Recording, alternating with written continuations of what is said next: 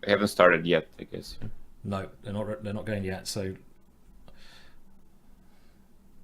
I'll tell you what.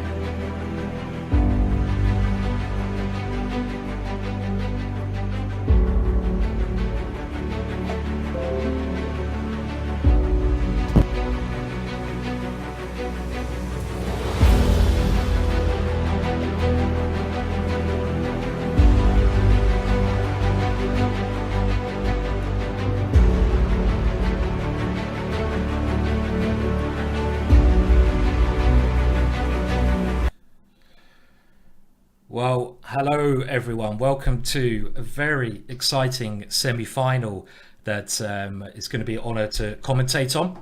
And we are commentating on the semi-final of the Lyon competition, and we saw Shirov, the legend, play and lose yesterday to Santos. And whoever wins in this match today is going to go through and face Santos in the final tomorrow.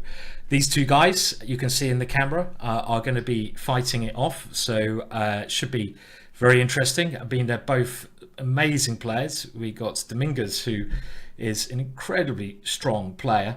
And of course, his opponent, Parham, who is one of the leading juniors. I don't know if he's still a junior, but youngsters, I'm going to say anyway. And I'm very honoured to be joined in the commentary by Krikor. So, hello, how are you doing? Hey Simon, how's it going? Let's take a look how are they going to do it today. I mean, it's gonna be a great match. I mean, Dominguez is very consistent always, and Parham is just a mystery. You don't know how he's gonna play, and he can like beat anyone in the planet. So let's see. It's gonna be exciting. It's going to be very exciting. Yeah, I agree. I mean, Parham's a bit of an unknown force, isn't he? He's extremely talented, and he can sort of defeat anyone on his day. Dominguez has got to be favourite though for this one, surely. I mean, Dominguez is he's beaten all the top players at some point in his life.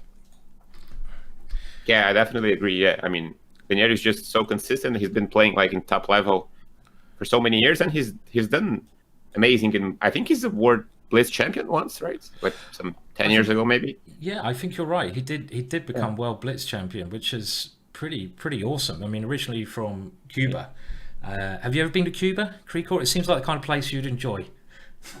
Yeah, I mean, I would, but I've never been there. I would like to visit one, yeah, but I've never been there.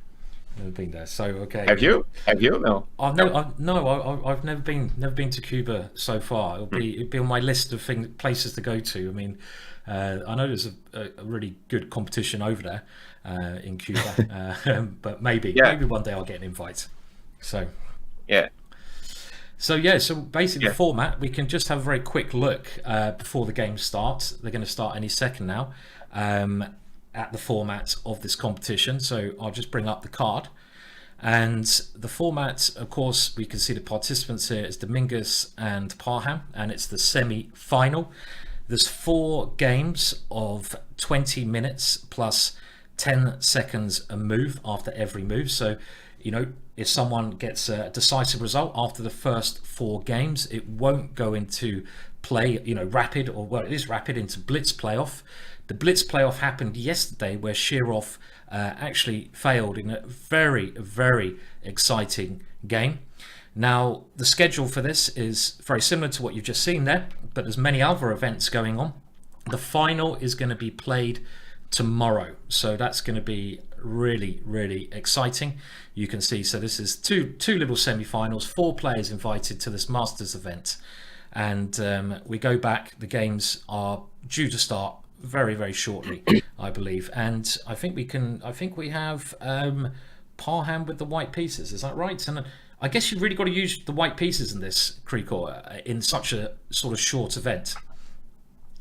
Yeah, I mean, it's a 4-game match. I mean, if you win maybe starting with white is interesting. I know it's hard to say what's best, but if you score a win there, I mean, you put some pressure on your opponent. I mean, it's a very short match. We've been seeing many of these events with 4 games to be played, so I mean, he's got to use white. But I think Parham is he just plays, I think, either color kind of a similar way. He plays some offbeat stuff, and he's always very creative. So I think Dominguez is the one that uses you could use white in his best advantage, I think.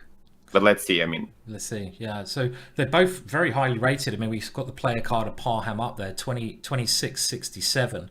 And I mean, Dominguez is, well, I'd say 90 points higher, 2758. So very, very close. Well, I say highly rated. Dominguez has the edge on it. And you think Dominguez's openings are going to be more scary as such, yeah? Yeah. I mean, he used to be usually an e4 player, very principled, I think, trying to look for an advantage. And I think we got the game going. We do. We're in. We're in with the game. So we have Parham playing d4. It looks like Queen's Indian at the moment as we're going, and the Catalan system. Catalan. Yes. Both moving very quickly off the block here. They're not messing about today. So yeah, he almost pre-moved a6 there. He did. That could have been dangerous. Could it have been dangerous? I wonder if there was a move that... There was no good move there with the pre-move, actually. Nothing that could have been done. Yeah. Maybe not taking bishop h6 eventually, but that wouldn't hurt. Yeah, you can move it back after that move. So yeah, and a6 is quite a logical move in these positions because black is preparing to play b5 at some point. Is that correct? Yeah, and I think I mean, I may be wrong here, but I think a4. I mean, you shouldn't play a4 here. I think you should not play a4 here, I believe. Okay, a4 is sort of not recommended by theory. I believe so. I guess the problem with playing these moves at like a4, whenever you play pawn moves, you certainly give away certain squares, and the b4 pawn, the b4 square here is extremely weak after playing the move a4. It does stop b5, so it's got some logic to it, I'd imagine. Yeah. He's going with knight a5 now. He wants to play knight a5 and stick to that pawn, and he doesn't want to let it go, I believe, after this. I mean, unless... Yeah, I mean, I don't get really the point of a4. Of course, he stops b5, but no, knight a5 is going to be played at some point. Knight b3 is a big threat there, as you mentioned. Very big threat, yeah.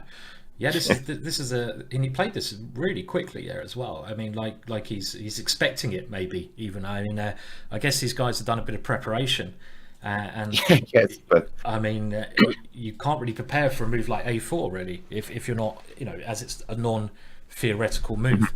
But as you say, knight to a5 is actually maybe even a mini threat.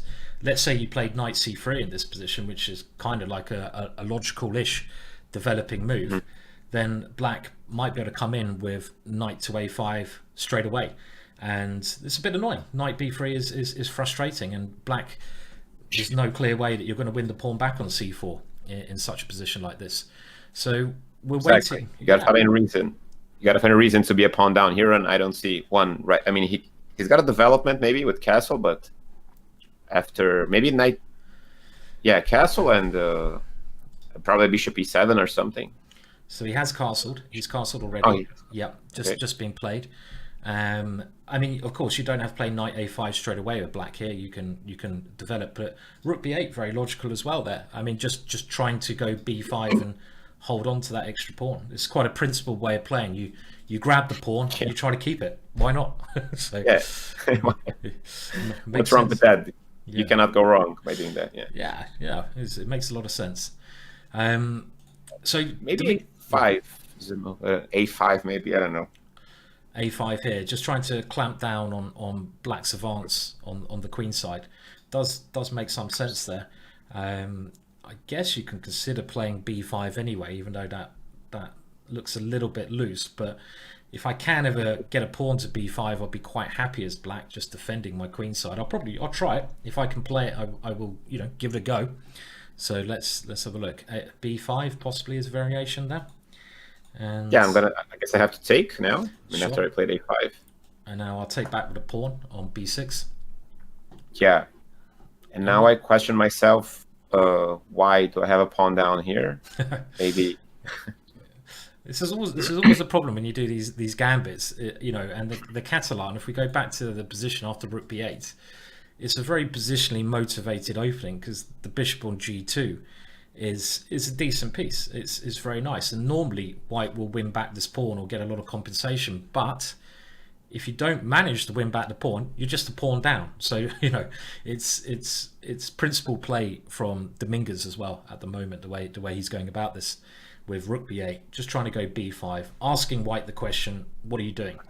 And it's kind of up to white to prove the compensation here, I'm assuming. Yeah, and I mean, white's queen side is kind of busted also. I mean, if you're a pawn down and now you're also giving so many squares, and black is so comfortable there. He just needs to develop, of course, which it could be an issue. He just played knight c3. Doesn't care about the pawn at all.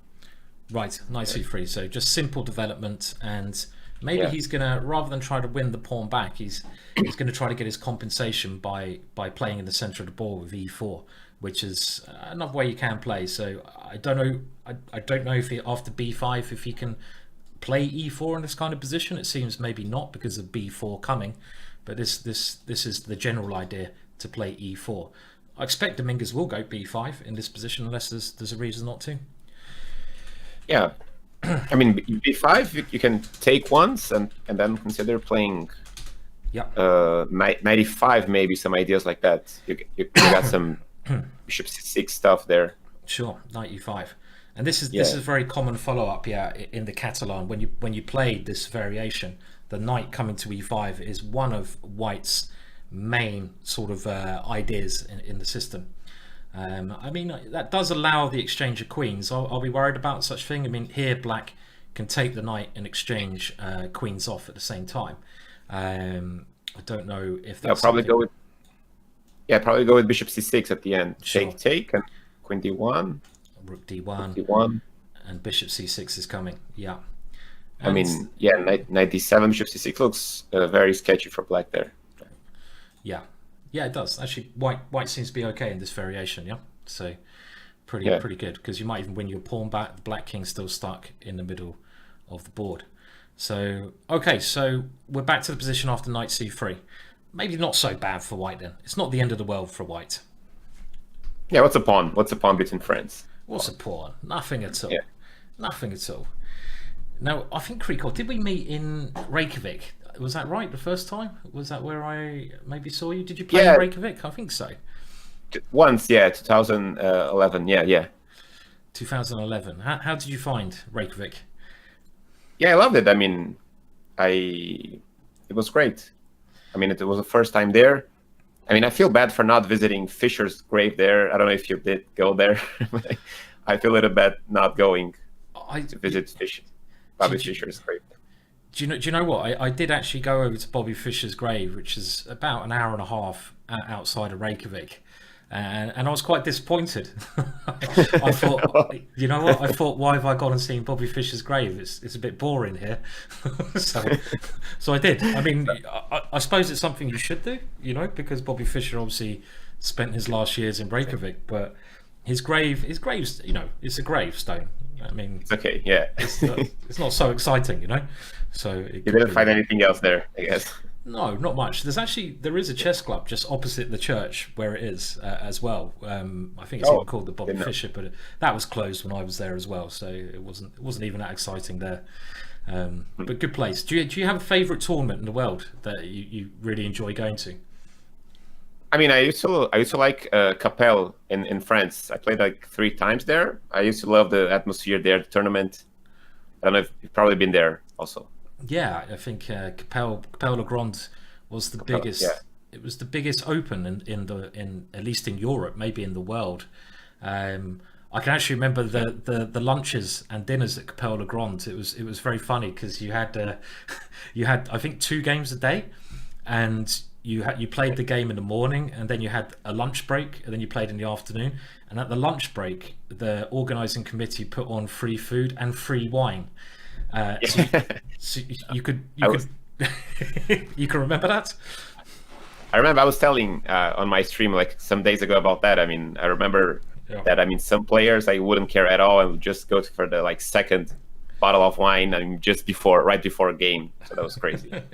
Yeah, I remember. It was very funny to see which players, before their game, and it wasn't always the weaker players. It was often some of the grandmasters were literally tucking into the free wine before their second game in the afternoon. Anyway, Capelle Le Grand. So, that was fun. Yeah, it was great tournament. Yeah.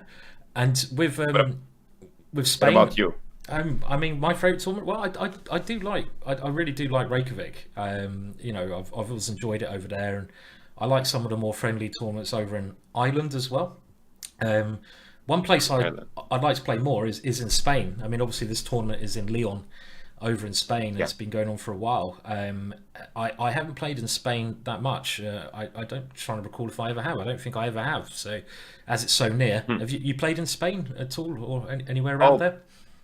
yeah, yeah, many times, many times. Yeah. I mean, don't remember what was the best tournament that I enjoyed more, but I played like in 2008. We had off to Europe like 4 Brazilian players. So we spent like 3 months there. It was nice in Europe in general. So we played in Spain for like a month and many like kind of small, middle-sized tournaments. That was great. We stayed like 3 months there just playing chess, and that was fun. 2008, like 12 years ago. That 12 years was ago. Wow. yeah, with Fear, of course. Yeah, with Fear and Sure. Alexander Fear, this is Grandmaster of course. as well. So I bet you had a good time. Yeah. Yeah. Oh, I remember you were about to play him, right? And in Reykjavik? No, that was about there's some opening thing, I think it was in Reykjavik, the last round of Reykjavik. Yeah. Yeah, that's right. some dispute about the opening that you're gonna play the next day. I remember some. I think we might have discussed it maybe down the bar the night before. Exactly. Yeah, but there was you promised to play something. I don't know if it did happen at board, but that was some story there. I don't quite remember. No. Yeah, there was some story. I was playing Krikov's friend Alexander Fear. By the way, Yeah. just in going back to the game, a couple more moves have been played. Not much change to the position.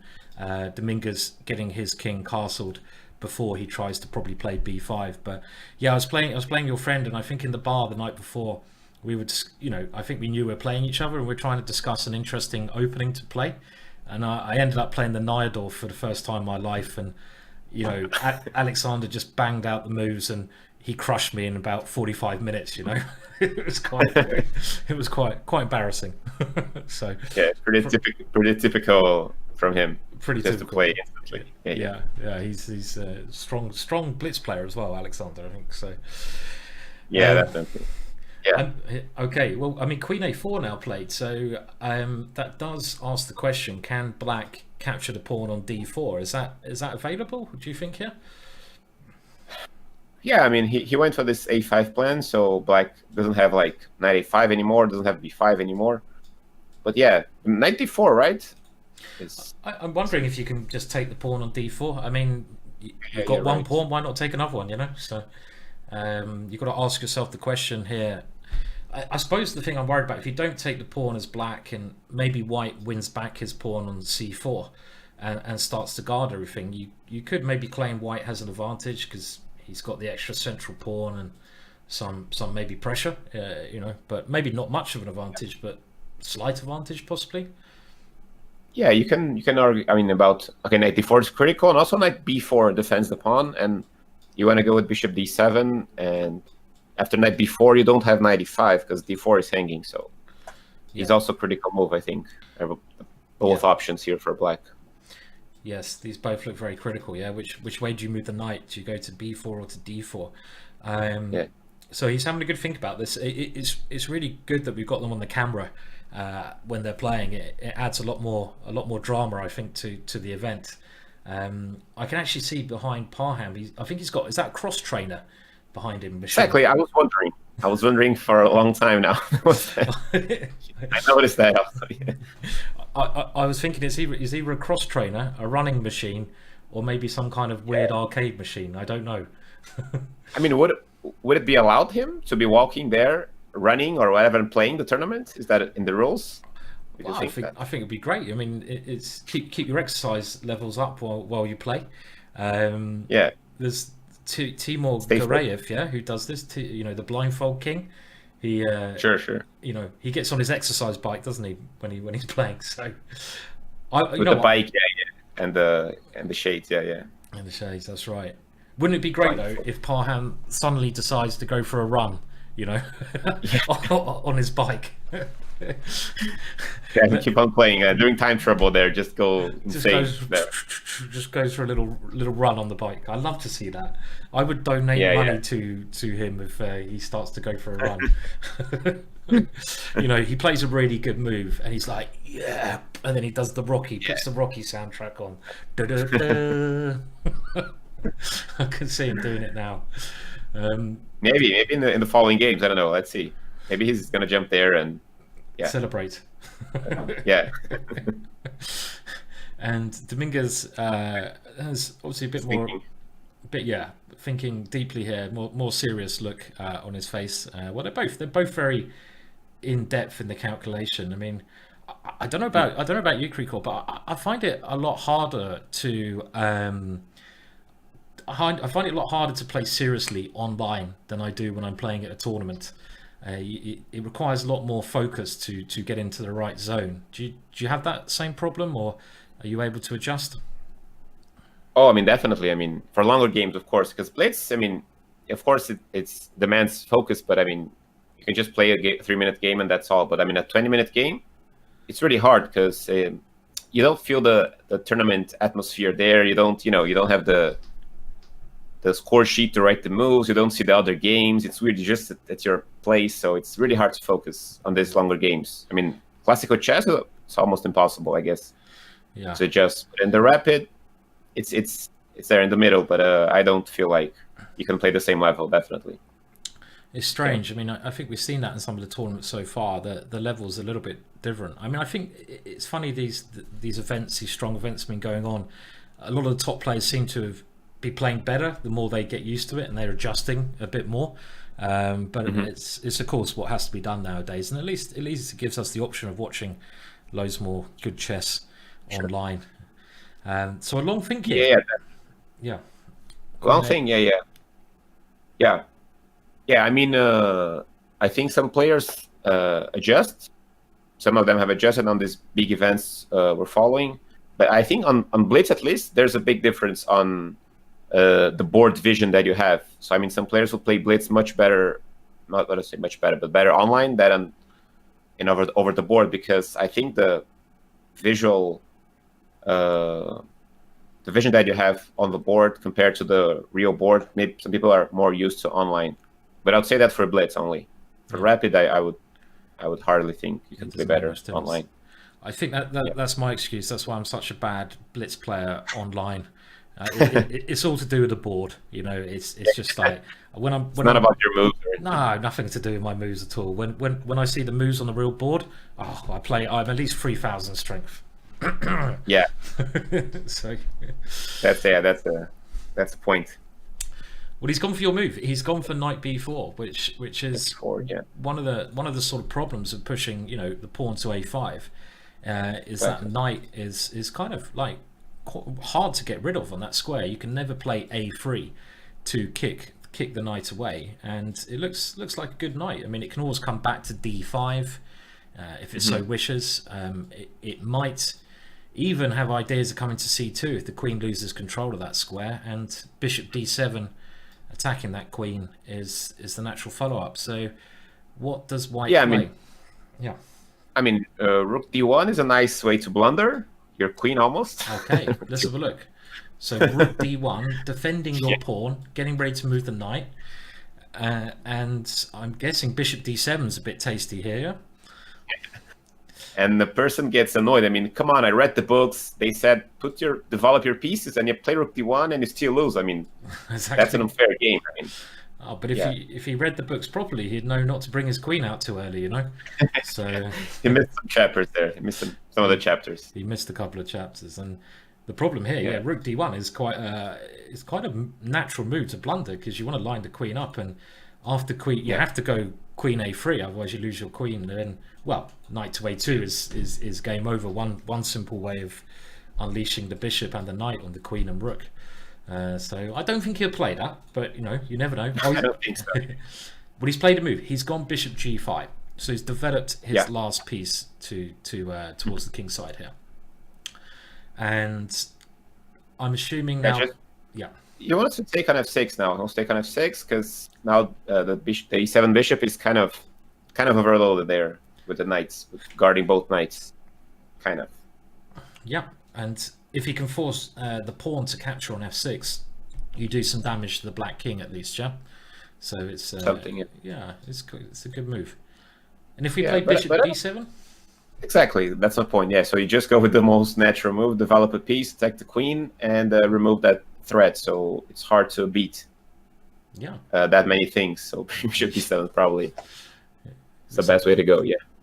And I think the queen, but doesn't the queen have to go all the way back to d1 if bishop d7 is played? It looks, Yeah, and then bishop c6, and I don't see yeah, maybe 95 at the end. This variation. 95 It's kind of here. And after 95, at least black can now get rid of this very strong bishop on g2. Something like bishop takes g2, king takes g2, and there might even be a move like c5, but if not c5, something a bit more sensible. I mean, it seems to me that black should not at least be worse in any of these positions. yeah, not at all. You know, better. It must be better somehow. If white can win the pawn back, you know, it's not the end of the world, but he's a long way from winning that pawn back here. Yeah. I mean, that's the thing about playing. I mean, a little bit too creative. I mean, we don't know how the position is. Most likely, black is doing well here. So that's the danger of playing a little bit over creative against such a consistent and solid player as Dominguez. I mean, you can just cross the line easily there. But let's see. White's still trying to get the pawn back somehow. Yes, yeah. I mean, it looks like some idea with knight e5 might have to be played, but it's not easy to do that at the moment because of the d4 pawn. You lose control of the d4 pawn.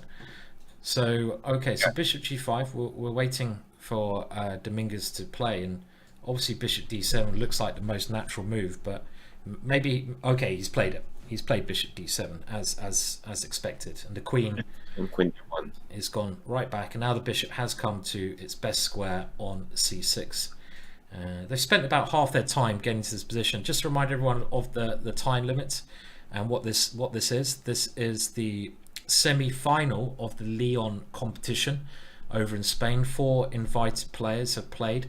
We had Shirov, the legend, playing yesterday, and he lost to the young Spanish player Santos, who won very nicely and went through. Very close match. The format is 4 games or 20 minutes plus 10 seconds a move. This is the first game in this semi-final. If it's 2-2 at the end of that, they go into 5-minute chess, the final being played tomorrow. I don't think there's any prize money. I think it's just appearance fees they're getting here. So they're not playing for money, they're playing for their appearance fees. How much do you reckon they're getting? for glory. For glory For and glory. money. And money. So, can we speculate on how much money? I mean, I have no idea how much, you know, the top players get online. You know, I'm saying the Gearys and all these guys, how much they get to play. I mean, it must be a fair whack, but I don't know. Should we have a guess? I guess it doesn't hurt anyone, does it? It doesn't hurt anyone to guess. No. Yeah, so they're playing like a rapid tournament, semifinals and finals. So, do you want to go first? I, Do you have I a can number? go- I don't really have any idea, but I'll have a go. So it's 2 days of chess in a really established tournament, which is a great tournament, and you can see the sponsors below my video thing there, down there. I am pointing to the sponsors thing there, by the way. And I don't know. I mean, how much they get? I mean, I don't know, €2,500 maybe. Yeah, but I mean, do they play third and fourth place? I didn't check the schedule. Do they play? I don't think they do. I think the schedule is only the final. I can bring up the schedule. Let's bring up the schedule very, very briefly here. So I've got the schedule card here. Let's have a look there at the schedule, and we can see that. We don't. So I mean, some of these players will only play 1 day. Yeah, and some of them will play 2. I don't know if it matters. Actually, Maybe not. I mean, so maybe if they're all getting the same fee, just lose quickly and party. So yeah, yeah. Maybe it's 2K something. Yeah, it's kind of what I was thinking. Kind Around of 2,000. to 2,500, something like that. Yeah. Yeah. So we're on the same level. We're guessing the sort of same amount, even though we have no idea really. It could be they could be getting at £10 or something. So unlikely. Yeah. Unlikely. Yeah. Yeah, because I mean, this event is used to play over the board. Yeah, this event usually is played over the board. So they have a structure there for many, many years. Like there more than 30 editions, I think, of this event. It's a pretty traditional one. Yeah. So I'm sure they have great conditions. Yeah.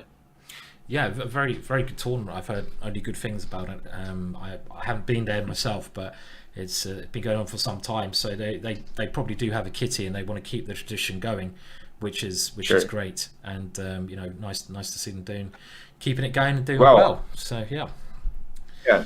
I wanted to say a big shout out to all my Brazilian followers there. They're just in the chat there, speaking English amongst each other, which is nice because they know they can't speak Portuguese here, so it's fun. They're speaking English there. Have you been there? Have you been to Brazil? You haven't been, right? Here. I have been, but I was just coaching over there, so it wasn't maybe so much fun. I was coaching the World Juniors, the World under 18 Junior Championships, and we flew into Sao Paulo, but I didn't have any time there. Then we took another flight to I can't remember the name now. It was 2011, right? That sounds about right. 2011, maybe. Yeah. Caldas Novas. That's the one. Yeah, that's the one. It was quite an interesting little place. You been there? No, I haven't. But yeah, I haven't. I know it's a great place. It was cool. I had a great time there. It was loads of fun. Very friendly people. Lovely just to walk around the streets. Great cocktails, of course. It was good. Whereabouts in Brazil do you live? Sorry? Whereabouts in Brazil do you live? I live in São Paulo. São Paulo, okay. I live in São Paulo, yeah. Yeah, okay, cool. It's it's far away from there, yeah. Yeah. We got some nice places here also. Sure. But we got really great places at the north of Brazil, general. Okay. The northeast. Great places. Good holiday destination, yeah. So. Yeah. So someone in the chat there must be someone is saying Caldas Novas, the water park. I did actually go to the water park there. I remember the water park, famous for its water park. Probably not this one, because we're playing GeoGuessr yesterday on the stream. I don't know if you have played this game. No, I don't think so. Yeah, they give you a location, and you have to find out which place in the world is that, based on signs and different kind of things. They just give you like a location, and you have to guess which part of the world is that. And then we get to this Caldas Novas yesterday. Okay. That's why. Oh, you got to it. Oh, that's pretty impressive. Yeah, that was. Yeah, that's bizarre. And we've been there twice in 2 days. Yeah. So. Yeah. Good stuff. Well, so he went for 95. By the way. Exactly as you predicted. It went bishop c6, and now knight e5. We have the capture on g2, and now Dominguez has gone back with his knight to c6. And I guess this is maybe a clever move, yeah, because white. If we go back one move, white's idea is, of course, to take the pawn back on c4, and if white can play that move, he's probably okay because he's got his pawn back. So knight to c6, and they do say the retreating knight moves are the hardest moves to find in chess. Finding a good knight move moving backwards, they are even harder than lots of tactics. And this move could be quite clever, yeah, because he's putting pressure on the knight, but he's mainly putting pressure on d4. And if there's a capture on c6, you get what is called the Irish pawns, 3 pawns in a row. But you get this lovely open file. So yeah, that's a new one to me. The Irish pawns. That's a new one to me. They're called the Irish pawns. The Irish pawns. Yeah. Do you want to know the story? The story is actually, it's from Olympiad, one of the chess Olympiads, and there was an Irish player. I think it was Eamon Keown, who's played for Ireland a lot, and he got this in 2 games in a row. And then he played Jonathan Spillman, and he lost both the games where he had the triple pawns. And then Spillman had the triple pawns, so he's like, "Oh, I'm going to win now. because obviously it's terrible, and obviously Spielman just crushed him, So You won in both. You lost on both sides of the fight. he did. So they were called the Irish Pawns, I think. So. So I mean, yeah, I mean it looks terribly ugly for black, but I mean there are some Catalan variations that you just leave the pawns, like, I mean, you allow just triple pawns, and you get the activity there. But I mean, I think white has to take and try to hold on to b2 somehow, and I don't know, because otherwise I don't see a move for white here. Yeah, it's quite hard because you can't really lose your d4 pawn in this position. I mean, yeah, if you play, yeah, I don't see any other move. I mean, if you try to hold on to d4 by playing something like e3, black, yeah, I think black can get away with just taking on e5, yeah, probably. So black takes on e5, white has to recapture on e5, and now black can go knight d5 immediately, probably. Oh, and then you take with the right. Bishop e7, knight e7. Yeah, this might. I don't know. Has white got anything here though? After knight takes d5, you go bishop takes g5. Yeah. And this should be. Yeah, he went back. Wow. Okay, let's have a look. So he's moved his knight back to f3. Aha. Yeah. Right. So he didn't like the Irish pawns. He didn't want to go for the Irish pawns. He knew the games. He knew the stories. It doesn't. He knows all the history of chess. This Eamon Keown Irish player, he says no. We're not gonna work. We're not gonna have those Irish pawns. So I mean now, but I mean rook a4. But rook e4 is not even. I don't know how is white planning to take the pawn. I mean he's trying to say that black doesn't have a clear way to. But I mean knight d5 maybe is a move. h6 is a move. Knight to d5 here maybe, or h6. Or, yeah, h6. Knight d5 looks like a random move actually. I don't know, but h6 looks like more consistent. Yeah, they both look very logical. I mean, the idea of playing knight d5 to me seems very nice. Just try to clarify the position a bit. I mean, you're a pawn up already, so why not try to make some exchanges? And we should remind everyone of the time limit. They do get 10 seconds to move, but Parham is down under 5 minutes from his 20-minute starting time, which is a little bit annoying for him. So after knight d5 there, I mean, if he in this position, he hasn't played knight d5 yet, but this seems very logical. Some move like this. White still hasn't proved his compensation for the pawn, really, has he? At the moment. Yeah, I mean, maybe he would take on e7, but I don't see, and then play e4. But so do we take the queen? Let's say we take the queen on e7, and then and then e4 maybe. E4, and now. Well, I guess I can take this one on c3, all right? Or maybe I can go knight b4 again. Yeah, because if you take and then suddenly queen a4 becomes. Or queen e2, and maybe it's not so easy to defend the c4 pawn. Maybe. Sure. Suddenly doesn't look bad for black anymore, I guess. For white, I mean, sorry. So it's probably more natural to go knight b4 after e4 or something like this, yeah. Just put the knight, on this square. Then queen e2 maybe. Yeah, white is. It's maybe not that bad, yeah. Maybe. I mean, if it fails, then it's very bad. But if it does. I mean, I'd like to play d5 here, but I think I'm just going to get in a pin, if I play d5 in this position. I mean, I'd love to get rid of this knight, but okay, queen e2, and this is a potential position that could be reached with white trying to grab the pawn on c4. Just take that pawn back. I don't know. Maybe Dominguez doesn't like the look of this, so he has played knight d5. So knight d5. He's gone for it. He's gone for this move, and. I suppose with these positions, quite often, if white gets the pawn back on c4, white may even have a small edge structurally because he's got more pawns in the center, even though I'm not sure that's so true now, because one exchange that's really helped black is black exchanging his light squared bishop for white's light squared bishop.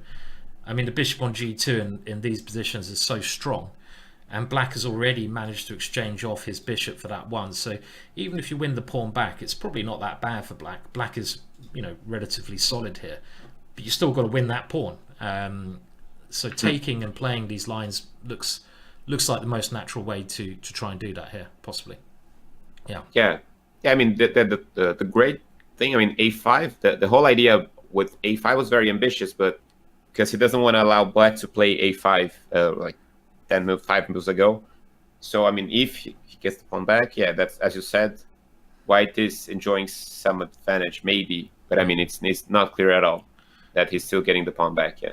Yeah. He's hoping, yeah. But take, yeah, and e4 is looking acceptable, actually. We have to refute that somehow. Yeah. Maybe knight d3 at the end of that line. Okay, he played bishop e7. He's taken it. He's got e4. He's gone for your line again. 3 minutes left. He has to move quite quick, yeah? So, yeah. And we're probably expecting knight b4 here at the moment. But yeah. But then queen e2 and... Let's have a look. So knight b4, queen e2, just trying to win the pawn back. And if you can win that pawn back, as we said, white should be all right. Here... I was thinking you can go rook d8 and knight c2 maybe, or you had some other idea as well. Yeah. Then kind of... Yeah, but then rook a1, I think I'm holding on, because knight a5 was the piece, I guess, for queen a4. Yeah, well, let's just show that line. So if black tries to put some pressure on the pawn on d4 here, I don't know, move one of the rooks to d8. White can of course just defend this with a rook, but if he does take here, I was hoping knight c2 might start to create some threats. But after rook d1, pointed out that if I now grab the pawn on a5, queen a4 is rather nasty because you're attacking two pieces. It's a cheeky little tactic. So yeah, that's not nice. Okay, yeah, so that doesn't work at all there. So I wonder what he plays. If he does go knight b4, queen e2, what do we play? Yeah, I have a couple of moves. I was thinking about a knight d3 is kind of critical. Yeah. And then b3, queen b4. Yeah, probably knight d3 is good enough, maybe. No. So we could get this position, and the idea of b3 is to undermine the knight on d3 in such a structure. But now queen b4 comes in, which is attacking two pieces here, and black seems to be very active in this position. Okay, well, we'll go back to the position because we can tell by we have knight b4, and you know what white played now? White did not go queen e2, which looks like the more logical way to play. He made this a pure sacrifice, and he's gone b3, and very imaginative play from Parham throughout this. I mean, it looked quite bad for white, but this is a really intriguing idea. I think his point is if Dominguez takes on b3, we go queen takes, and now there's maybe some problems with d5, yeah, because d5 is going to start undermining these knights which are sharing squares, and you're not going to get in a pin if black puts a rook on d8. Your queen has moved away from that square, so d5 seems very annoying in this position to stop. So yeah, I mean, suddenly the knight on b4 is kind of trapped in a way. Weird. Very weird. He hasn't got many squares it can move to. So rook fd8 played, by the way. Yeah. So he wants to probably play some knight takes d4. I don't know. Knight takes d4 and then maybe e5 or c5. Huh? Taking some of e5. Yeah, e5 I got knight f5, so probably c5. Yeah. C5. So let's for example say white takes on c4, with the idea of maybe going d5. These three pawns look very good, but if you take on c4, black can hit with a counter sort of move here. Knight takes d4, and after knight takes d4, you can not play e5 because the knight f5 is one idea, but c5 is pinning that knight down, and this looks to be Dominguez's idea. If you can win that knight back, he's going to gain a great position. So yeah, this looks horrible now for white again. It's funny. Was it always horrible? Do we think? I'm not sure. I guess so. Yeah, I guess. I mean, probably always horrible. And look at the time. The time is ticking down. I mean, it's not. Remember, they do get 10 seconds moves, so they shouldn't be losing on time here unless they do it at Ivanchuk or something. They really shouldn't be. But it still means your quality of your moves might drop a lot. Yeah, sometimes my viewers say that. I mean, when I'm analyzing a game, we're getting like bipolar variations, evaluations. Because I mean, oh, white is great. Oh no, black is great. Oh no, white's doing well here. Just switching all the time sometimes. It's really hard to say, isn't it? Yeah, I like the use of bipolar or schizophrenic evaluations is something. Yeah, very proper. very changing around. It's really easy to do. Yeah, I mean, and now D5's been played. That looks risky, doesn't it? Playing D5. Wow. It does, but I love it. I mean, he has 1 minute. That line we showed looked very bad for white. So I mean, he's trying to do something else. Sure. And this is very complicated. Extremely. So takes. Mingus is taken back straight away. Yeah. And does black have? Well, I'm sure black has a strong move. I'm thinking about knight d3, but I don't think you need to play that. Okay, just queen. Very simple chess, increasing the pressure on d5 with this move. Threatening to play knight takes d5, guarding the c4 pawn, and if you play knight to e4 or something, we just go queen takes d5, and we're doing extremely well. So queen c5, nice simple chess there. Actually, it looks like. Yeah, and he played it very confidently. So probably he was thinking quite a lot about this when Parham was thinking, right, in his time. Sure. Because otherwise, you hardly kind of responded so quickly. Yeah. Such confidence. It's a good little tactic that to do as well. That, when your opponent's thinking about what to do, you use their time to work out your own moves rather than going for a walk or looking around the room. Try to use their time to improve. Trying to watch the other games, right? That's what we love to do during tournaments. Yeah, have a chat to your friends, watch the other games. Talk about what you did last night. So it's always more interesting than the game. Always more interesting. It can be much more interesting at chess tournaments. Definitely. So maybe rook e1, but it doesn't work. Look at the time. Did you see the time? Wow, 12 seconds. 12 seconds. Oh, but now he's e1. I think white's going down here. I think white's in serious trouble in this position. Yeah. This looks. What do you do in a 4-game match if you lose first game as white against one of the more solid players in the planet? What do you do, man? You go for a run on your running machine behind you. Yeah. I think he's gonna go for that. I think that's his best chance now. I think so. Go get on that jogging machine behind you and go for a little 5-minute run, sweat out all the badness, and then get back on the board and get back to business again. Yeah. So that's what we want to see. We want to see the run on the machine. I mean, people have commentated just how strong Dominguez is. He really. It's funny because he I don't know if he's a chess professional. I feel like he has a full-time job. I don't know, but it's surprising he doesn't play in more elite tournaments because his rating is ridiculous. 2786. He's one of the best players in the world. He's been Blitz World Champion. You'd expect him to play in more of these top tournaments, wouldn't you? I would imagine. Oh, so, 95. Yeah, I mean, I don't know why he doesn't play more, but I mean, knight b3 now? What's happening now? I think black is just crushing this, yeah? I mean, surely knight b3, take everything, take all the pieces, yeah? So yeah, take on a1, take on c4, take on d5, and just play this sweet end game. Take them all, take everything. Yeah. Yeah, I mean, now he doesn't even have a choice now, does he? Okay, even knight c4 is a choice, but he's just checking knight b3, right? For some counter attack. Yeah, well, he has 4 minutes. Okay. And white has 19 seconds, so he can. Is he worried about? Is he thinking knight queen g5 and knight e4? Some desperado attack, maybe, or maybe that was something. That was at least scary, but yeah. You got to. When things are going, I mean, when your position's going bad, you might as well just throw everything at your opponent's king. Yeah, I mean, it's desperation. Yeah. I mean, have knight d3 right at the end now. Knight e1 and knight d3 maybe. just forcing the queens off, like very coward move, very boring move. Oh, Knight e4. I think he has to try something. Yeah, this is his desperado attack, and the last throw of a dying man. This is just try to throw all your pieces into the towards your opponent's king. It's a little bit scary, but I don't think it should work. No, here. I mean, just queen e7 or something. Yeah.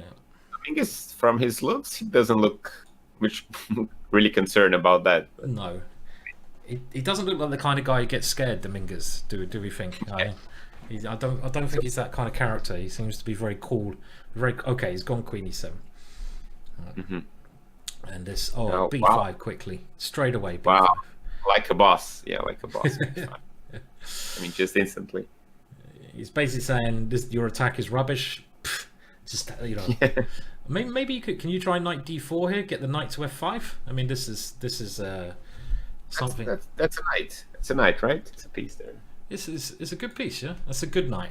That's you discoing in Sao Paulo. That one. That is a good knight with a knight on f5. Yeah, I mean, if you're a true boss now, you just play another move instantly now. Because I don't. Or e8. Take on c4 or something. Knight f5 and. I don't know, it starts to look a bit scary to me. I mean, a little bit scary. Yeah? There might be some, for example, look at this line. If you go queen d7 here, then there's all of a sudden knight f6 check. And you're not a boss anymore here, that's for sure. Because after you take here, I suddenly come and checkmate you, on g8. So it's a little bit scary. Okay. Yeah. Oh, he's played it. So he's played it. Rook e8. And now f3. Oh, rook e8 was very clever, yeah. Very clever move. Yeah, he played it. But now knight f5 is coming with those nasty ideas. No, but definitely queen e5, maybe. Queen e5 looks very strong, yeah. Yeah. And look at the time. 6 seconds. 6 seconds. I mean, you have to. Queen e5 looks so obvious, doesn't it? Get rid of the queens in this position. I mean, even if because bc4, there's no point. Then knight f5 looks scary. Queen e5 maybe, but I mean, just play it right away. Just play it. Yeah. Stop this knight f5 nonsense. I mean. Yeah, exactly. Yeah, because I mean, again, if you take on c4, knight f5, you've got to be very careful of the knights and queen, coordinating together, because knights work very well with the queen, and in this position, it actually looks quite scary to me. I mean, maybe black is okay with some queen f8 move, but. If you're a boss, you don't play moves like that. No, you don't put your queen on f8, do you? Do you play that move? Yeah. I mean, it doesn't look right. Yeah. I mean, you got to watch out for these sacrifices. Maybe it's okay, but looks okay. But there needs to be. Yeah, I mean, because if the queens come off, you're winning anyway. Yeah, probably. I mean, unless there's some. Take the queens and rook b1. That doesn't make sense, right? So no, it doesn't make sense. Oh, he just took on c4. That's a. Oh, he did take on c4. Wow, and no, he didn't go knight f5. He went rook a5. What kind of move was that?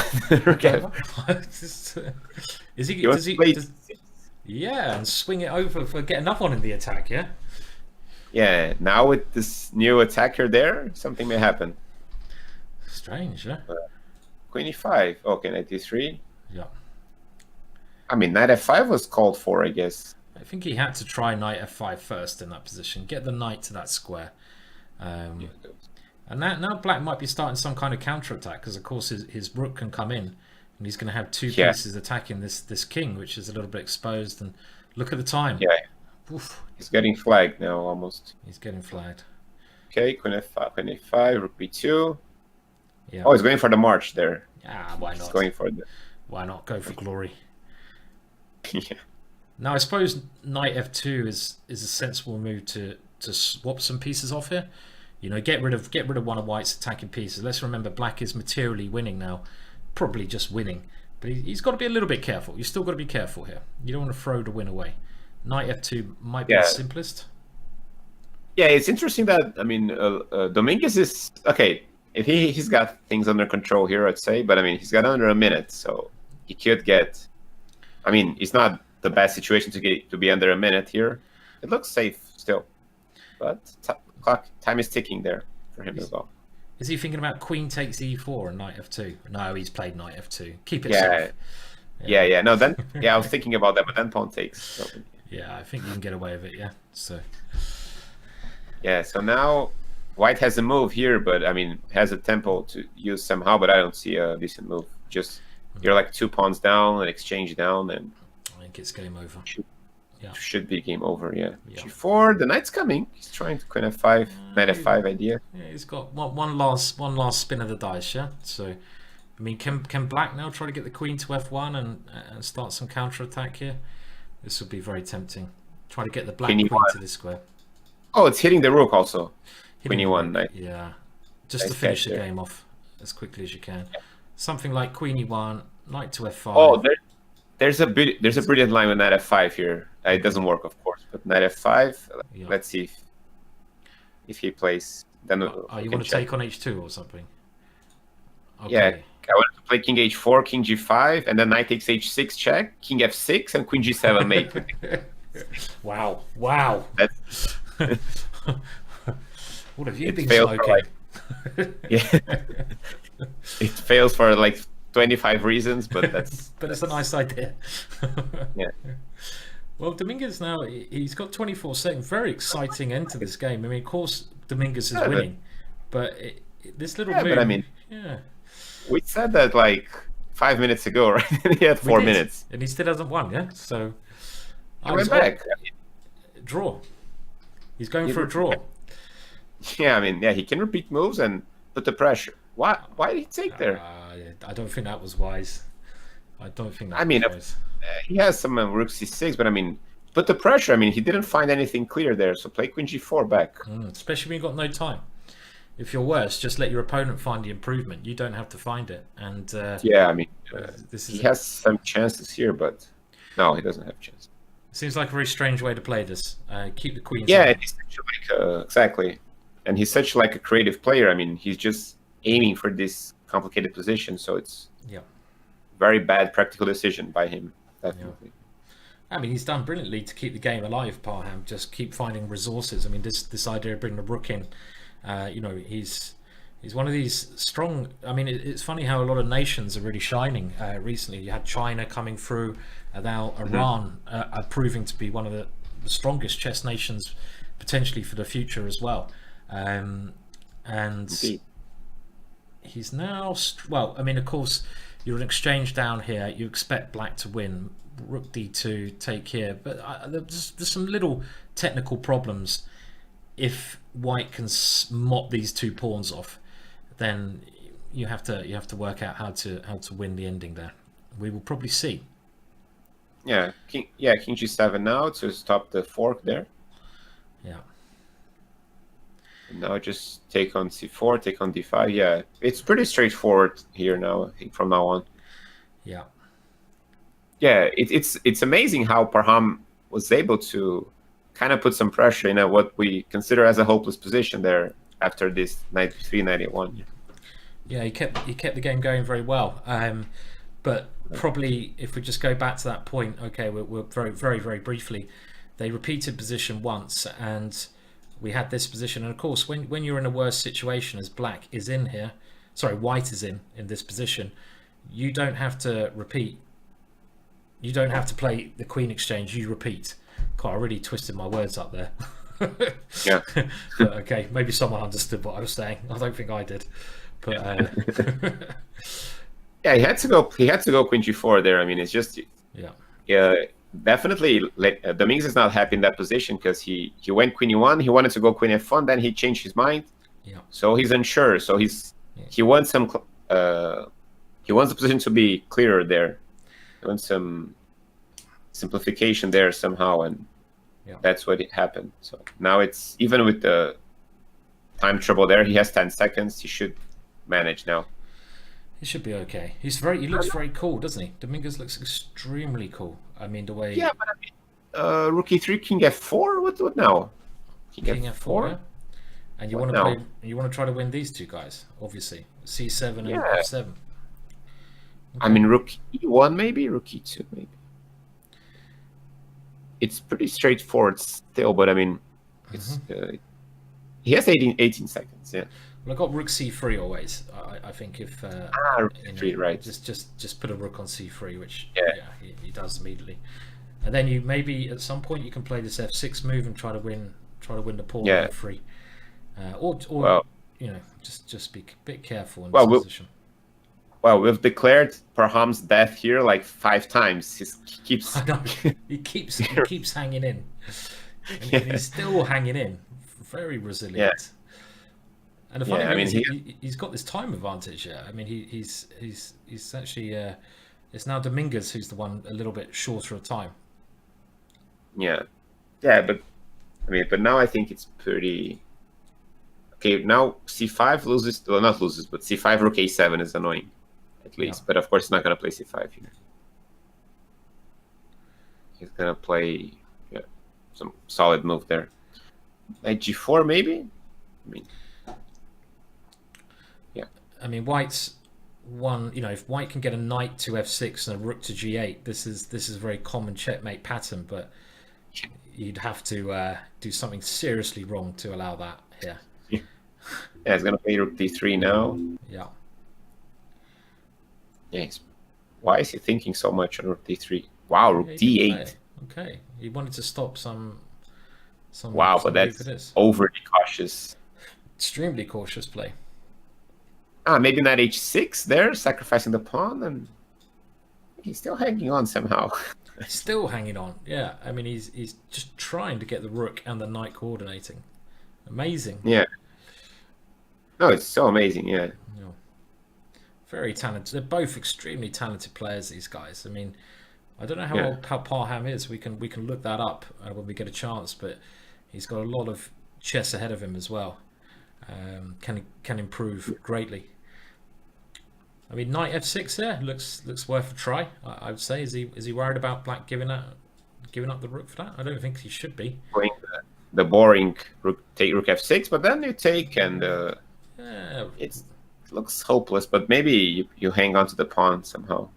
Yeah, rook d6, rook f4, something like that. I mean, something like putting the knight on f6 seems logical. You never know, Black could blunder, but he's just keeping a little bit of pressure on the position at the moment.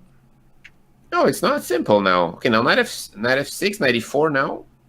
I mean, again, it's winning, but we've been saying that for ages now. Okay, knight f6. Yeah. Knight f6, rook d3 maybe. Yeah. And then rook d3. Switching. Yeah. Okay. Okay, knight d3. Oh my god, the rook is almost trapped there. Wow. That's. I mean, he's got almost. one square, and then the knight comes back. Yeah, and he's just trying to get in here. Oh. Oh my god! How resilient is this guy? It's unbelievable, yeah. And now he can go to f6, and it's not so clear. I mean, he's been lost for like 30 moves against. I know. I know. He's been lost for ages, but he keeps hanging on. And take and knight f6, go back. He's won a pawn. Yeah, but now rook d3 is gonna happen. Yeah. Oh, but now it's over, I think. Nah, if you lose this, then everything drops, yeah? Yeah, oh, he was so close, I guess, to... So close to only being losing rather than being losing. Well, he fought very hard in what was a very, very bad position. G4, maybe? Yeah, no, but nah. An h5, I don't know. Yeah, it must be lost. As soon as the black rooks get into the position, you'd imagine that black should clear up here. You'd imagine. I'm not sure. Okay, the king's gone back. Yeah, but okay. No. I think now we're gonna see the game finish soon. Now for real. We were joking before, and now it's real. I mean, just look at the dedication on Parham's face, though. He's really, really. Again, he does this little thing where he offers a little draw. Repeats the position once. And then, why? Why? Parham's always playing for the win. He plays for the win at every position, even when he's completely lost. And he's just blundered into this move, yeah? I mean, he's done this twice. It's unbelievable. He's done this little tactic twice where he's turned down the repetition and then played not a brilliant move. Now, obviously, in these types of positions, the more material you get off the board, I mean, these types of positions, when you have the extra material. Black has the extra rook. It's supposed to be the easier the win becomes, and this should be like pretty easy. Maybe get the rook to e2 here. This might be quite a clever idea. Stop the king coming around. Bring it there. But king f3 now? King f3 coming? King e3? You have time to play that move, yeah. I mean, oh no, I don't. You're right. I don't. Yeah. Just get the rook to e2, and then the pawn should queen. White's only chance in this position is if he's able to get the king to e3, but he's just not quite in time because you get this force field on the king there. Yeah, 94 runs it to rook takes e4. So yeah. Yes. Actually, still find the trick here. Rook e2, 95. Still, he found the trick. Okay, he finds so many tricks, doesn't he, this guy? Yeah, but now if king e3 can, why can't he just lose? The guy is just like, he is so resilient. I don't want him to lose. He's so resilient, so impressive. How he's just hanging on. Yeah. Okay, so you can't take here because they're 4. But can you win by playing knight here? I mean, can you win the pawn by going here? He's making it as tough as he can. What a fighter. Real tough. How many times have been Dominguez saying, just die already? I know. Just die. I know.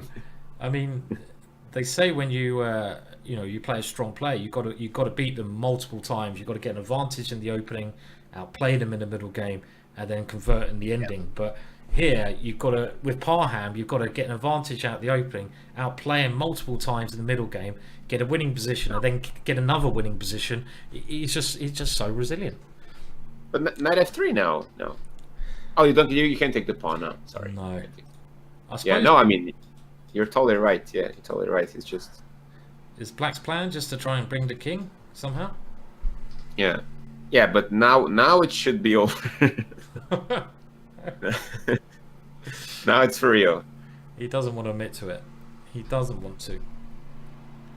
Or maybe you come this way as well. This is the other way you can win. Try to come with a king to f4. Yeah. Yeah, I mean, usually this rook n2 against knight n2, even if he loses the d pawn, should be winning. But it's already more tricky, so he's gonna use the pawn. Yeah. It's not so clear, actually. Rook g3 now, probably. Yeah, some zigzag, yeah? He's gone rook g3. Because it's the one. Now... Yeah. And now you can consider playing rook g2. And he has played it. With the idea, okay, at last. Finally. That was a battle and a half, wasn't it? Wow, come on. He deserves more than a point for this. I know. Well, Parham deserves more than a 0 for that as well, yeah? So, No, I think we will take a short break. Just to remind everyone of the formats, and today the format is it's 4 games. That was only the first game. Parham losing with the white pieces. Dominguez played extremely strong, extremely strong player, and we're going to be back in, I'd say, 3-4 minutes. Don't go anywhere because it'll be round 2 very shortly. So we'll see you all again in a short amount of time.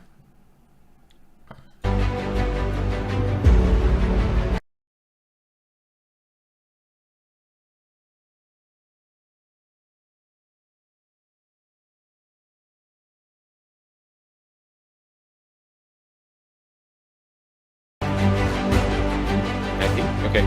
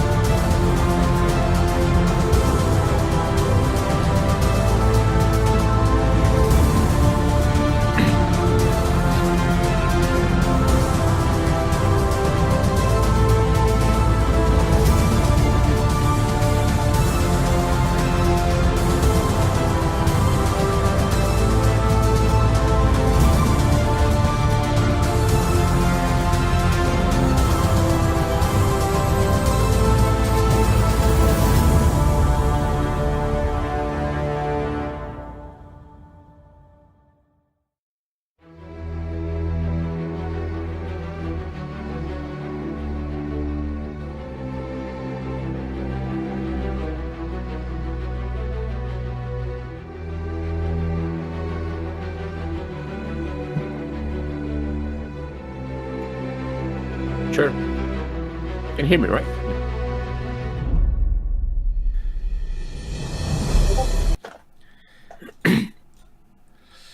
Right, hello everyone, and we're back for round 2 today of this competition. So it was a first round win for Dominguez with the black pieces, which is a pretty strong start, and now we see Dominguez with white. So if Dominguez can win this one, going 2-0 ahead, it's going to be very hard for Parham to come back from.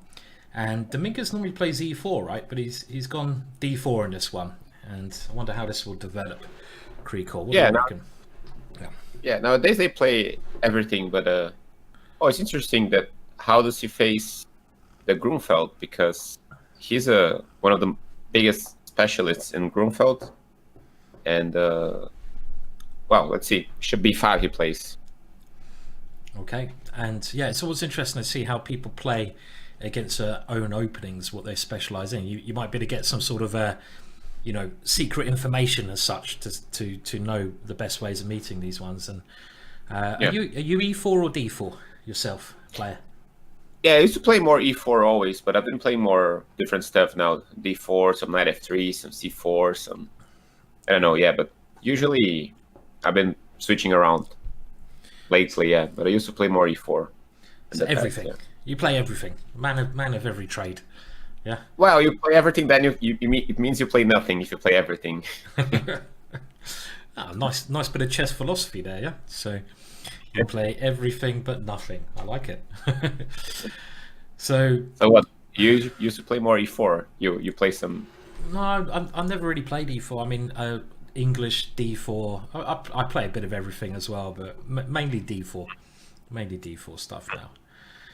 Okay, so we have rook b1 being played, and if anyone doesn't know about this opening, which is the Grunfeld, and it's one of the more dynamic openings that black can play, because black gives up the center, so you can immediately see white has this nice strong central formation, but black does that in order to try and attack that center. So black's idea is to say, okay, the white center is a bit of a target, maybe a little bit weak, and I can hit the center from the side. So that's why it's so dynamic, because it's a risky way for black to play, because if black is not able to get enough chances against white center, white will just have the spatial advantage. Rook b1 played, and already Parham is thinking about what to play here, which is not a good sign again. Yeah, so I mean, okay, so you said you're a d4 player. Now that we're between friends, so how to win against the Grunfeld? What's the refutation? I'm sure you found it so far. You shouldn't ask me any refutations. Maybe not the expert on refuting the Grunfeld. We need someone like Svidler or MVL on the show for that. I mean, I used to play bishop c4 and knight e2, which I think's what's the Bovnik variation, and I played loads of rubbish against it. Nowadays I actually play. I avoid going e4. I go knight f3, and I push my h pawn. You know this line. It's quite interesting. I'll show you. Sorry, it's Harry, right? Harry the h pawn. That's right. I'll show you very quickly. After g6, knight c3, d5, and move 4. I play knight to f3. Okay. The main move is bishop g7, and now I play h4. So this is the way I play. I move 5, and I try to cause a little bit of damage with Harry. But you know what? I mean, it's not so bad. Actually, Grischuk played this against Magnus Carlsen, and it's kind of not so stupid, So yeah, it is. I know. It's tricky. Yeah. Tricky line indeed. Yeah. So Harry and Gary. The G pawn is Gary. Of course. Got a name also? Yeah, they've all got names. They've all got names. Every single one of them. As it seems like someone in the chat might know. So yeah. Yeah. Knows all the names of the players. So yeah, hello there to the chat. Yeah. So it's funny story that when in 2013 I was playing on a Vikensday, the C group. So in the opening ceremony, there were like all the top players there. Magnus was there, Aronian was there, I don't know, and Anish was there, of course. And then they got a board there in the opening ceremony before it started, and Anish started to show on the board that Morozevich had played against him this very weird idea against the Grunfeld with h4. And he was trying to say, come on, this is not so stupid. And everyone was kind of laughing. All the top players were there analyzing. I don't know who else was there. And he's trying to convince everyone that was not a stupid move, h4. And everyone was laughing, oh, come on, and then trying to refute him. And then he was trying to, show that it was not a bad idea. And at the end, it's a very interesting line today. But that was like 7 years ago. This line that you mentioned, the h4, brilliant. Yeah. Who was showing everyone? Who was it? Anish was showing. Anish, okay. Oh, great. Oh, good stuff. Yeah, Morozevich played against him, I think, in some rapid games, played twice. Okay. And of course, he was surprised, and then he started to analyze and saw, Black didn't have a clear way because after the knight is on f6 already, h4 looks senseless, but it's very, very interesting. Yeah. It is very interesting. I mean, the whole point of this, I won't move back to it now, but the opening was to use a wing attack to try to control the center. So you're trying to divert Black away on the wing to come in the center. So it's not so crazy. Not so crazy. No, it's not. I can tell you another story when Magnus was watching. I was playing in Oslo once, and I'll put the moves on the board just while we wait until we see what these guys are going to play. And I was playing a blitz game with Magnus watching, and it went e4, c6. I was white, and I went bishop c4, and it went d5, bishop b3, pawn takes e4, queen h5, and after g6 you go queen h4. It's the famous hillbilly attack, which looks completely crazy, but at some point you play f3 and you play knight takes f3 and you get like a good black Mardima gambit. So I was playing this in a blitz game, and I have to point out, I think at this stage Magnus was probably, I don't know, like 7 or 8 years old. He was a real it was a long time ago. But then I saw in the Blitz World Championships maybe like 4 or 5 years ago, he actually played it. He played the hillbilly attack. So I was thinking, was that the time where he saw this crazy move and he thought, oh yeah, the hillbilly and the Caracan. I'll remember that one for an important game. He actually played it. Stayed in his mind. His memory. I mean, he's got an amazing memory, Magnus. Incredible memory. He remembers like I can't remember any theory nowadays. I don't know about you, Krikor, but I struggle. My brain's too mashed. So, but Me too. Yeah. I mean, Magnus can remember everything. Yeah, he's got amazing mind. So really, really good. Yeah, kind of guy that some guys are maybe like that. They just see things once. I mean, it's really hard them to forget again when they see it once and concentrate and they get the point. But I mean, it's impossible. We know how it is. I mean, you see a line and then 2 weeks later you have no idea what you saw, and then a year passes by, you totally forgot everything. So. Yeah, no, I agree. I mean, it's a special skill to have the memory to memorize some of the opening stuff. And I mean, I don't think you have to do it so much until you get to higher levels, so you don't have to worry, guys at home. It's not so important, but it does help, obviously, to have a good memory for chess.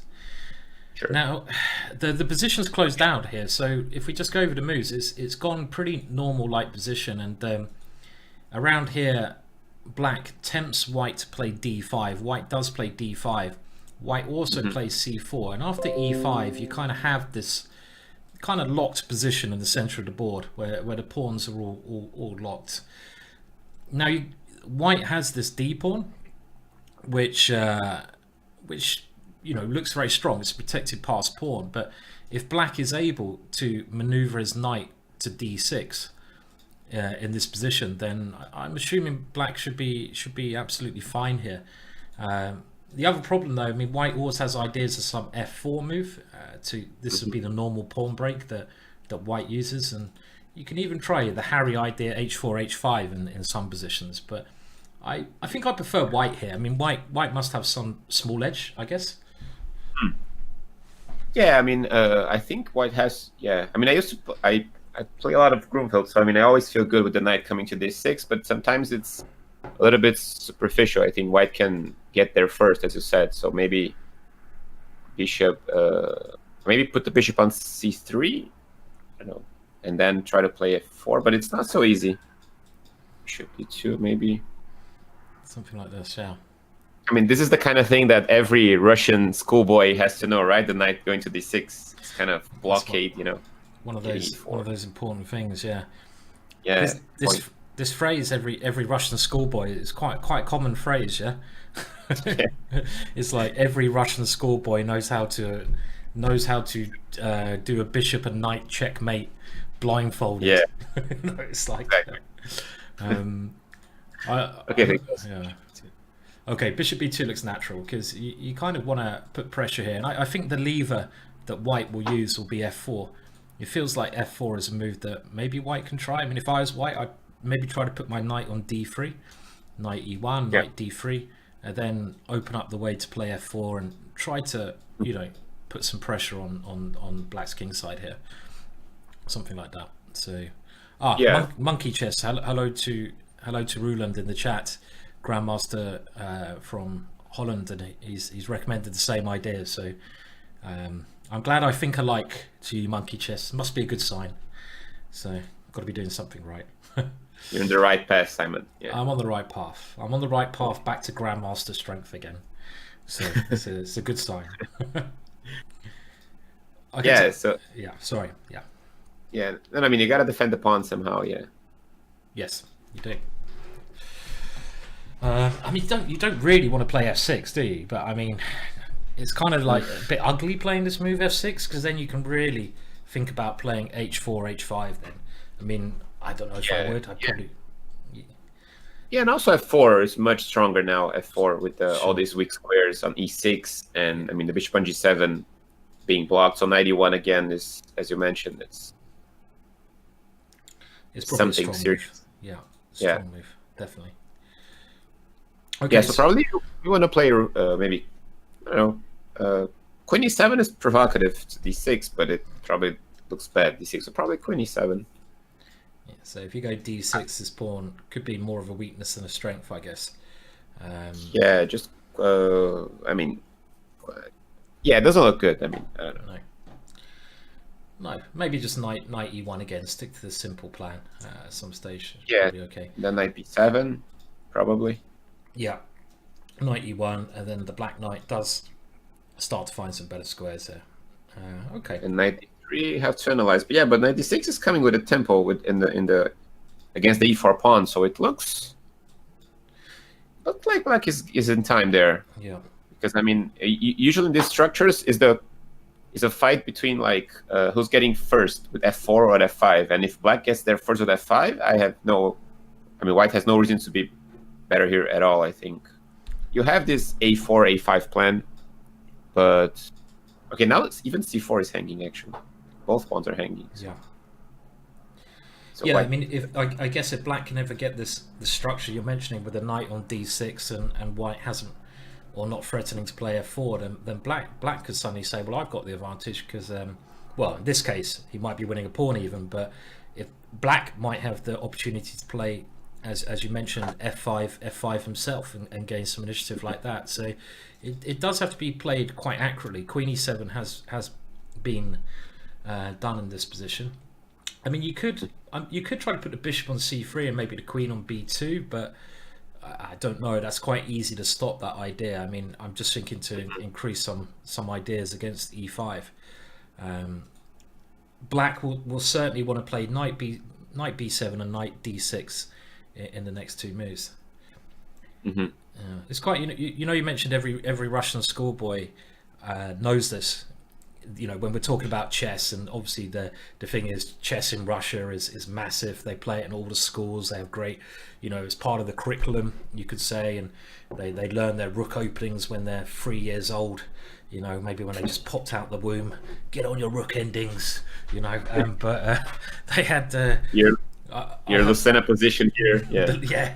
His Philidor position. Learn it before you can have your dinner, young boy. Yeah. And they have a great history of chess. And but I remember a funny story of Grandmaster Stuart Conquest, or he's an English Grandmaster. I guess you know Stuart.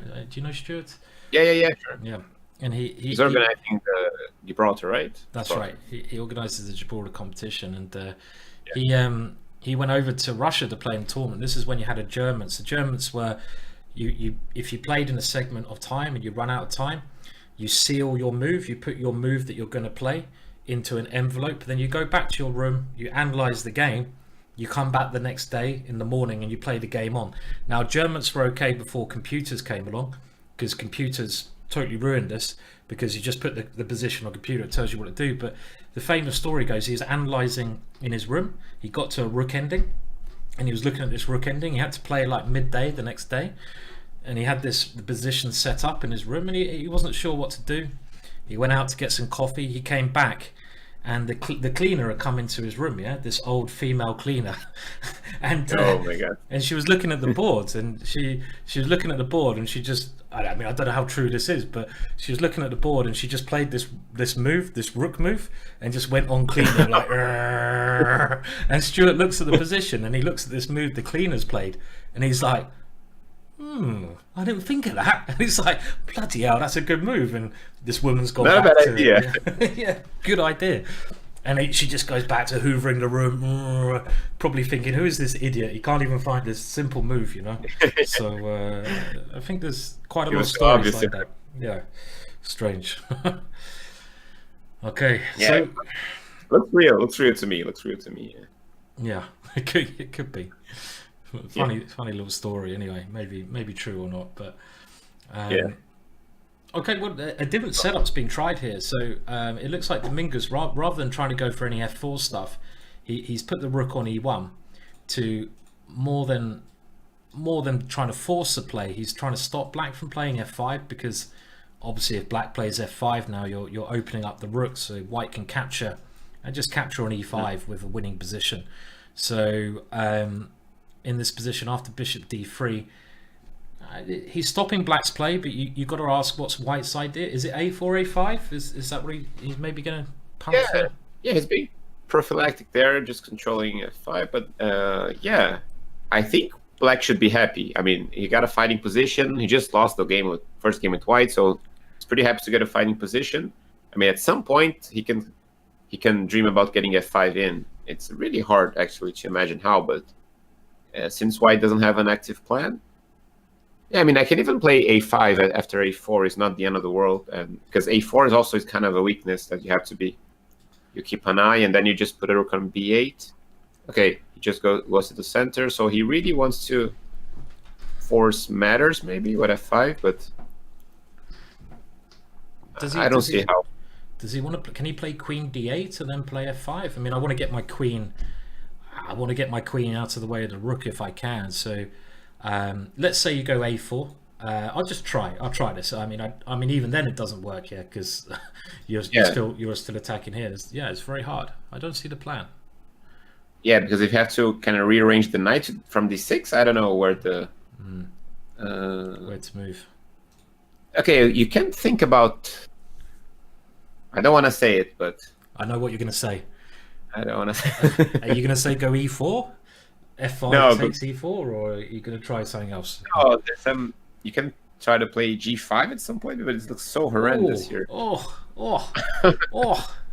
No. So let's have a look. A4, g5. Whoa. My eyes are bleeding now. No Russian schoolboy would play that move. No. Go back to the Russian school of chess. Work on your positional play. That's what they'd say. If you suggested that in a Russian chess school, if you put your hand up in class and said, teacher, I want to play g5 here, you would be thrown out the school and probably caned in the middle of the streets. So, Professor Dmitri, can I play g5 here? Exactly. What did you say? G5? Bro, get the cane out. No, I mean, you get suspended forever. Oh, definitely. You'd be full suspension for that move. Yeah, because I mean, white can even play. Because I want to play h5 and g4, but it doesn't make sense. Yeah. Bishop h6 maybe, but white can even play. I can even play g4 here. Sure. Keeping the keeping the class there. keeping things in the class. Yeah. Yeah.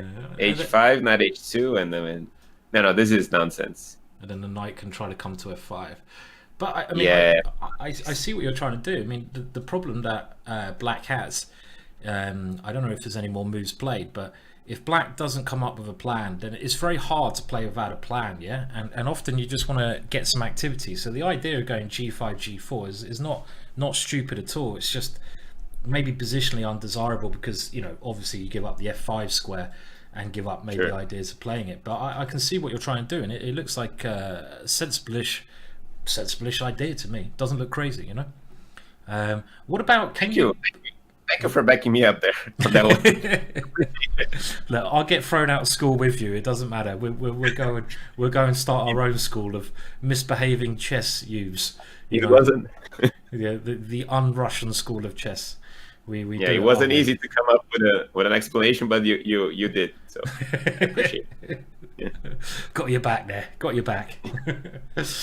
I mean, is an idea. Okay, I'm going to try another idea, and this might be even worse than that one. After a4, what if I go f5?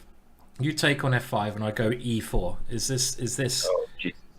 this an idea? I mean, I'm just trying something to get some kind of counterplay, maybe. I don't like it because I'm putting my queen straight into a pin, and it looks crazy. But I mean, it's an idea. That's about all I can say. Yeah, because I mean, bishop g7 loses to queen g7, so you have to probably take on g6. Yeah, then black is winning a piece. Yeah. It's maybe not so crazy. No, this is miles better than much better than what I suggested. Wow, I don't know. Maybe I'd still be thrown out of the Russian school of chess for this. But yeah, but fg6 probably, but I mean, then you got some files there. Yeah, it's not so clear. I mean, if can I take on b2 and go queen somewhere? No, it's kind of working somehow. Yeah. Bishop takes b2, rook takes. Now I move to f6 or to g7. Let's say queen f6. And so it's you hit the rook and it's a fork already. So sure, yeah, should be winning. Not so crazy. So this might be his idea. This might be good job. Oh, you know he's actually done this. It's actually gone. a4. Pawn to f5, and now Dominguez has gone knight d2. So black seems to have made some progress there. He's got f5 in. He's got this move in. Yeah. Yeah, definitely. Kudos. Yeah, you got an A there in school. You got a 10 there. Thank you. I'm not suspended yet, which is good. The professor of the chess school has passed me.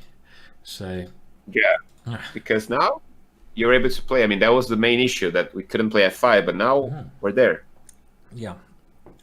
I mean, it's still not clear how black proceeds, but it's starting to look like a King's Indian defense a little bit. I mean, you can always. I mean, now you can play f4. You kind of don't want to because you're closing it down, and if you can't break through on the king side, then white probably is better on the queen side. But the idea of playing f4, I mean, if I was feeling in really lazy mood, I might just play this, and I might just think, okay, I'll just try to get the pawn to g4 and do something. But I don't think it's very good here. Maybe white should play like bishop e2 and bishop g4 in this kind of position, or I don't know. What is f4 the wrong way to go? I think it maybe is f4 is wrong here. Yeah. I mean, since white is white is not supposed to take on f5. I mean, you usually should keep the pressure, because since the capture is bad for him, you don't capture, you don't release the tension. But I mean, of course, you got to have something else to do. Just a general concept there. So I like not playing f4, as you said. Yeah, I agree with that. But how to improve things now? And if you go queen h4, just it's the kind of move I just put it on h4. Hopefully you'll be able to sack on h3 and checkmate them at some point. Chess is so easy. Yeah, everything works here. Yeah, but then if he comes back to f3, begging for a draw, then then queen h5 maybe. Maybe queen h5. I mean, who do you think's playing? Who do you think's actually better here? I don't know. It doesn't look so bad. I mean, again, Parham's played very imaginative, managing to get f5, and he's playing some very exciting ideas. And if he comes back with a win in this game after losing with white in the first game against, let's be honest, one of the strongest players in the world, it would be phenomenal. So He's going for it. And I also have to admit, I was really looking forward to Shirov's games yesterday, which were exciting. But today's games are looking a lot more fun even. They're looking more aggressive. So it's good to see. Yeah. He's gone Queen H4. Wow, you're finding the move there. Just call me Parham Williams, please. You know, me and Parham, we're going to be jogging on that jogger behind him by the end of this. Yeah. Yeah, maybe he did jog for like a couple of minutes there, the break. We don't know. Wouldn't you love to see him though? If he gets checkmate, just getting on that and just doing a little sprint. Yeah. Come on. Yeah. We want to see it. Okay. Okay, so he Sorry. was take 24, yeah. Take 24. Yes. Oh. I mean, I suppose, yeah, okay, so Queen C2, and Dominguez is just playing very, very solidly, yeah? He's just trying to keep everything under control. And, I mean, I'm still trying to make F4 work. F4 is much more tempting now because you've got the idea of playing F3 now and trying to blast open the king side. And if you play F3, then can I take on H3? I mean, I don't think so because the king runs the D1. I don't think. It's not your bishop anyway, so bishop H2. Let's go. Let's go. Yeah, it's so much easier sacrificing other people's pieces, isn't it? So much more fun. And okay, let's have a look. So bishop takes H3, pawn takes, and now I don't know if we give a check first. Do we give a check? Yeah, no, but you got a point. The white is just running. Down. Yeah, he's coming. You have fun, and the queen is a lone attacker there, I guess. Yes. This is the problem in the position. I mean, if you could play something like knight G5 here, then great, but it takes you 2 moves to get to G5. But then the sacrifice becomes real. He's gone F4. Just call me the Parham. Wow, come on. Why are you here and not there playing? Because I'm crap. But apart from that, you know, it's all right. You're killing Dominguez at black. Well, I mean, I enjoy good old attack. You know, we all enjoy a good old attack at times. I mean, it looks logical though. Yeah, I mean, you want to play F3 next, definitely. You want to sacrifice on F3, and maybe play G5, G4 now. This is starting to look a little bit dangerous. I'm sure White can defend this, but you have to be a little bit careful. Yeah. Yeah, I mean, because bishop E2 is already not an ideal move, and then you can start. Yeah, why not G5, and then if knight F3, you go queen H6. I mean, it's something. Okay, White has a plan with A5 there, but I mean, you can get checkmated. Yeah, but now knight H2 maybe. Yeah. Maybe I don't know if I'm getting. Yeah, probably some offensive move, and now. What, knight queen G6? I don't know. Queen G6. If we can get H5 in and G4, we're laughing, but it's not easy. I mean, okay, of course, this is a long way from any, breakthrough attack for Black, but he's at least he's got something out of position. I think he's done very well because the position was looking like White was, controlling everything, and Black is at least now creating a threat. For example, we should maybe just demonstrate after F4. I don't even know if it works, but if White plays A5, which is a way to try and get pressure on the queen side, this looks like it should be a mistake now, because I don't know if it works, but F3 is certainly something you'd be like, oh, I don't want to allow Black to also get a rook into the attack here. Does F3 work? And if you go knight takes F3, of course we have to consider rook takes F3, pawn takes F3, and bishop takes H3. Even here, White could be defending. The point is to try to come to G2 with checkmate. White might be defending with bishop to F1, covering those squares, but I'm not so sure. You got like the bishop trying to get into F4, a rook coming to F8. Black is having a lot of fun here, yeah? Black's having a lot of fun. Knight coming to G5, this kind of thing. Every black piece coming towards the white king. This is certainly something that if you're Dominguez, you just don't want to allow. You don't want to allow this F3 move, I think. It's a practical decision. Yeah, you have to be calculating so much there, and I totally agree. Yeah, you have to play maybe some.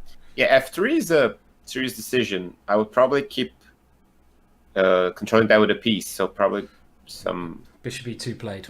Yeah. Yeah. Yeah. Now, how to proceed from here, huh? Sure. Probably, yeah, because now bishop h3 too much. Yeah, don't have. It's my first fault as well. But I think it's. I didn't want to say it. I didn't want to say it this time. I've given away enough of Black's pieces already. I just thought, I feel a bit sorry for Black. All his pieces I've thrown away. How many times you gave this bishop away already? Yeah. I know I've given it away once, so I can't keep giving away that poor guy. I don't think this is going to work quite, because again we talked about when you're attacking, you kind of need to have more than just your queen attacking, and if you could involve the f pawn or another piece maybe, but taking on h3 I just don't think could work here. Shouldn't work. You need to build it up a little bit first. Can you go caveman and go knight f7 and just say, okay, I'm coming with knight g5 and I'm just coming for you. Bring it very obvious threat to your opponent. Like, come on, I'm gonna play there and I'm gonna sack. Like, yes. Do whatever. You know exactly what I'm gonna do. Do something about it. It's a sucker punch. It's a real sucker punch. Yeah. So. Without pretending anything. Yeah. Yeah, but now knight f3 probably is good. Yeah. Queen h6. Queen h6 and. Yeah, but now. Yeah, you also have knight h2. Yeah. Yeah.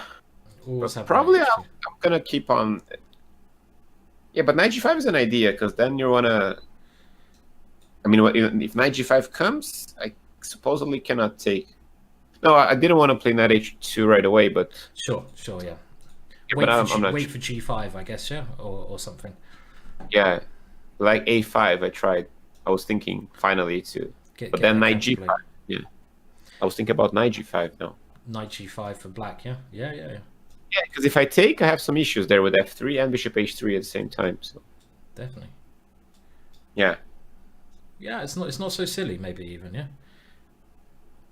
I mean, if he plays knight f7, I'm going to go and have to buy the same jacket he has or something. You know his famous jacket? I know he has the jacket. I think in the World Cup, in the opening ceremony last year, there was this thing about the dressing code, and you can wear this, you cannot wear that, and I think he asked, "Can I wear this?" And everyone was like, I don't even know I don't remember the answer, if he could or not use his jacket, his trademark jacket there. I think he was allowed to. It's quite. If anyone doesn't know what we're saying, Parham has this jacket he wears. I don't know if he's wearing it. He might even be wearing it now. We might have to ask him in the interview if we get a chance later on. He has this famous jacket he wears, and whenever he plays chess, it's kind of like his lucky charm. A lot of people have it, so it's quite funny. He's asking to wear it in, because they're changing the dress code at a lot of FIDE tournaments where you have to wear a suit and you have to look, like you're going to work or something, But wearing this, if he can wear this jacket, it would be quite funny, So. Yeah, at home, yeah. Running, he can be running with the jacket also. That'll be annoying. Good way to lose weight quickly, I guess. Get the jacket on, sweat it out. So. So knight f7 is an idea. It's down to 5 minutes. It's okay, but Dominguez has 8, and I mean, if he was able to create such a mess in the first game with the last position, now he plays a5. Yeah, you mentioned this move earlier, yeah, just to try to hold the queen side up, yeah, I think. Yeah, and I mean, bishop c3 probably at some point, and then rook b8. Okay, if the thing is, the bishop on d7 is keeping an eye on a4, so that's I like the a5 move, because in some endgames, I mean, the queen is now a little bit overloaded there. The queen at some point will have to help on the king side, I guess. Yeah. It's something there.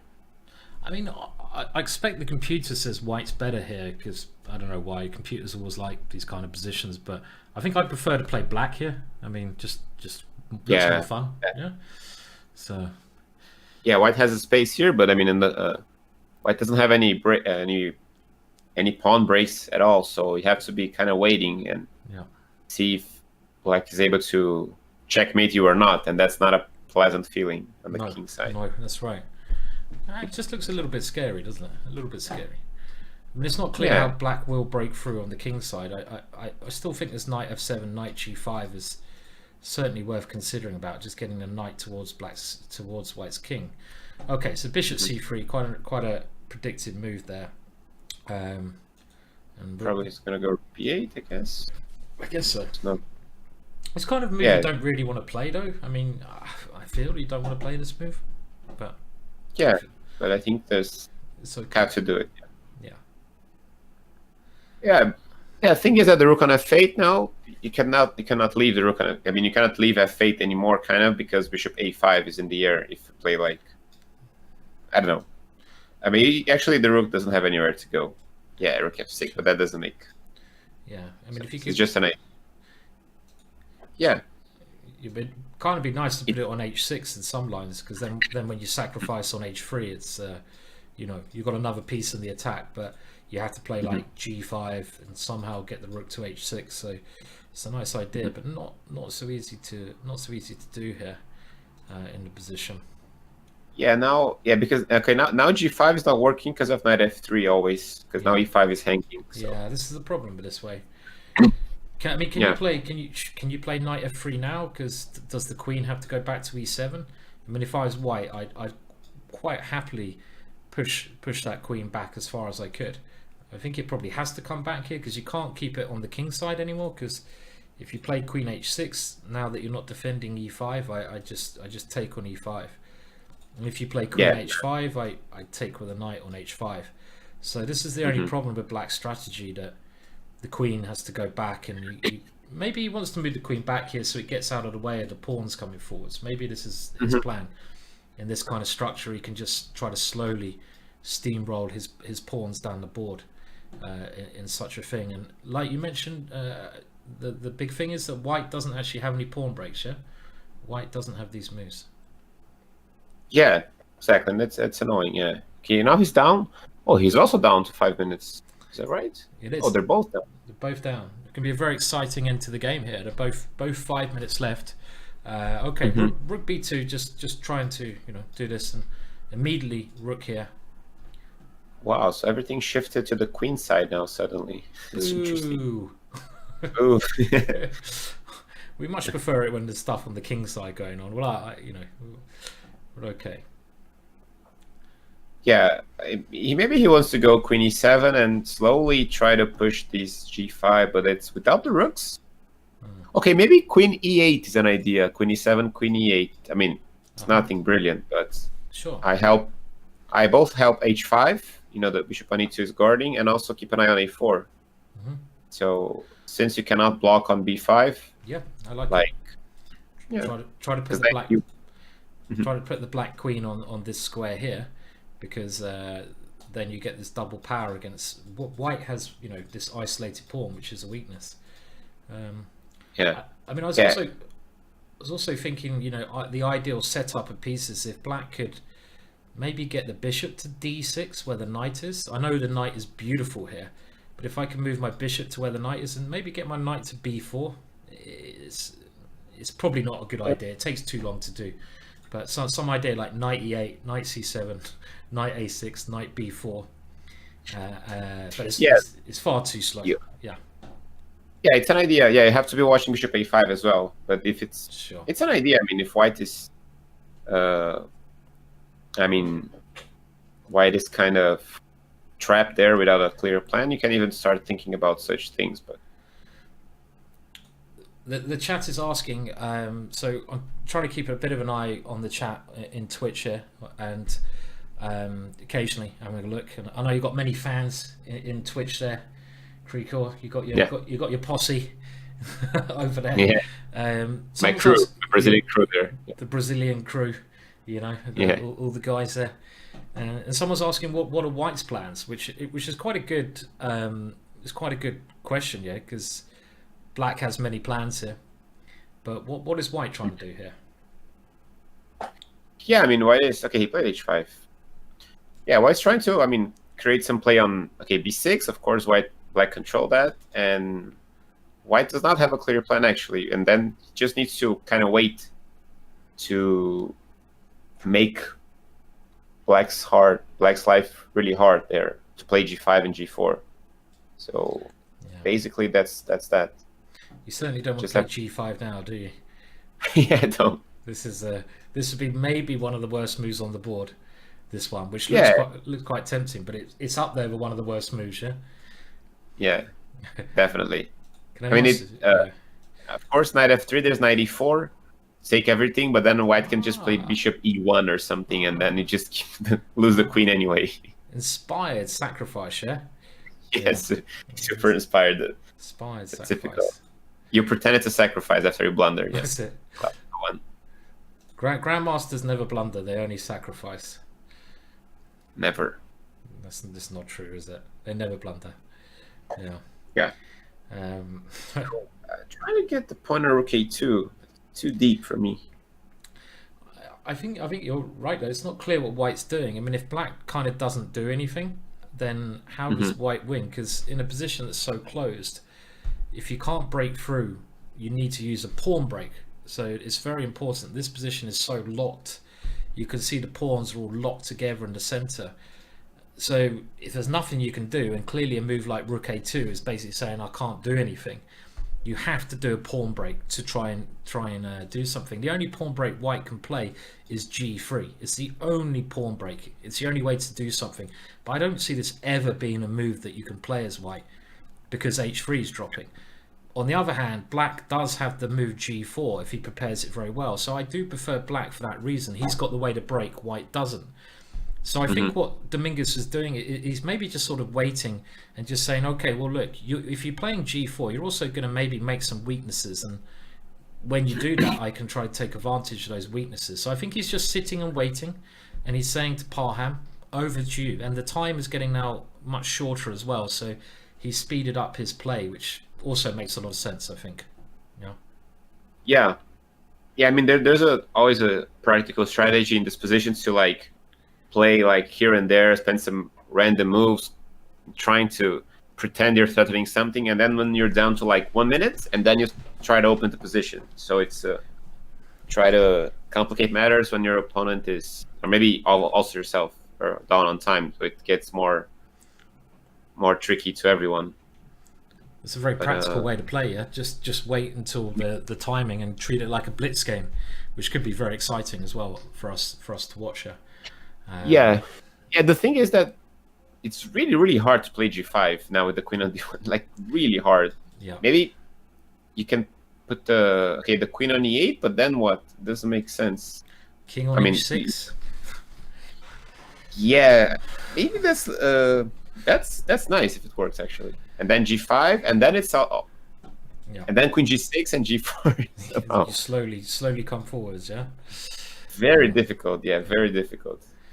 Yeah, I mean, this is the issue. If black ever plays g5, immediately you lose control of your pawn and you drop this pawn. You don't just drop a pawn, but you give away the g4 square.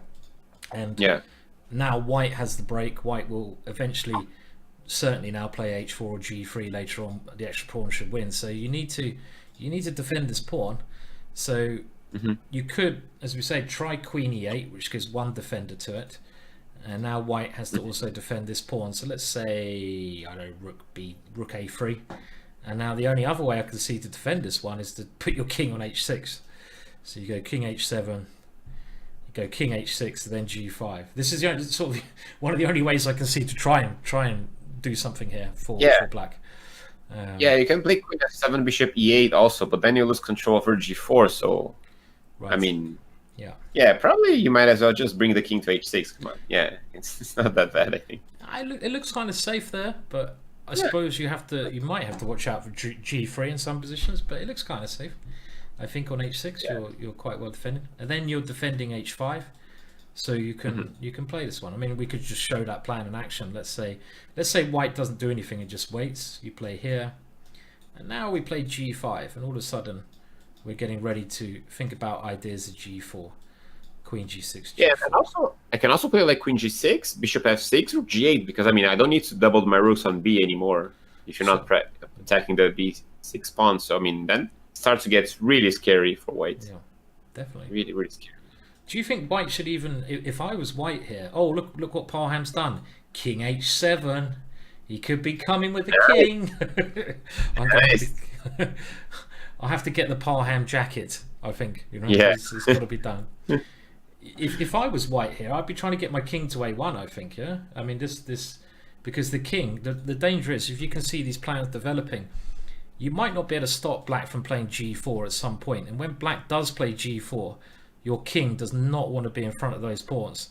Your king wants to be all the way on the other side of the board. So I would certainly maybe try to find some way my king could just move over to A1. Or maybe to A3, put it on somewhere weird like this, even. You just run before the hurricane comes. Yeah, just run like there's no tomorrow. Yeah. That's right. Just run out of dodge. The hurricane is coming. You've got to evacuate the city. Get the hell out of there. Yeah. Yeah. Get the hell out. Oh, he's done it. He's put the king on H6. Nice. He's there. Now he wants to play G5, yeah. He wants to play G5 and G4. And look at the time. The time is very, very, very, very short here. For Dominguez, he can't be that happy, Dominguez, in this position. I don't know. You know what? I think Parham's style is very difficult to play. To face for a player like Dominguez, considering his style. It's completely the opposite, I think, of Dominguez. So it may be annoying for Dominguez to play against someone like Parham in general. Not to compare their strengths or anything, but yeah, I think it's a little bit annoying to Dominguez because he's just playing so aggressive all the time and wanting to win every game. Yeah. Yeah. And he's actually creating something here. Yeah. He's certainly gone G5, so he's got this G5 move in. It's coming. So G4 is coming like in the next move. He doesn't even need to. It looks very scary for white. This is getting very exciting, this game now. Okay, so Queen D1. Right, so he's managed to get pressure. Queen D1. Can you go Queen D8 here, but then Bishop takes A5, yeah? No, but right. No, you're perfectly right. Okay, now you win the pawn, so yeah, somehow. So okay, A4 is hanging now, but then B6. Okay. Yeah. So so Dominguez has literally just done. I think this is called the Alekine's gun, where you treble up your pieces like this. Right, that's right. It's so rare to see both rooks and the queen behind. Yeah. It is the Alekine's gun. So he has actually managed to create some counterplay. I don't know if black could have defended against that first before playing G5, because when you're going on with your plans, you certainly don't want to allow your opponent a breakthrough. And if white is going to be able to create counterplay on B6, then this could actually be a bit painful for black. They're both very short of time. What do we play here? I don't know, maybe knight C8 and bishop A5, bishop A4, I don't know. Okay, it's gone queen D8, and now the key move you would have thought is bishop takes A5. Is that working? Looks okay to me, bishop, but then bishop takes A4, yeah? Yeah, then rook takes A3, B6. yeah. Then rook A3. Or rook takes B6, I guess, yeah? So he's just taken on A5, because the problem with the B7 pawn. So I don't know if black rushed this play somehow. Yeah, even though he had a lot of patience, maybe he probably forgot about this Alekine idea with Queen B1. He did. This Alekine's gun came good. The Alekine's gun, when you triple your pieces and you put your most powerful piece, the queen, behind. I think he did. I think he forgot about the Alekine's gun. Probably knight C8. Yeah. No, he just took on A4. Yeah. Really? Oh, on A5. Okay. Okay. All right. No. Oh, okay. He wants to play the bishop pair, but it's so tricky now with this king in H6. Is now not so happy anymore.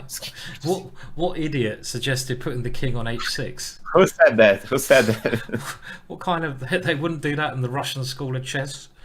The professor goes around the class asking, who said that? Who said that? I know. Which was the idiot here who said put the king on H6 when it's going to be checked all over the place? Confess up. We're going to get you thrown out of school. Otherwise, everyone else gets suspended. That's right. I'll be like, it's me, sir. Me. And I'm like, get out of here. Yeah. Goodbye, Simon. Yeah, it's turned. The position's turned. I really like white. I mean, the problem black has now is the black king is all of a sudden, as soon as white gets back around the pieces, this happens in the King's Indian defense a lot. Suddenly your king is lacking any pawn protection because you push the pawns up the board. Other problems is the white king is totally safe. The white king now, there's no danger of anything happening to it. There's also a d pawn that's coming down the board. This d pawn is a danger. The bishop might be able to take on h5. I think this has totally changed. The Alekine's gun, it's a really dangerous concept. And the Alekine's gun, I think, has really caused black lots of problems. And the match situation as well. If in this match Dominguez now wins, he will go 2 points up. Let's just remember the score. It's 1 point up to Dominguez at the moment in this 4-game match. But we'll have a chat about that if we have time at the end of this game. So. Yeah, so bishop f6 kind of defends everything, but now knight f3 is very annoying. He wants to take on e5 basically. Yeah. And as you said, since the king is open, I mean, everything kind of works for white and kind of fails for black, because if you have to play, I mean, your hope was the pawn on a5, but that's not. Maybe bishop e8 and a4, but I mean, that's definitely going to fail. White is just crushing in the center. Yeah, this is a problem. No, that doesn't work. Kind of feels like black's position is crumbling a little bit. Yeah, I think. Yeah, that's a mild way to put it. Yeah, crumbling slightly. Very understatement. Just a little complete crumble. Collapse, let's say. Complete collapse could be a little bit more realistic. I agree. And also, at least he's got loads of time. At least there's nothing to worry about for black. 19 whole seconds. King G7. Oh, he defends everything with that somehow. Okay, 91. He wants to go after c5 now. Yeah, he wants to try to get the knight this way in. Look at their time, everyone. They get 10 seconds added on per move. 10 seconds move, but it's going to be a very exciting finish here. Unfortunately, the black king is exposed, and white's pieces, mainly the queen and the knight, are coming to life. Also ideas taken on h5, so it looks like something's gone wrong. Great use of Alekine's gun from white in the position. Really, really clever there, putting a rook there and queen there. Had white not come up with that idea, he might have got completely blown apart with the move g4, but he found the idea and it seems to have worked. Black on the defensive, queen c7, holding things together just about. There's so short a time here though. So short a time. So, yeah, I mean, black still try to play 4, but still is not losing any pawns somehow. If he places the bishop on d6, black's position becomes kind of stable, I'd say. If the bishop at that time, because then I control the pawn, I can defend both pawns, and he's gone. But yeah, d6, he won't allow it. Yeah. No. Okay, but now he's taking on c5. Queen d6 takes on c5, and but now there's some defensive chances if he exchanges queens for sure. For sure, there are chances. Yeah, there must be. Yeah. If queens come off, if knight c5, then. Oh, he took on e4. Wow, that's so bold, so risky. He's a brave player, Parham. You will not find a more braver player, will you, than this guy? No, but that's too much. Yeah. Is it too much? What's he gonna play? It has to be too much. Right. Well, he's okay. It's getting so interesting now. It's actually still somehow equal material at the moment. I don't know how. But black is the one in trouble with this d pawn about to cause problem, and the c pawn will probably drop as well. This is the issue that black has. 3 seconds, just about finds a move, and he's trying still. I mean, if you think about his first game, he's not going to give up. That's for sure. He's going to keep going and going. Knight takes c5, e4. G4 is. Okay, queen e5, right? If knight e6, but I mean, it has to be checkmate somehow here. It looks very scary if this knight comes in. Queen e5. Because d7, bishop g6, then knight e6, yeah. Black just needs one move to play e3, and then mayhem takes over, but d7, strong move. But white has to be winning for sure. At the moment, black is covering this square, but look at the concentration on both their faces as well. Oh my god, 7 seconds. Oh, look at this. E3, Oh, chaos, 2 queens. Check. Whoa. King H2. What is happening? What is going on here? He takes on D8. Queen takes or knight takes? What do we play? Queen D8 maybe? Yeah, Queen D8 probably. Yeah. He plays Queen, yeah. Such an exciting finish to this game. White is a piece up, but if black can maybe get G5, G4 in, there's still some chances. If Dominguez wins this one, he goes 2 games up with only, and Parham will have to win the next 2. You got to admire his fighting spirit, but Dominguez is so cool, isn't he? He's such a cool customer. Yeah. He's so cool. You strike me as the kind of character who wouldn't get nervous. Do you get nervous? I kind of get the vibes that you're pretty chilled out.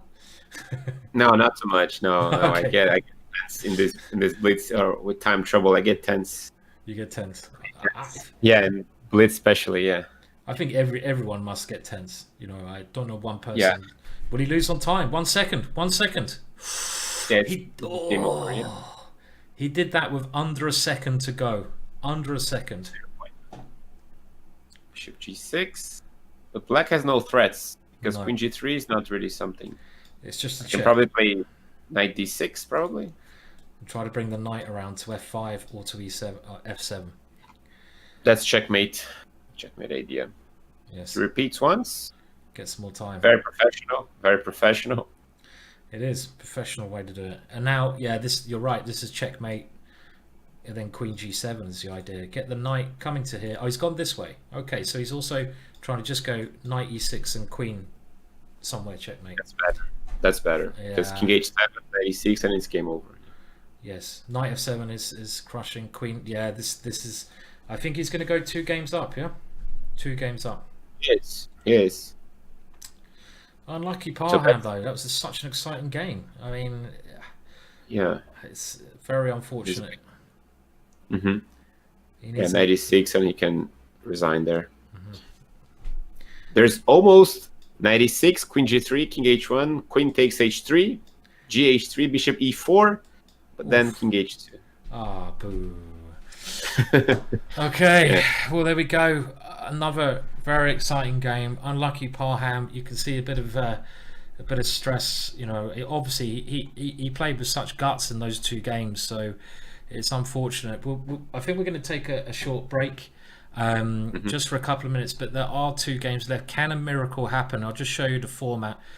Can Parham fight back? He's 2-0 down. He needs to win the next 2 games to take it to a tie break. And then the finalists will be decided, and the finalists will play Jamie Santos tomorrow. This is the schedule. It's the same time tomorrow, so it'll be very interesting to see what happens then. But for now, we will take a short break, and we'll be back with you in three minutes roughly. So see you then.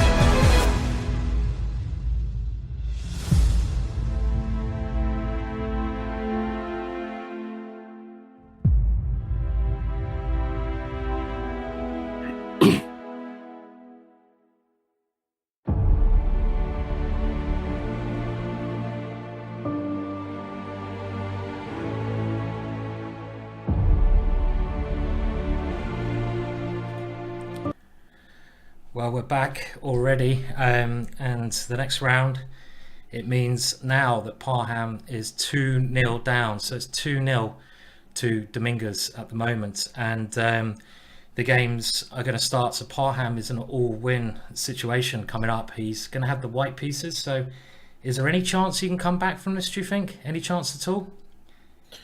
I mean, he has the white pieces now, yeah? He has the white pieces, yeah. But I mean, you can see we know how tough he can be and how strong he is. But I mean, Dominguez is so solid. I mean, let's see how what's his approach? He has to make a draw out of 2 games. So some people get nervous in these situations where it's apparently too easy, just make a draw. But then you get tense. So I think it's really, really hard to see a comeback here. Really hard. I think so. I mean, Dominguez is such a class act, and he really has shown great standard of chess there. I mean, he kept his cool in that last game. He waited for the opportunity when things were starting to maybe turn a little bit, and he took his opportunity with that great use of Alekine's gun there. Really interesting idea he came up with. So we're seeing quite a solid opening start from Parham this time. He's played in a more reserved manner here. Are we going to see like knight d2 and e4, the King's Indian attack in the style of Bobby Fischer, maybe? Could do. Yeah, maybe. I mean, try to keep the pieces in the board, try to keep, a tense middle game struggle. And I've seen Dominguez play this line a lot with black. Just play standard, like e4 now, and then knight c6. And now he's going to play with a plan, I think, with... there's a rook fc8 he plays later on. I think he's going to play it. I remember seeing like b5 now. Okay, queen c7. And I should play b5. Sure, go ahead. I've played these positions quite a lot with black in the French defense, and I kind of went off them because I think Parham would be quite happy with this opening, because the Bobby Fischer plan is to eventually get your pawn to e5. You use Harry to go to h4, and the knight sort of comes around to the king side, and eventually you try to start some attack against this black king. So probably a good opening choice of white to at least keep the pieces on the board and give some attacking chances here in an all-win situation. Yeah. So yeah, definitely. I think in the situations you have to keep like pieces on the board, because if you go like straight away like crazy all-in out of the opening, usually backfires, I think. Yeah. If you go like too insane, like sacrificing something. So just try to keep the game, try to keep a long game going. So he goes b5. Yeah. He looks so cool, doesn't he, Dominguez? Really cool character. Yeah. Okay, c4 is an interesting idea. This is quite a modern way of playing this position. You like it. Yeah, you kind of hold up black's advance, and you maybe even try to get the e4 square at some point for your pieces if d5 pawn moves. And the normal way would be to go again knight to f1, move the bishop to f4, and then you can start using your h pawn to try and attack, even with knight g5 coming. Some idea later on, h4, knight g5, and attack here. This is what Bobby Fischer won a very famous game in his book, my 60 Memorable Games, probably one of the most famous chess books of all time. And I think his opponent was James Sherwin, who moved to England in that book, where he defeated, maybe in the first game of my 60 Memorable Games, Bobby Fischer defeating James Sherwin in this setup with the white pieces. And certainly a book you should all get if you want to get a book of Bobby Fischer. It's a really good chess book. So yeah, it's I love the analysis there in the book, because they're so honest. I think Bobby Fischer is really honest in this. When he goes wrong, when he makes a mistake, he doesn't dwell in his I'm always better, I'm never making mistakes. And we have some books like that, and he's very honest always with his mistakes, and he has some losses in the book as well. So it's really, really great work there that he's done. One of the best, definitely. Yeah, very good book. My 60 Memorable Games. Well worth getting if you want to look a bit more at Bobby Fischer. Sure. Okay, so c4 and so Fischer usually played like with a all-in on the king side, like as you said, h4, knight f1, knight h2. And this c4 is trying to help control the center as well. So I like this approach. I play this a little bit with black, and I always suffered when c4 comes. I don't know how to play against this. Yeah. Do you know, I think my brother used to play a lot of chess, and I think he got a similar position to this against Karpov once with black. I seem to recall. Karpov, yeah, he drew with Karpov in some game a long time ago. He's much older than me. And I remember with black, he did some plan where he played knight b6 at some point. So I wonder, this was, yeah, my older brother is a chess player, and we'll see. Oh, we've lost, by the way, on... We have lost Parham on the chat, on the camera. So he's gone for a run. Yeah. Yeah. No, so again, sorry, you played against Karpov. No, my brother played him. Yeah, my Your older brother. Yeah, my older brother's like, he's in his 50s, late, 55 later now. So, but he played. Okay. He managed to play Karpov, and I think it was him. Wow. Yeah, and he also beat Bronstein, and I think it was in one game. But then he gave up. He got married and gave up. So, that's funny. Wow, that's fun. Yeah, it's funny history. Okay, so he doesn't play anymore. No, he doesn't play. He doesn't play anymore chess. No, that's what marriage and kids does to you. Yeah. So. But that had a nice career there, I guess. Yeah, he had a short career. Short but prestigious. Yeah. Yeah. He did well. So he's gone for the Tony Williams idea, knight b6. And at least this is trying to put some pressure in the central position, and if you get the bishop to a6, or maybe you try to get the bishop at some point to this diagonal, it's a way to create counterplay at least. Yeah, he wants to play ed5. Yeah, if you take with the pawn, you take with the pawn, I guess. Take here, take this way. Two dynamic pawns in this position, and then the bishop has some good squares here it can move to as well. Yeah. And the e5 pawn is a little bit overextended, as they say. Yeah. And the other thing, we might see a similar plan to the last game if white decides to go b3. We remember how Dominguez undermined the pawn on b6, and it's the same principle here. You can undermine this pawn by playing a5, a4. It's exactly, we even had this pawn structure in the last game when eventually Dominguez did the Alekhine's gun and won on b3. I mean, if we see that again, I'll be amazed. Yeah, b3, a5, and suddenly he gets the Alekhine gun going. Yeah. Again, the rook b6, rook b7, queen d8. The same plan. So what should white do here? So that's another plan, a5, that every British schoolboy knows. Yeah. Every A5. British school. Yeah. I think that they have this joke. Every nation plays in sort of a certain style, and England were supposed to be very strong in the 70s, and they have the English school of chess was like hack, try to checkmate quickly, and the Russian school is very more like proper chess, positional chess. What's the Brazilian school of chess? Is it very flamboyant, like the football? A bit of magic.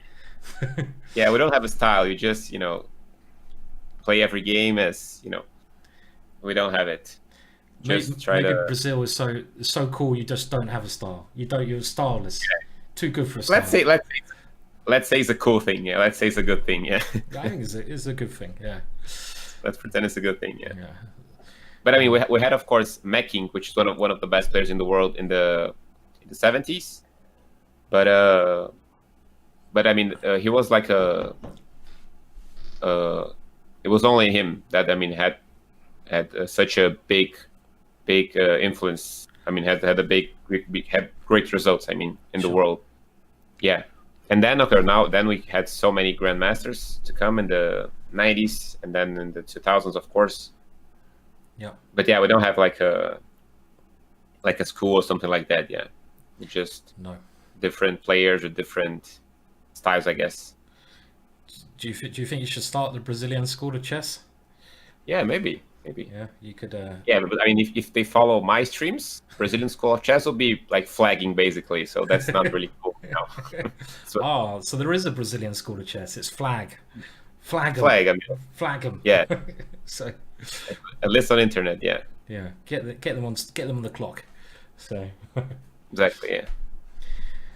okay, so But he's taking his time to think here. I mean, I suppose a normal move here would be h4. You know, just I know it doesn't maybe look normal to a lot of people, but you really need to. I don't know. It's very hard to play knight f1. That's the only thing. That's the only problem. I mean, normally all the white's plan comes about when you play knight to f1. But if you play knight to f1, obviously you lose c4. The reason you want to play knight to f1 is you want to open up your bishop to come into the king side, and your knight kind of wants to eventually get to g4 because then it's ready to sacrifice itself somewhere around here. So all of the white pieces come towards black's king, but it's hard to move that knight away now. This is the issue that white has, and I guess. Okay, what's he played? Okay, he's taken on d5, so he's gone for a different formation to Bobby Fischer, and he's played knight b3. So this is quite unique play. And here you are again sacrificing Parham's pieces once again. Yeah, now the knight. I love sacrificing his pieces. You know, I sacrificed his bishop a lot last time, but the knight. And now the knight. I'll sacrifice all his pieces. It's all okay. Don't mind. So yeah, that's a weird concept, knight b3. It is. Very original. Very original, yeah. Bishop b6 probably, no? Yeah. As you said, I mean, these pawns are nice and mobile. I mean, they're just very... They can advance at some point. d4. Okay, c4 will be a big mistake now. I think it's a bad positional mistake, c4, because you give this juicy square on d4. Yeah. I think... until some level, you make a lot of these mistakes. Like you just advance the pawn wanting to take the knight, and then you realize, oh my god, I just gave this square. So I think that's a very typical strategical mistake for beginners. I think just to advance pawn and don't think about the consequences. And it looks, maybe to some people in the chat, actually c4 may look interesting at the first sight, but then you realize that knight d4 is very strong for white. Yeah. It's a saying that, you know, every pawn move makes a weakness, and you know, this pawn move just loses control of the d4 square. So you don't really want to do that. I mean, I suppose if I was black, I'd be thinking about also, you know, something like a5, and you know, maybe thinking of putting the bishop on a6. I mean, that looks a little bit more risky. You want to keep it solid, you put it on e6 where it defends everything. It's on a nice good square, but it's white's idea. I'm just trying to think what white's up to, and I suppose he just wants to play bishop f4, developing his last piece, and then he has a very natural square for his rook on c1, where the rook's looking at the queen, attacking the pawn, and you're trying to make maybe black go c4 so you can put the knight there. And if white can get all these moves in, like bishop f4, rook c1, then his pieces do look quite harmonious. Yeah, quite harmonious. So I mean, yeah, I think Dominguez is thinking now actually how to. I mean, I'm a little bit worried now that actually Dominguez plays c4, knight d4, and knight b4, and I just gave a whole speech now about how c4 is a huge beginner mistake, and then he plays c4. And then he plays it. Yeah, knight b4, and I mean, it's not so stupid. It's not so silly, because black also gets the square on d3, yeah? And it's not totally crazy, but no, but he won't play it. He won't do that. He's not a beginner. He won't do this beginner's mistake. Fingers Hopefully, crossed. Yes. Yeah, but I mean, we had this Grand Slam event here in São Paulo, like 7-8 years ago, and then there was this game against Magnus against Aronian. They were playing, and I'm commentating the game with Milos, of course, a very notable grandmaster from Brazil, was one of the top 40 players in the world once, and so we're analyzing the game back then, and he just goes on and talking how bishop takes c4 is a big mistake in the position, like because of this, because of that, like spends 5 minutes explaining, and then Aronian goes and plays bishop takes c4. Oh no.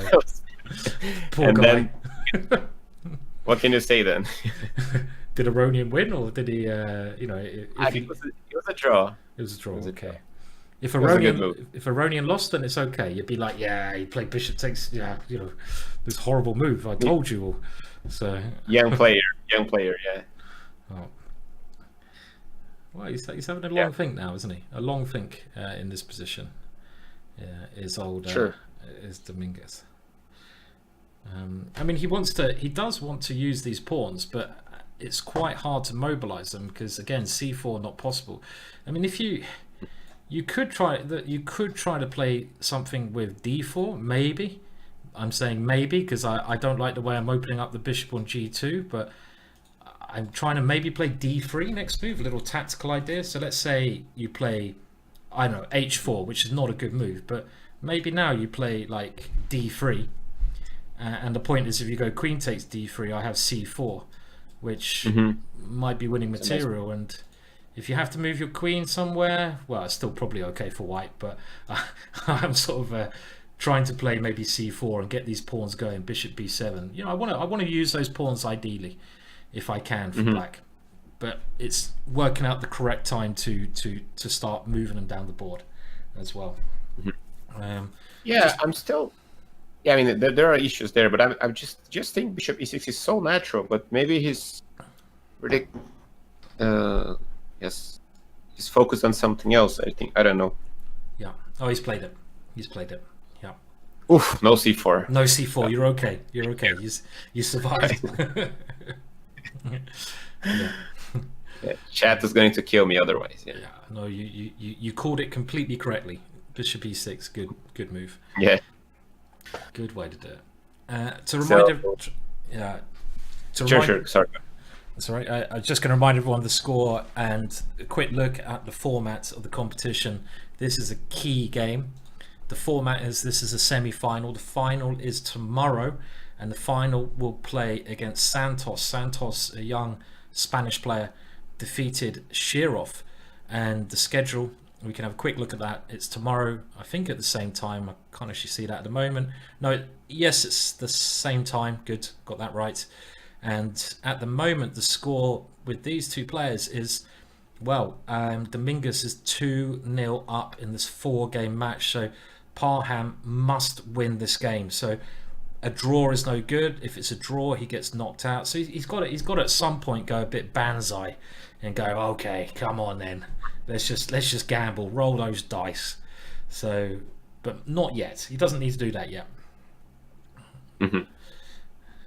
Yeah, I mean, if in case Parham wins this game, then we have this very typical situation that you have in Dominguez's shoes. He has white, he has to make a draw, and we've seen the situation which is very tricky lately because it looks easy, but then you get tense. You want to force the draw, and then you start playing weirdly. So it's interesting to see how a player like him approaches the situation if he needs to draw. But of course, Parham needs to beat him first here, which is a long way to go. Yeah, definitely. Yeah, I mean, it'd be nice that it comes down to the last game and Parham has a chance because Parham, I think, deserves something. He got a bad opening in game one. In the second game, he seemed to play very well. He played very well in the middle game, and then he let Dominguez get this, who kept his cool extremely well, this Alekhine gun going. Yeah. So he has this choice now. So these two moves seem pretty natural, didn't they, to get to this position?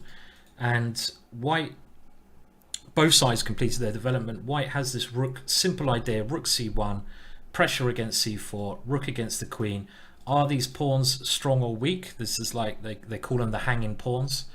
They can be strong if they start mobilizing and moving, but they can also be targets. You can start attacking these pawns. So we'll shortly find out. And another plan, you can go for the old Bobby Fischer plan of playing h4 and even knight g5, just playing an aggressive attack like that, the queen trying to come over to h5. This is the real all-in way of playing. But there's no reason not to play rook c1 for white next. More importantly, what's black going to do here? What is black going to do? Yeah, because as you said, I mean, whenever you play d4, that kind of h4, knight g5 idea is now much stronger because you have bishop e4 joining in the party, and that's one of the Fischer ideas, that bishop e4, queen h5. So, I mean, I still like black pretty much. I'm not sure how to suggest moves here, but visually I still like these pawns, but rook c1 is coming. Yeah, c1 is coming. Yeah. You got to do something about this rook c1 move. What do we play against rook c1? You can see Parham. He's dancing now. He's got a bit. His energy's up. Look at him. He's like, come on, come on.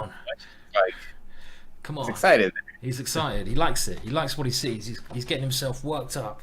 All in. We're gonna do this. So, yeah. And he's ahead of the clock. I think for the first time, maybe. I mean, during opening and middle game, he's usually behind the clock. He is. He has got that extra time. Dominguez just trying to find the right way to deal with this position.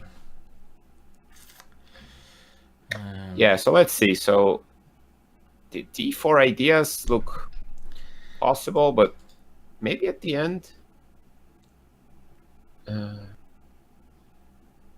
Okay, knight c4 is a move you can make, closing down the kind of closing the file, because you keep an eye on e5, and you want to play a5, the move you mentioned. Maybe something like that. Yeah, sure. It looks like a sensible move in the position. I expect it. Yeah, I mean, this looks very sensible. I mean, I suppose if you do that, I may just play h4 now. Let's try h4, and next move. I mean, if I go knight g5, I have to be very careful. At some point, the black knight doesn't come into d4, but I want to sort of set up some knight g5 ideas to try and attack at the right moment. Very interesting position. All the pieces on the board. Rook b8 being played, by the way, and Dominguez is just saying, "Okay, I'm lining up. I'm getting ready." Rook c1 played immediately. No, knight c4 definitely. I mean, I guess justifying rook b8 also. Yeah, you can also is there an argument for knight a4? Knight a4 is possible, maybe. It is. There's a threat. Yeah. Okay, knight c4 played though. Yeah, more centralized. Okay. Centralize that knight. Yeah. Now, I mean, he has an idea to play knight takes b2 at some no, but then knight c5. Yeah, just probably dubious. Yeah. Yeah, he wants to play a5, a4, just winning b2. So yeah, let's see how is Parham solving this. He needs to do something now, doesn't he? This is getting to a critical stage of the game where, black has a very simple plan: put the pawn on a4 and take on b2. So white has to find a plan to do something about that. I mean, could you go? Oh, he's gone knight. I was going to say knight g5. Me and Parham, we're going to lose together. So, you go way back, yeah. We go all the way back. I mean, this. There's an idea to play knight takes e6 and rook c4. It looks very juicy, I guess. Yeah, this sacrifice. Very nice idea. So let's say this is a bad move. You don't want to make moves in front of your king, but just to demonstrate this idea. I mean, this becomes a weakness now, h6, but now Krikor is saying if you take here and now sacrifice the exchange to gain brilliant control of these light squares, and this kind of position looks very dangerous for black for very small material investment. So yeah, this is a good positive move. He's showing no fear whatsoever. In we go. Maybe queen h5 next as well. Put that in there. Put that in the list. Yeah, that's an idea also. Throw it in there. Throw it in. Yeah, and if you take bishop takes g5, the big issue is not even the king's side, which can be more weaker now, but also c5 is hanging now. That's right. It's kind of hanging, yeah, because b2 is also hanging. Yeah. But that's black's position is not so stable anymore. And it's the kind of position where you always have to watch out for bishop f6, don't you? And this bishop gets to g5. White can always think about this sacrifice. I mean, I'm not saying now, but this is the kind of move which, becomes quite scary if the queen gets to g5 in the right move. Got to watch out for these moves. So he has like 4 minutes. 4 minutes down on the clock. Parham is dancing, so it's getting. Okay, he took something. He took the knight off. Okay. Now I'm assuming he can't really take on e5.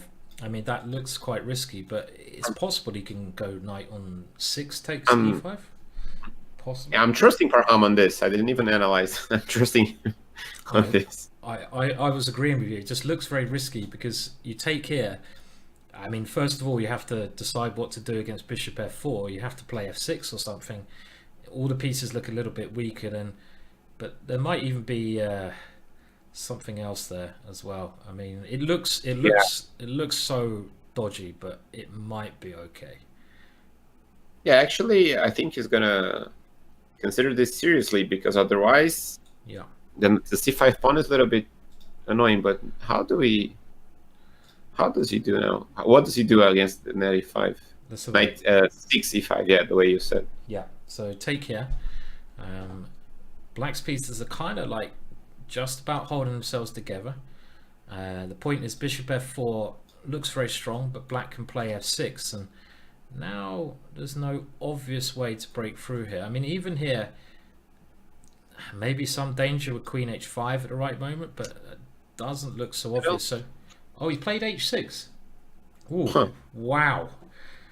That is like saying, come on, take me. Show me what you got. Take me, baby. I mean, I don't think you can take it because white will only have the queen attacking, but it's really asking for it, that move. That is a really brave move, h6, I think.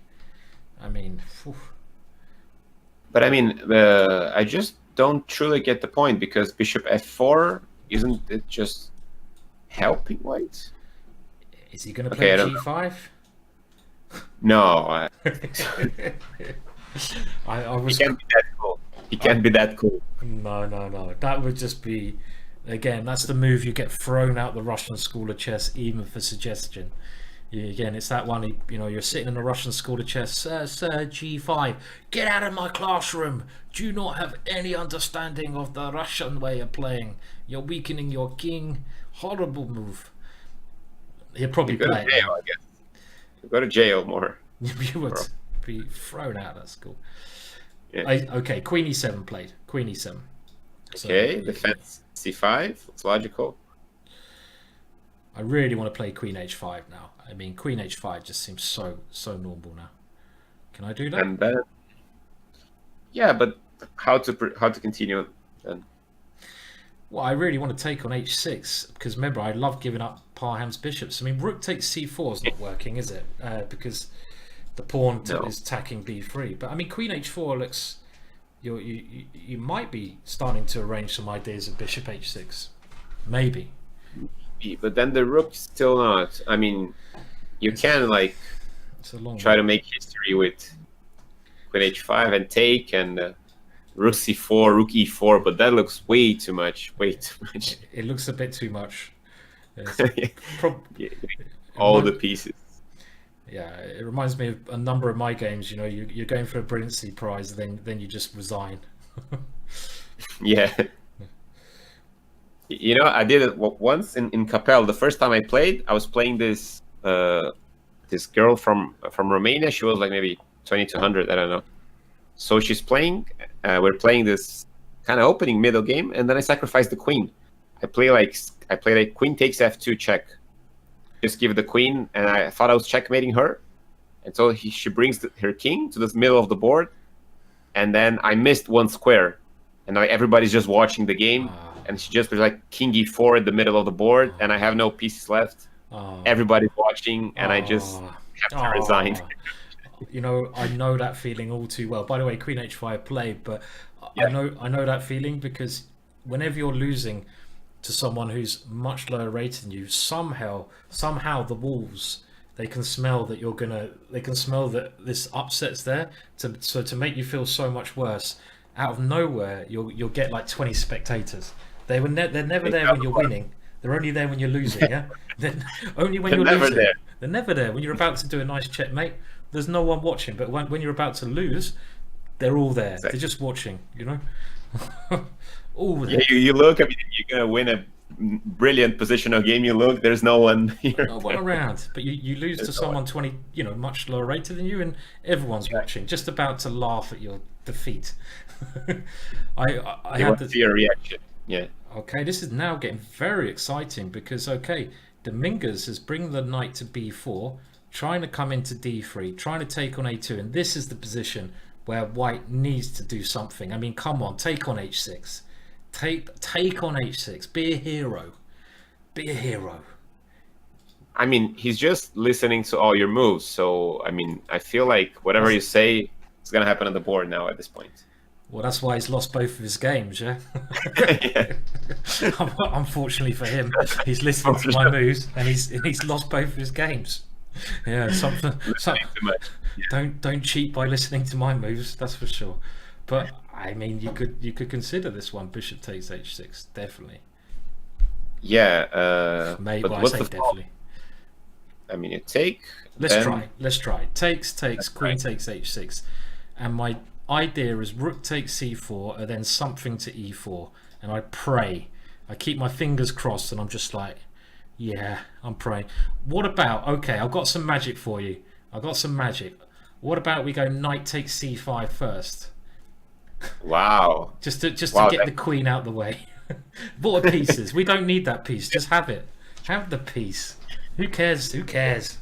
You know. Just let's do what we need, and then just take the piece, because I want to drag the black queen away from g5. And my idea is if queen takes c5, I go bishop takes h6.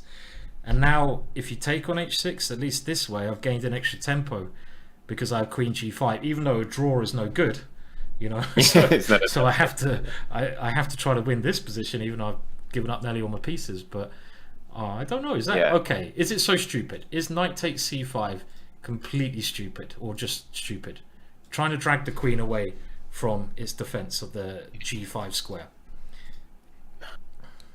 Yeah, it looks a little bit too much. You're being very polite. You're basically thinking, who is this idiot I'm commentating with? Oh, he played a move. He played a move. Not this one. But boo. Rook c3. Okay. Very calm move. Yeah. Okay. Oh, he wants to. He wants to what? Rook f3 or something. Does he want to go g4 and swing it over? You know, I don't know. Wow. You know, and then he's getting really ready to take on h6. Yeah, because I mean, knight a2 is in the air here. Knight to where? I mean, yeah, knight it takes a2. I mean, for black, yeah. Aha. Okay. Yeah. Of course. Well, let's have a look. Because if yeah, black, sure. If black plays knight takes a2, now, oh, you think rook f3 because the rook can try to get to f6, yeah? Maybe it looks completely mental. Yeah. Because at this point, there's no way back, right? You have to go all in. There's no way back. You can't go backwards now. Yeah. And the point of this rook f3 is you want to go bishop takes h6, or then rook f6, which might actually be winning. So let's say knight b4, bishop h6. You take it, which is probably a mistake. Rook f6, and now I believe that white is winning with something taking here and that king being in such a bad position. We've got another piece into the attack. He's 5 minutes up on the clock. It's not so silly. Okay, he didn't go for it. He went for d4 instead, and now rook f3, getting ready, and now bishop d5.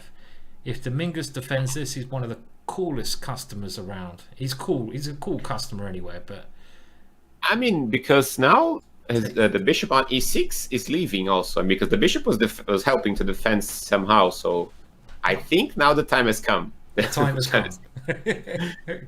Bishop h6. Oh, he's gone e6. Whoa. Wow. Bishop takes f3. Bishop takes f3. He's playing but that doesn't checkmate anyone. There's no checkmate now.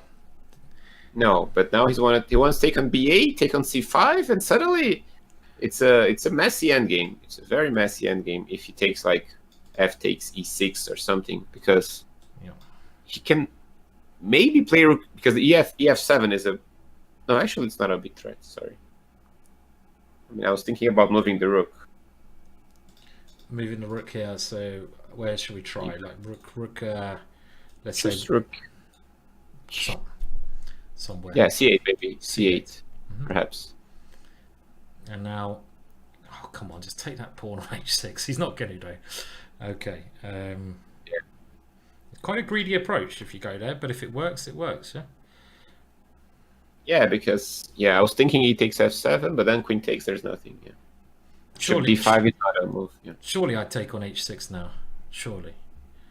Now, finally. Finally. I'm just gonna recommend it every single move until he plays it. And if he doesn't play it, I don't want to speak to him ever again. So this I I always play he has to. It probably has to. And if pawn takes, queen takes, the point now is you're trying to get your rook into e6, and it's other ideas again of coming and using the e4 square. It's I mean, we're running out of pieces, which is a problem. You have to be careful about that too. But it is running. He's a rook down in this position. What's he going to play? That's life. Okay, that's life. Yeah. It's life. Just get on with things. Yeah. He's got 3 minutes left, so very exciting position. Parham, whatever the result of this game, is totally going for it. He's really throwing everything at Dominguez, which he pretty much has every game. Really good style of chess. I really appreciate Parham's aggressive, attacking way of. It's exciting to watch. Really exciting to watch. And now, after this move, bishop takes f3. Dominguez has 2.5 minutes plus 10 seconds to move to work out the correct approach. And also he doesn't. I thought he had a pawn down for some reason. He doesn't have a pawn down, so maybe if he really takes the rook on b8 somehow and takes c5, he can play an endgame, which is here b6. He played very cool. Yeah. This makes a lot of sense because now the rook can defend. Across. So if I try the same sacrifice, I don't think it's going to work now. I have to play it again because I'm playing it every move. But now the rook comes and defends. So the extra defensive piece is very good. So rook b6, good move, yeah. Yeah, because now c5 is hanging, but I mean I don't know if white has time to be collecting pawns here. But maybe knight c5. I don't know. I don't know. Everything is hanging there, but maybe. He controls knight d3, which is also very annoying. And b2, a2, I don't care, of course. No. At all.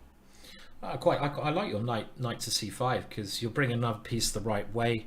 You're now stopping this rook connecting with the king side because you're defending e6. I mean, it's key to stop the black rook coming across to defend, and you might even be renewing the idea of bishop takes h6, which is trying to open up black's king there. I like it.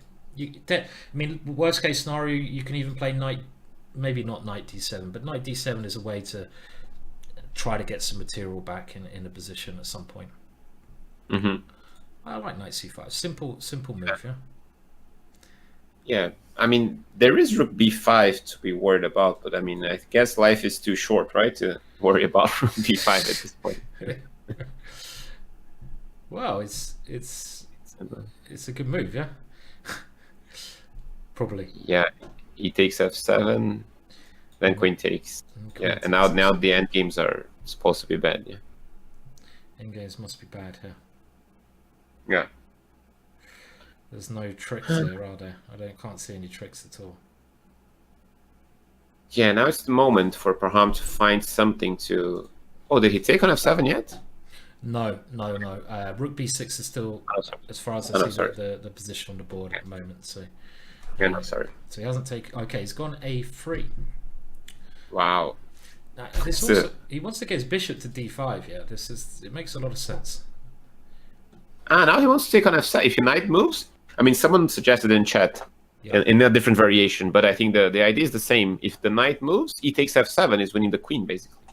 Okay, so let's say you go knight d3, which looks like the most tempting, hitting the rook, hitting the bishop.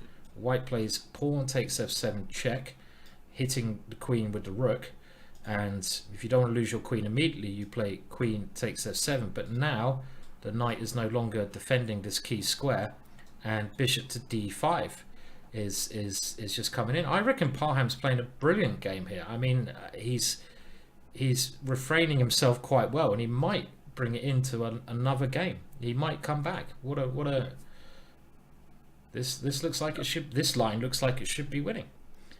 Even here, knight takes e1. What's happening? You know. Exactly. We don't have. I mean, then it's still messy. Definitely, it's still messy. Still You messy. take and take on c5, but it's Black's king is not that weak anymore. If you don't have the bishop, so that was something else was played there, but this was not so clear actually. I guess.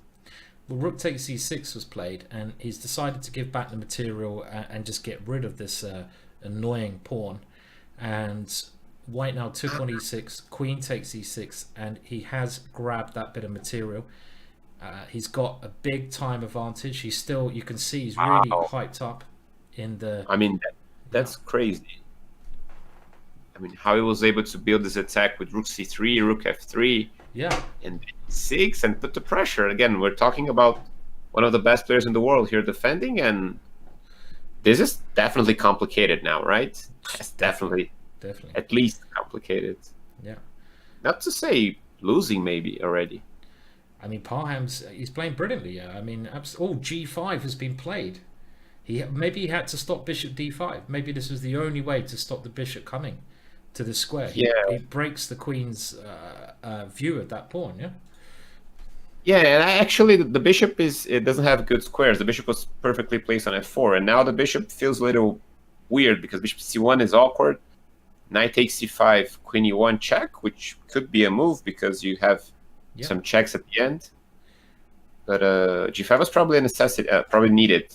I mean, it was forced actually.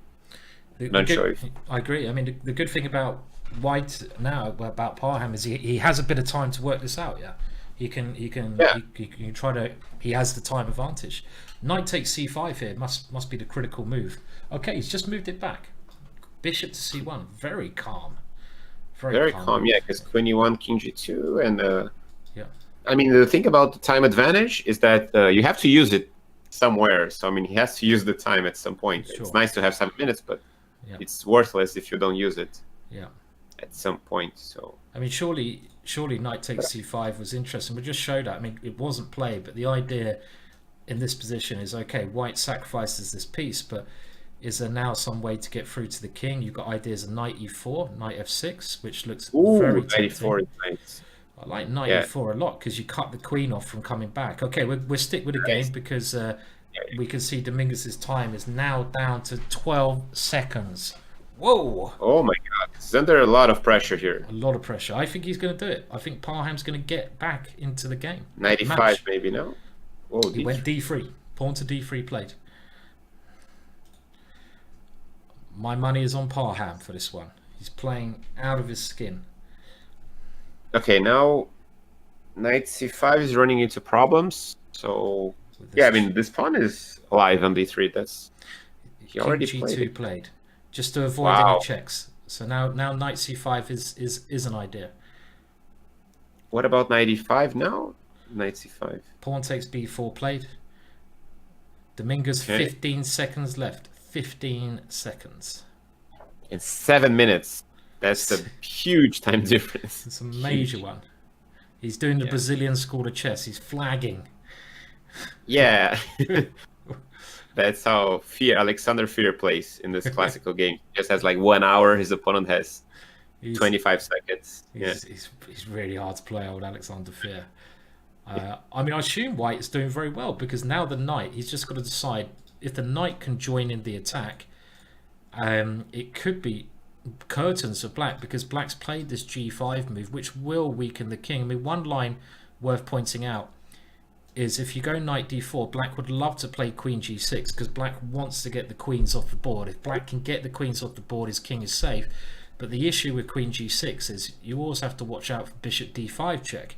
And in this position, after bishop takes c4, I mean, it's just game over. White has 3 pieces for the rook, and the d pawn, I think, is quite easy to stop. Even if you can win back, well, you can't win back 1 piece, but even if you could, the 2 bishops will win. So it feels to me that white is probably winning here somehow. He just needs to think, do you try to get the knight to e4 and do it this way, or do you try to get the knight to f5? Which way do you go? So he should use his time here, as you mentioned. Find the right way to play, Yeah, I mean, of course that endgame was was crushing for white, but still, I'm not so optimistic actually here. Maybe I think the D pawn could be annoying actually. Okay, knight c4, queen f6 maybe, but maybe knight c5 is very strong. Yeah. Knight c5. Okay. Yeah.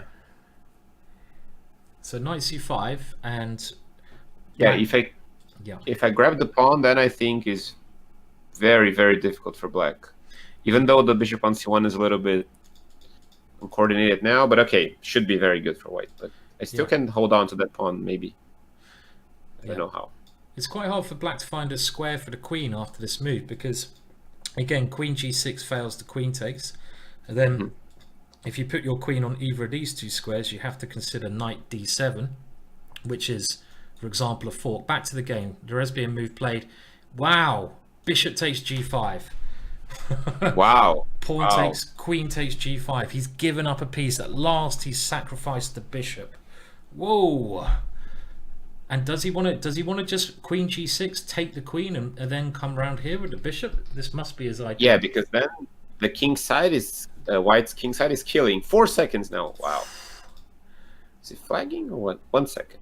1 second. Loads of time. Wow. Yeah. So again, the idea, queen g6, take it, bishop d5, winning a piece. Amazing. And remember, white can't draw because at the moment, Dominguez is 2-0 up in the match. Parham must win this game. Very, very tense. Can he win this one? So he can't do, for example, check, check, and agree a draw because he loses the match. He must try.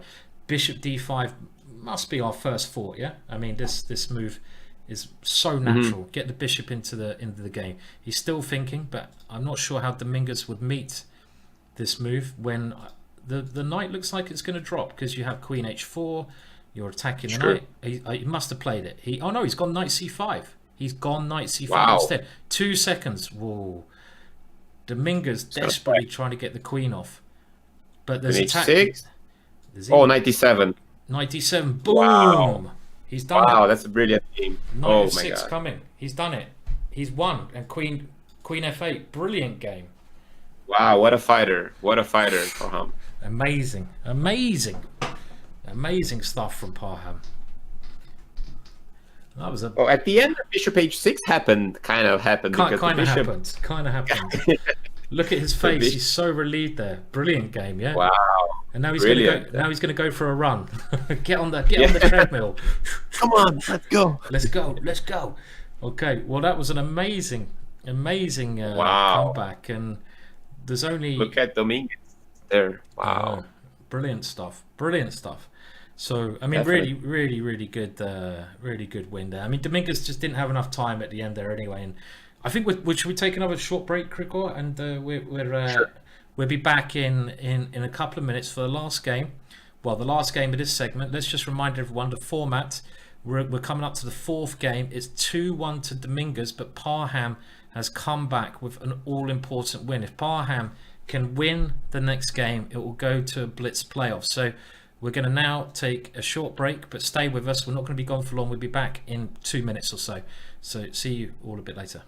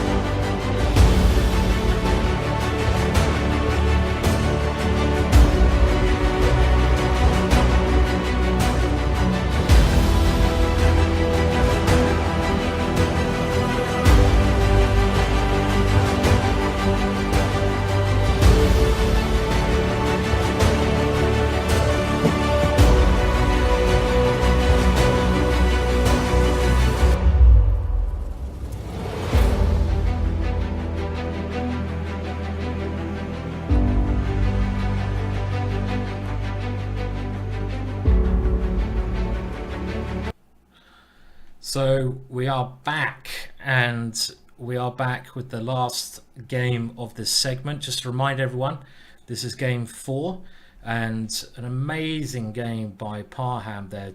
A really beautiful attacking game, and he needs to win the next one as well to level the match. And you can see just how happy he is with that win. Let's go back to the player cam there. You know, he really deserved that win. He played. That was the best game of the match I've seen over the last 2 days, and he got a bit unlucky in some of the other games, but he keeps throwing his pieces at his opponent's king. Now he has the black pieces, though. This is not going to be easy, is it? Not going to be easy.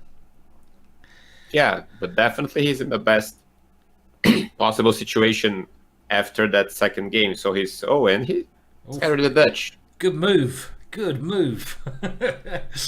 You like the Dutch? I love the Dutch. Nice. I'm Mr. Dutch, and I'm very interested to see what opening Parham is going to play here. Normally, in must-win situations, a lot of players like Hikaru often plays the Leningrad Dutch, where you put the pawn on g6 and the bishop on g7. The Leningrad Dutch, Hikaru used, I think, in the last round of the American Championships once to win it in a must-win situation. So this is the typical way to play, and you try to get like a King's Indian defense by eventually playing e5, but you've got a pawn on f5 already. I mean, the way I play this, I go, okay, he's gone g6 to be expected there. So yeah, and now knights we're free. Normal stuff. So yeah, as you said, it's a tense situation, but it's more, I mean, of course it's more difficult to Parham, but it's more tense to Dominguez because he just lost a game, and he has that dilemma of playing white. In a game, you must make a draw, and I mean, usually you don't play to make a draw with white, so of course it's better to need a draw than to need a win, but it's a tricky situation. Let's see how he plays, how he handles, and Parham is very excited, definitely, because he played a very nice game 2, and then things got out of control.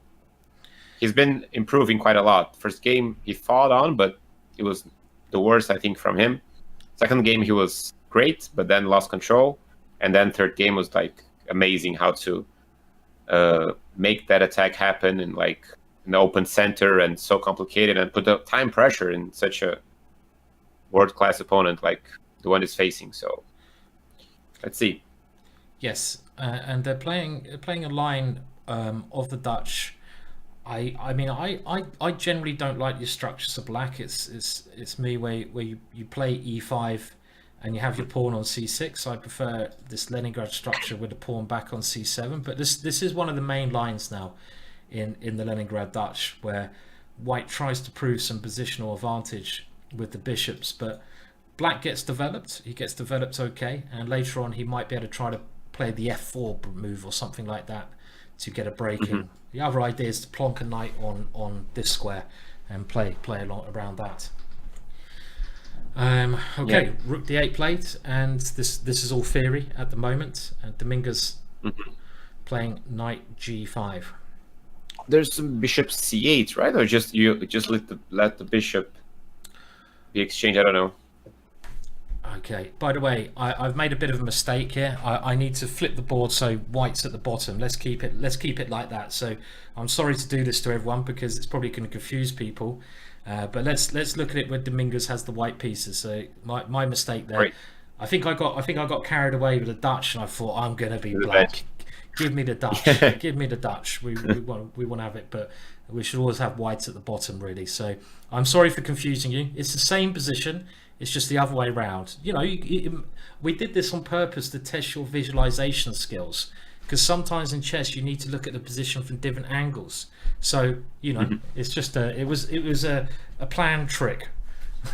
So maybe I've seen some players here do that in over the board tournaments. Like they playing, and then they make a move and they go for a walk, and then they stay right behind their opponent, which is very annoying. Right? Really Watching the game from their perspective, but like just right next to them. I hate that. I hate that when my opponent is literally on my shoulder and he's looking at the board like, what the hell? And I'm like, what are you doing? Just get away from me, you know? Sort of. Like, what do you want? Yeah, what do you want? I'll go from move 1 again so you can see how it looks like from white plate, the white side. just so you can sort of accustom yourself to the opening moves from the other perspective. But this is all pretty much theory.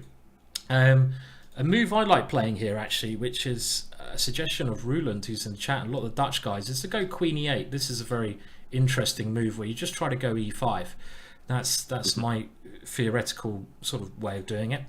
But he goes C6, which is the so-called move, the main line. But one thing I found is in the structure that we get here, after we have this exchange on E6, the D6 pawn's now a bit weak, so I prefer my pawn being on C7, but this is the main line. And we'll go back to the current position with now white being able to grab the bishop pair. This is going to be really hard for black to win this game, I feel, because white must be happy with the opening. Quite a solid actual opening after all this one, you know. Okay, yeah. There's lots of pieces on the board still. So yeah, sure, yeah, but I mean, whenever white takes on E6, black's coming with knight C5, knight E4, and he gets the E file, some play on E file. So yeah, I think it's a interesting play here. Yeah, as you said, it's a great option to run away from theoretical lines and keeps the pressure on, keeps the pieces. I get your point also that E5 is not the best style of play you like in this position because it exchanges a little bit, right? Exchanges a pawn, opens up some lines. But okay, we're still having a game here. Yeah, definitely. I mean, black's got all his pieces developed, and you're right. The E4 square could be a key piece, couldn't it, for a black? You know, if black gets a knight into that square, you can start unleashing your bishop on G7, and tactics can jump into life from that position. So yeah, and just remind everyone, Dominguez is white. You can see from the score, he's on 2 points against Parham's 1. The last game, if Parham wins this, it goes to a playoff blitz section. Yeah. What's okay? We're talking about annoying opponents. What's the most What's the most annoying? You don't have to say their name, but what's the most annoying thing you've ever encountered at the board? Can you think of any? Like, someone being really annoying during the game? Yeah, during the game. Yeah, that's a good question. Gotta think about one. Don't remember now. Nothing really that calls out, I think. What about you? Do you remember? I've had a couple. I mean, I think there's always annoying opponents over the board, and I don't like it when someone gets too close to you when you're thinking. You know, they're right near you, like you just mentioned. I find that really frustrating. I don't like it when people like eat a lot at the board. I mean, I remember playing some guy, and he brought in a kebab, to the board, and it was a greasy kebab, and it was like meat, and it was dripping, and he didn't have a knife and fork, and it was all over his hands, and they move a piece, and I'm like, come on, man. What is you were hungry. You were hungry. You're jealous of the kebab. I'm hungry, but also I'm thinking you're greasing up the pieces, you're getting all your kebab grease all over the pieces. I've got to touch those pieces. I'm going to have to take that queen of yours, but it's a greasy kebab queen now, and no one wants to touch a greasy kebab queen. So you don't take his queen now. I couldn't take his queen. He left his queen on pre, and I didn't want to touch it because it had kebab grease all over it. I'm like, I can't win his queen now. It's not right. So I don't like that when people eat a lot. I don't mind if you eat like something small. Of course, you've got to eat, but there's other things. I don't know, that piss me off. Big lunch there. Have a big lunch there at the table. Yeah, get the steak out or something while you're playing. Yeah, try to remember. Definitely that there have been some issues with someone. I'm trying to recall. I think everyone must have a story of some annoying opponent they played. I mean, it's just every chess player can probably think of some guy. I remember.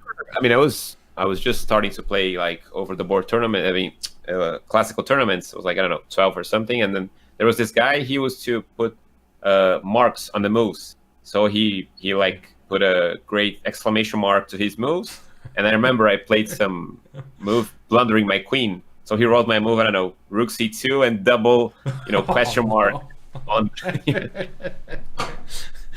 I said, what? Are you serious? You're doing this? Was he like Russian with the red pen? So he's like, bad move. in the Russian school of chess, you get thrown out, big cross next to your move. Yeah. That's quite annoying though, if they're marking your moves as you're playing them, like literally. Yeah, I remember. Question mark, and I blundered the queen, and he took my queen, and I had to. I didn't even want to resign there. Yeah. So I was so pissed off. I didn't want to resign, but I had to. And I was a kid, so he said. I mean, that's annoying, yeah. He was about my feelings. Okay, so we have, I think, one of the experts on the Dutch in the chat, Monkey Chess, Grandmaster Roland from Holland, who's done a great DVD on it. Probably knows this position reasonably well, I would imagine. Queen C2 now played. Well, I suppose D1 is coming. Yeah, just simply Rook D1, and there is this problem with this pawn on D6 here. This is the issue. Yeah, I mean he has to go with maybe Bishop C8, trying to keep the pieces, but then maybe I don't know if it's too much. It's too slow probably. Bishop C8, and then but H6 is not going to be a super pleasant move as well. Could you go King H8 to I'm not saying threaten, but to maybe give yourself the possibility of Bishop to G8 and then H6, maybe? I don't know. Just trying to keep that. But now I take just to be annoying, Now you want to move the bishop, now I take it. Yeah. And then Queen takes, and something like Rook D1, yeah, and White should be happy, I think. Yeah, right. I mean, I just don't like these pawn structures. I find the pawn structures, when I play the Dutch, I want a black pawn on the E file. And these positions, White doesn't have any weaknesses. White's very solid. Black has a weakness, and they should be a little bit better for White, I think. Can we ask about the square scam? Or is that something? Yeah, I'm trying to understand what's he referring to. Okay. Maybe we get some more information. I'm intrigued now. I'm intrigued what the square information now. Yeah. It is something definitely, but I don't know what. Yeah. So he's thinking 16 minutes. Dominguez has 16 minutes as well. Square, of course. Yeah, I get the point. Yeah. It's just some stupid thing I did like 20 years ago. I went to this place that people were playing chess, and I pretend I didn't play chess. I was like 15 or something, and then I beat the guy, and then I just wanted to go away. I mean, I pretend I was a beginner, and I beat him. And then he's like, "Come on, stay for another game." I said, "No, I gotta go." I said, "No, come on, stay." And I'm just leaving. He said, "No, Krikor, stay, come on." So the guy knew me. He knew I was trying to make fun of them. To pretend I was a beginner. Yeah. You were hustling. Trying to hustle. I didn't take any money from them, but I just wanted to get show them. Yeah. The guy knew me. It backfired big time. So I was a little it didn't work. Ashamed there. You were too famous, yeah? Yeah, I wasn't, but I mean, it was a nearby place here, and I thought the guy didn't know me, but he had seen me in some tournament. Yeah, by the way, Bishop C8 played. Bishop C8 played. So, I mean, Bishop C8, now Rook D1 probably. Yeah, Rook D1 looks natural. Is he then going to play H6? This is another way of doing it. Just play H6 now, maybe. Probably, yeah. I mean, if you're a real Dutch player, you'll play G5 next, yeah. But H6, Knight F3, I guess. Then G5. Can you? Oh, I don't like it. Knight D4, and the pawn actually becomes very weak. Yeah, no, center is way too open to start attacking. Yeah, this G5 idea is just never going to work. Never going to work. Yeah, you gotta be more patient. But I mean, H6 I think has to be played. Otherwise, why do you play Bishop C8? Yeah. Yeah, well, he's somewhere. I was thinking about E4, but then just play H6. Yeah, that's just blundering pawn. Yeah. No, that doesn't work. Yeah. It doesn't work. You just play H6. Let's get rid of the knight's defense, yeah. I mean, Rook D1 looks so natural. I mean, I'd be amazed to see any other moves there except for Rook D1 in the position. Okay. Someone suggested an interesting move in the chat. The they suggested maybe putting a rook on e1 like this. I don't know. There's even an argument to put the other rook on e1, so you can try to get both these guys moving. But this one, and then maybe playing e4. I mean, it kind of makes sense because you might want to open the position when your opponent's played a really backwards move. And I suppose the thing is, when black plays h6, can you not put the knight on h3 then? Then you might have to play g5 because now g5. I kind of like g5, yeah. Now g5 is much better, yeah, because the knight Yeah, is just I mean, bad. actually f4 now. Okay, f4 is almost running into checkmate. Queen e3. No, I thought f4. That probably was just looks very weak. blundering. Yeah. Parham will love this kind of position. Yeah, just some dirty tactics going on here. Maybe knight g4 and we just c3 knight is taking also. Yeah. So, but I think knight h3 would always be met, as you say, by this one. So if we go rook e1, let's say h6, and now the knight probably has to come back to f3, because if it comes back to h3, it's just going to be too sidetracked. And now you are maybe getting ready to play this, but you've also got knight h4 as an annoying move as well, yeah. Knight h4 because you can't go g5 because f5 breaks, and you're trying to attack these two pawns here. So this is another way you could play as white. Kind of looks sort of okay. Rook e1. The only thing I'd be worried about is this bishop, and I like rook d1, simple move, but maybe knight c5 here. I don't know. Controlling, and I mean, you're probably not supposed to take it ever on c5, so sure. Maybe knight c5 here. Knight h4, I can try to handle that somehow. I don't know. I hope there's a move here. Maybe you have to go king h7 or something. But... again the king. Again the king. I love moving my king too. Look at Parham. He's practically jumping up and down there, isn't he? He's getting very excited. I think he does that when he has more time on the clock. It's like things are going my way, maybe. Yeah, he likes this. Yeah. Yeah, maybe something like that. I don't know. Yep, that looks sensible. It's quite hard to see this move coming because I don't know, just with the bishop here and stuff, you can't see it happening. I don't know. I mean, this is still very playable. I mean, because if you have to go king h7 now, then I'll certainly. Does that work? Have I worked that out? I'd certainly consider this one because I want to open up lines towards your king. So it's not silly. Rook on fe1 is all right, but I would Sure. I would assume that you just play rook d1 first because it's one of the. I mean, I'm surprised he hasn't done it straight away because you play it, don't you? You play it quickly, put the rook on an open file, get the rook out the bishop, and think a little bit later. You know, you don't need to go crazy, but yeah, I mean, they're thinking quite a lot. I mean, he just spent like 5 minutes on his move, Dominguez in the last move, and the same for Parham. So they're recognizing this as a critical position. But I mean, I agree with you. Just bring the rook over, and he's just. It doesn't seem like a super critical position now. Just no. I love rook d1. I mean, you can't go wrong rook d1 usually. No, it looks very normal. Yeah, but maybe he's just worried about something, or he's a little bit tense with the match situation. I don't know. Hard to say. Some nerves possibly coming in. Yeah, I mean, this guy is very experienced, but yeah, maybe. Yeah, Dominguez is like probably 37 years old, maybe something like that, right? 36, 37, I guess. I would say 37 probably. Probably, yeah. Yeah, and Parham is around 20. Yeah.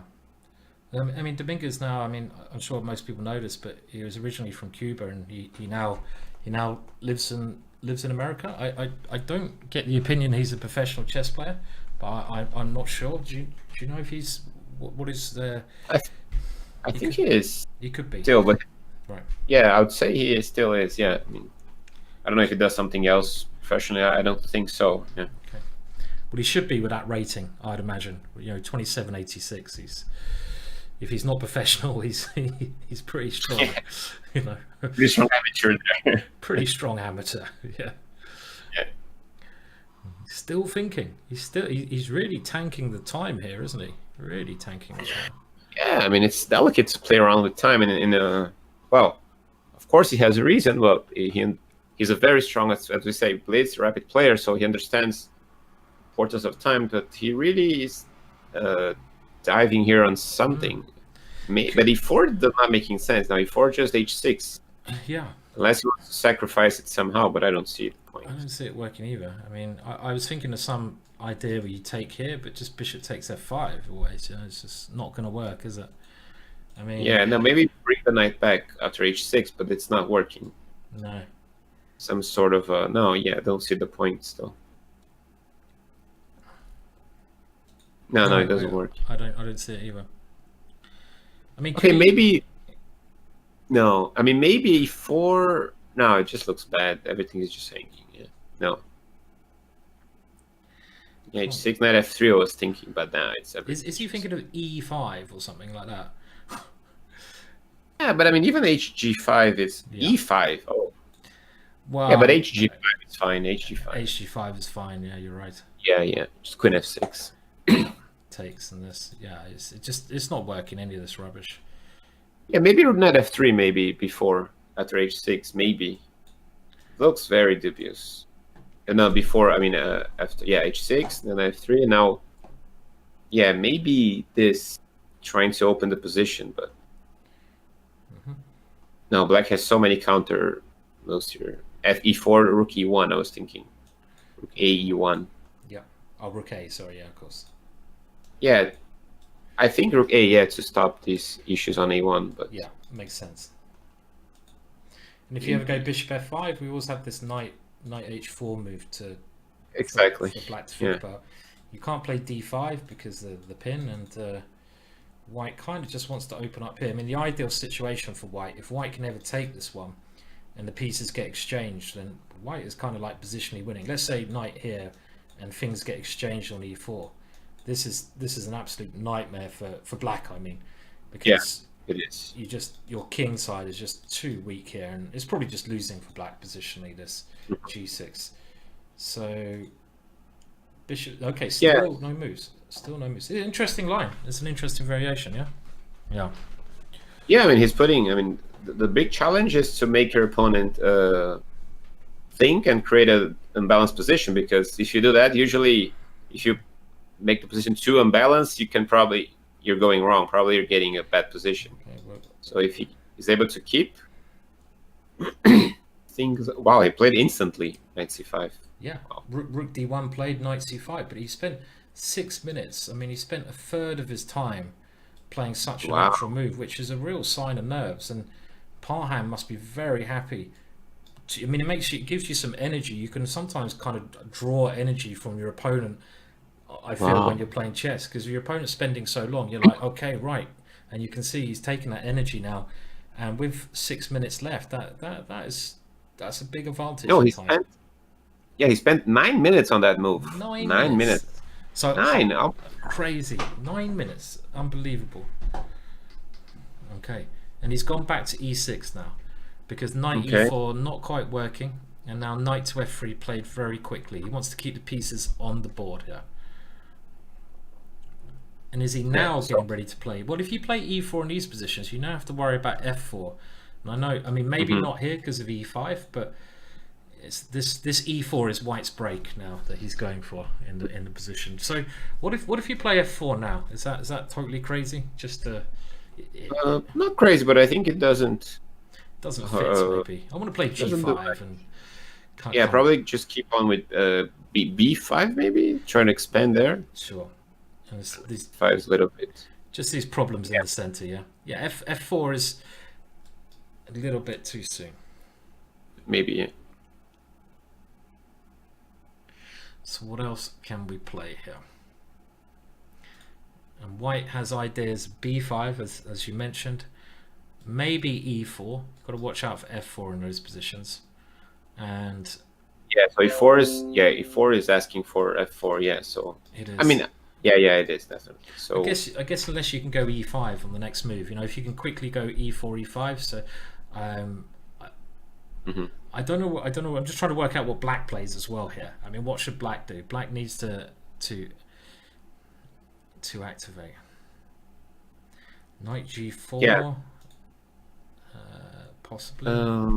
I am trying to find a move because knight f3 is an interesting move because black has like missing a little bit of space there for his pieces. A little bit. The bishop on c8.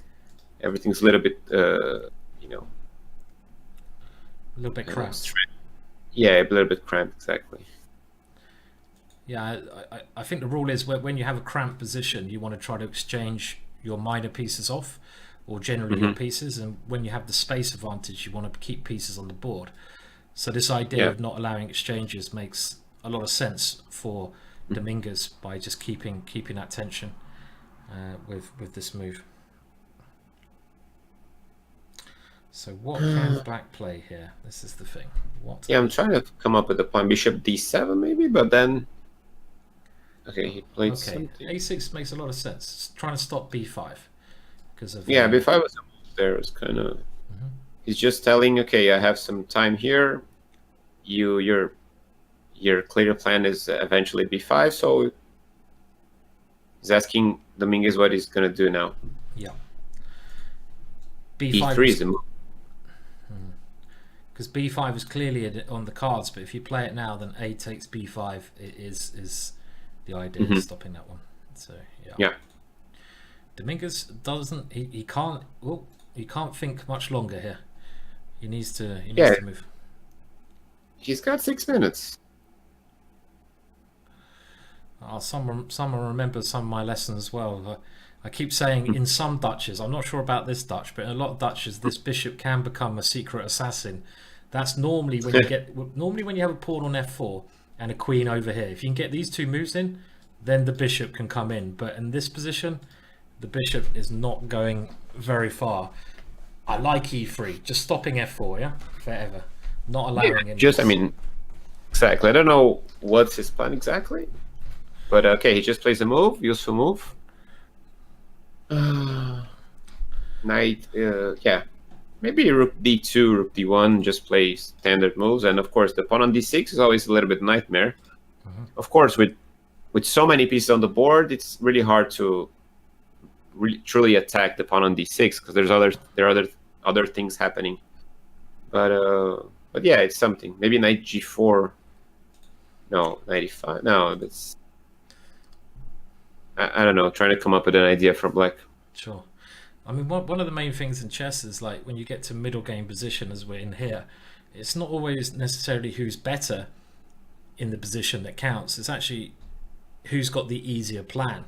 I mean, let's say this position, I expect the computer will say this position is slightly better for white because black has a weakness, but even if it was equal, white has a much easier plan. I mean, as you say, white can just go boom, boom, attack d6, and keep trying to hit that pawn. But on the other hand, black's plan is a lot harder to find, and if you find yourself in a position where you can't find a plan, it's often very unpleasant. So he's lashed out with b5. He's gone for queenside play. Yeah, I mean, I was looking at this move, but I mean, you gotta be worried about c6 at some point here. But he just goes for it. He looks at the camera. He looks at the camera. There is nice. He glances at. I think he's looking at Dominguez camera. Trying to get a tell. Yeah, because I mean, look at this. Yeah. Show your reaction to my great b5 move. Yeah, here I come. Here I come. I mean, the first thing that springs to my mind is, what about knight d4, where you unleash a couple of things against c6 here. Gotta take that. Gotta take that thing. You've got to take that knight definitely before he gets there. And after you take it, now I like to take with a pawn because I might have some pressure here. And this might be all right for black because black just takes on c4, and if I take on c6, I guess you play bishop b7. Yeah. Yeah, I mean, if I get to play d5 next, I mean, positionally, I'm just killing here. But probably white has time to take himself on d7 and play d5. But even then, if black plays d5, then black is just probably just brilliant. But here, have to reevaluate now. Yeah. This is very possible, this kind of thing. Yeah, it looks unbalanced anyway. 4 minutes. 4 minutes left. Wow. 4 minutes. 4 Wow. knights. He's got, okay, so he's played it more positionally. He's defending c4. Wow, 92. Nice idea. He wants to get a knight to d4, and he doesn't want to get a pawn there ever. He wants to make sure this knight travels towards the c6 square. I feel that black could be a little bit overextended on the queen side personally. I mean, it's a very risky way to play. It is, yeah, but maybe should b7 now, probably. He's played it, yeah. Logical. No, I mean, he has 94 whenever knight d4 comes, so yeah, it's probably he's playing risky, but he's making Dominguez thing. I don't know if it was the moment to play b5, but maybe there was not anything else. Bishop b2 he plays, which is nice because now he can think about taking on b5 without worrying about the bishop on a3 hanging. c5. Whoa. c5. Oh, how do you play that? Spending, I don't know, 15 seconds.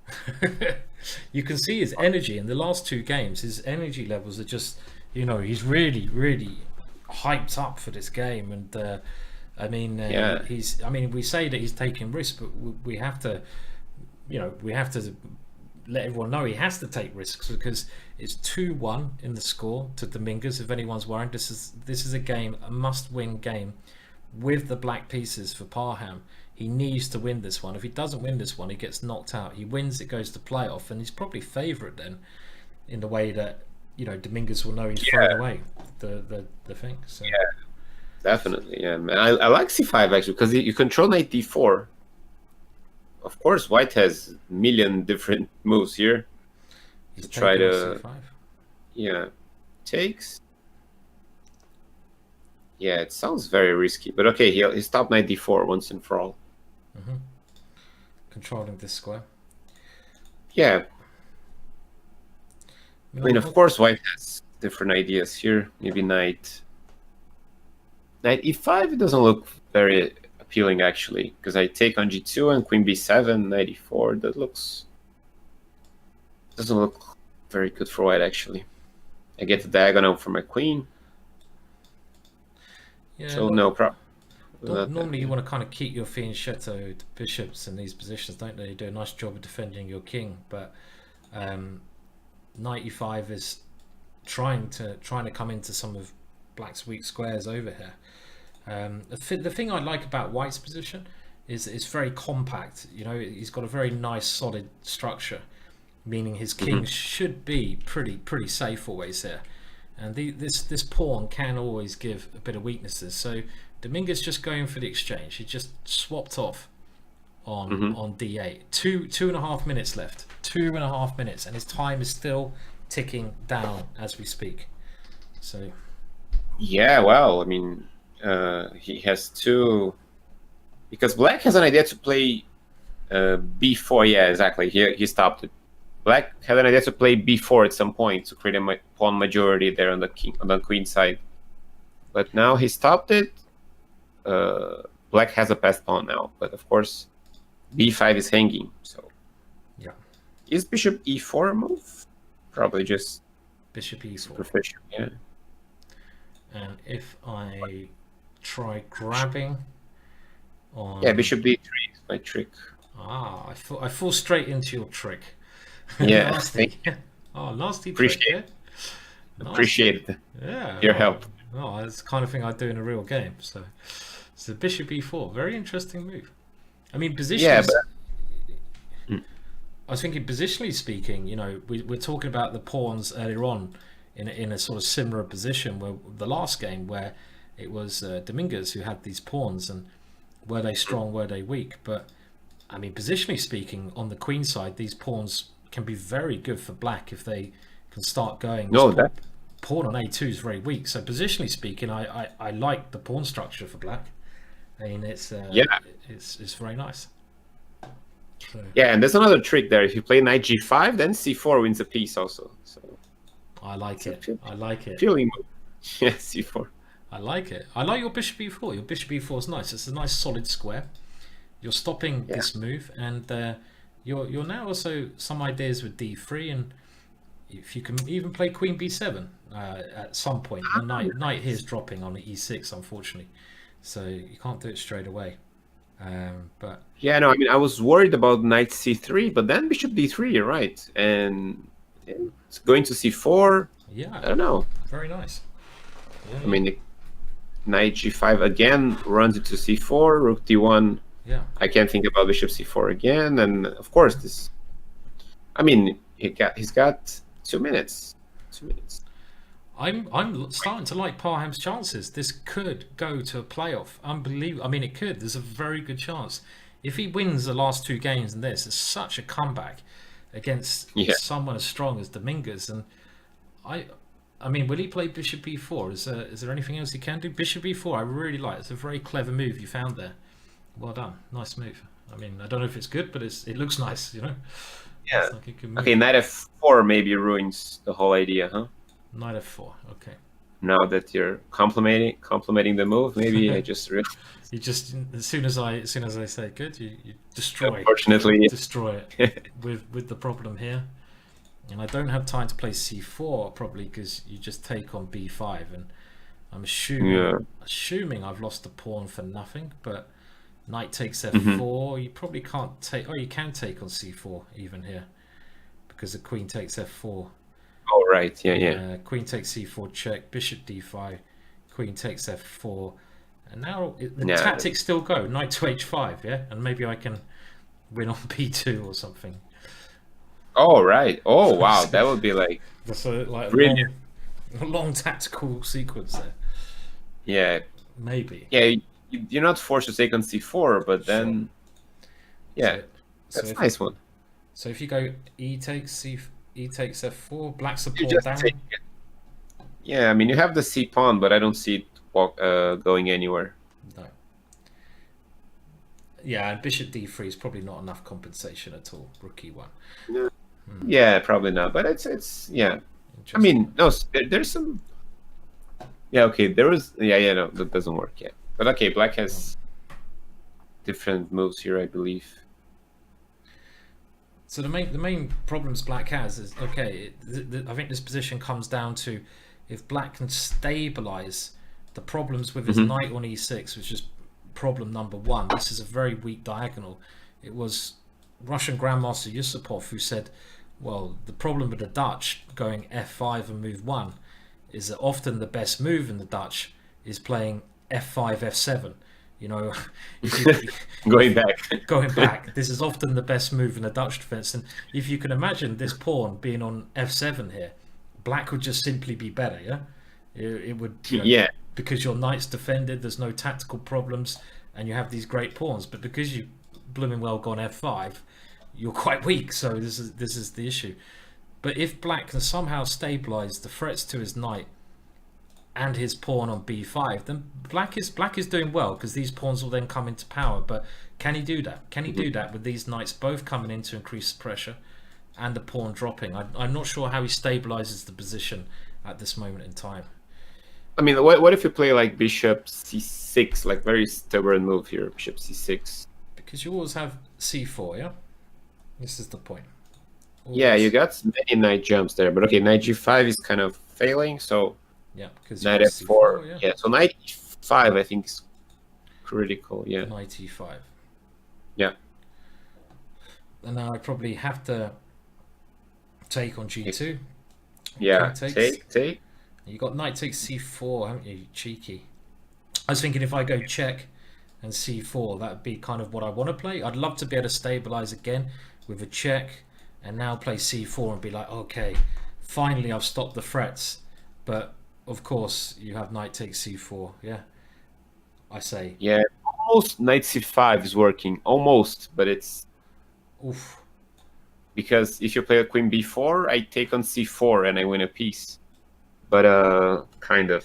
No, probably doesn't work. But you had knight d6 check there. Knight v7. There's a lot of tactics here, aren't there? Yeah. I mean, the tactics are everywhere. I mean, even this position. I mean, check. Okay, this is bad, yeah. This is clearly bad. Yeah. Okay, there had some moves there. We have some moves. Okay, so we have queen e8. And this is wow. Defending here And now, well, c4 is the idea. So a4 played, giving up a pawn, not giving up a pawn because you win the piece. What's happening? Pawn takes a4, queen takes b7 anyway, rook to b8. Wow, that's insane. He just gave a piece. Of course, he's taking on b2 back, but that's brave. It's very brave. I mean, he's going to be a pawn up. Of course, white has many moves, and there's the diagonal there. There's the f5, f7 move that would be brilliant now. Yes, moving that pawn back. Get the pawn back to the Yeah, this would be even better because now I don't have the bishop anymore. Yeah. The light squared bishop. So... Wow. I mean, time-wise, 1 minute 40. Black is now... Well, black is a pawn up. At the end of the day, black has an extra pawn because you're going to take on b2. I mean... yeah, everything it's very shaky, but yeah. Knight c3. Trying to win the pawn back. Yeah. Pawn is a pawn. Black needs to win this game to stay in the competition. Must win. Can he do it? 1 minute 51 left. Yeah, but a4 is just hanging now, yeah. a4 is a real problem. Okay, there's a knight e4 maybe? Okay, so let's have a look. So we go knight e4, trying to activate. And now let's say I walk into this with knight takes a4. Then rook a2, you probably have a trick somewhere. I have no tricks. No, I have nothing here. I don't think. Yeah. This it's very shaky, but just probably working. Yeah. Queen a4 was mentioned, but then I take the queens and try to keep some activity there. Of course, it's nothing, but no, actually, yeah, rook a2 at the end. Well, if anyone's pushing in this position, I would have thought it must be black because this pawn's more dangerous.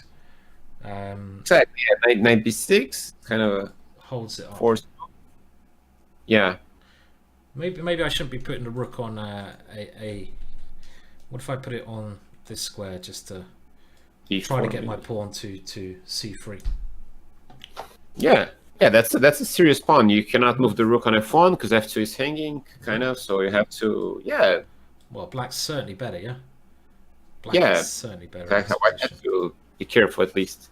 Yeah. A little bit careful at least. Yeah. Okay, so back to the game. Knight c3 played. Knight e4 is a really serious candidate here to try and liquidate the position a bit. And Knight e4 has the bonus that it blocks out white's bishop, it opens up black's bishop, so it's also positionally quite an interesting idea. Someone's saying rook b4 traps the knight in that last line. Let's have a look. Right. It's right. It is trapping the knight. Yeah. You have a very good point. Rather than rook c2 and just push the pawn. Yeah. This move is well spotted. Yeah, that. Are we actually winning the knight? I think we're just winning. Game over. You can't go rook a1. Yeah. And the knight. This is game over. So knight e4. Knight e4 is starting to look very strong. Let's go back to the game.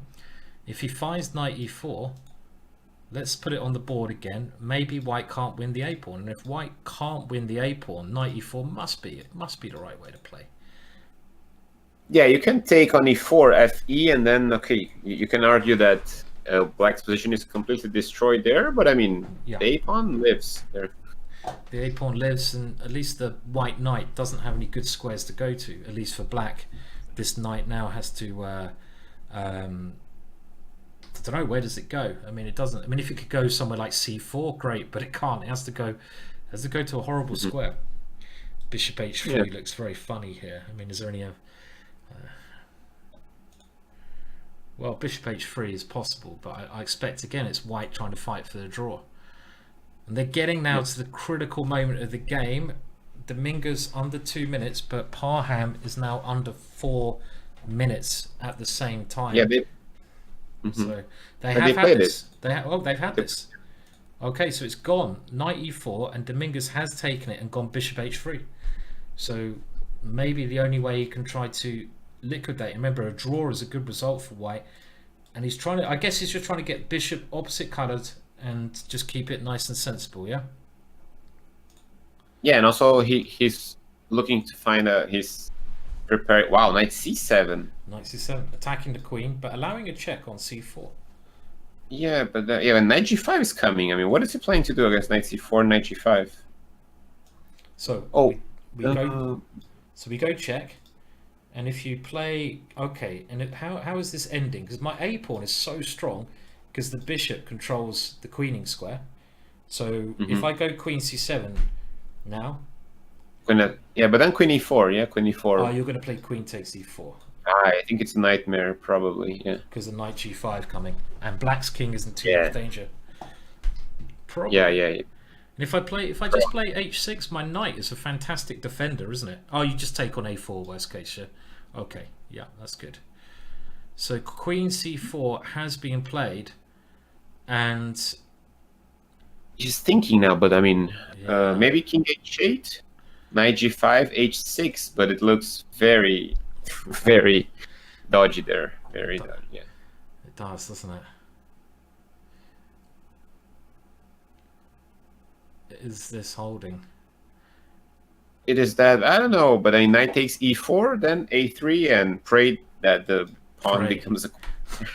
Yeah, I mean, this is certainly prey. Knight takes e4, and you've got this one little guy that you're relying on. Just get down the board. Get down the board.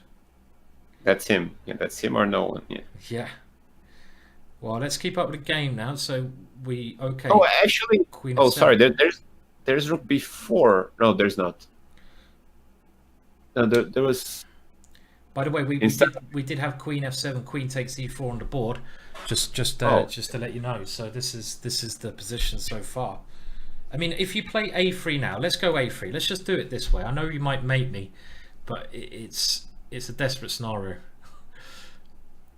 Black needs to win. So what if he tries a3? And if knight g5, I just try to defend. Somehow I say that and I'm like, ugh. Queen e8. Queen e8. Oh, I don't like it, but yeah. Oh, so many weaknesses. But if I defend, my a pawn might queen. This is it. So black is just playing for queening the a pawn. No, but queen c4 or something. Queen c4, at least a draw. And yeah. No. This is the other problem. If white ever gets a chance to do a perpetual check, even if he's winning, which he is probably with this move immediately, yeah, this is not good. So, well, he's gone a3. He has played a3. This is on the board. They're both for a short time. What's he going to do after knight g5? Does he have something amazing there? I don't see.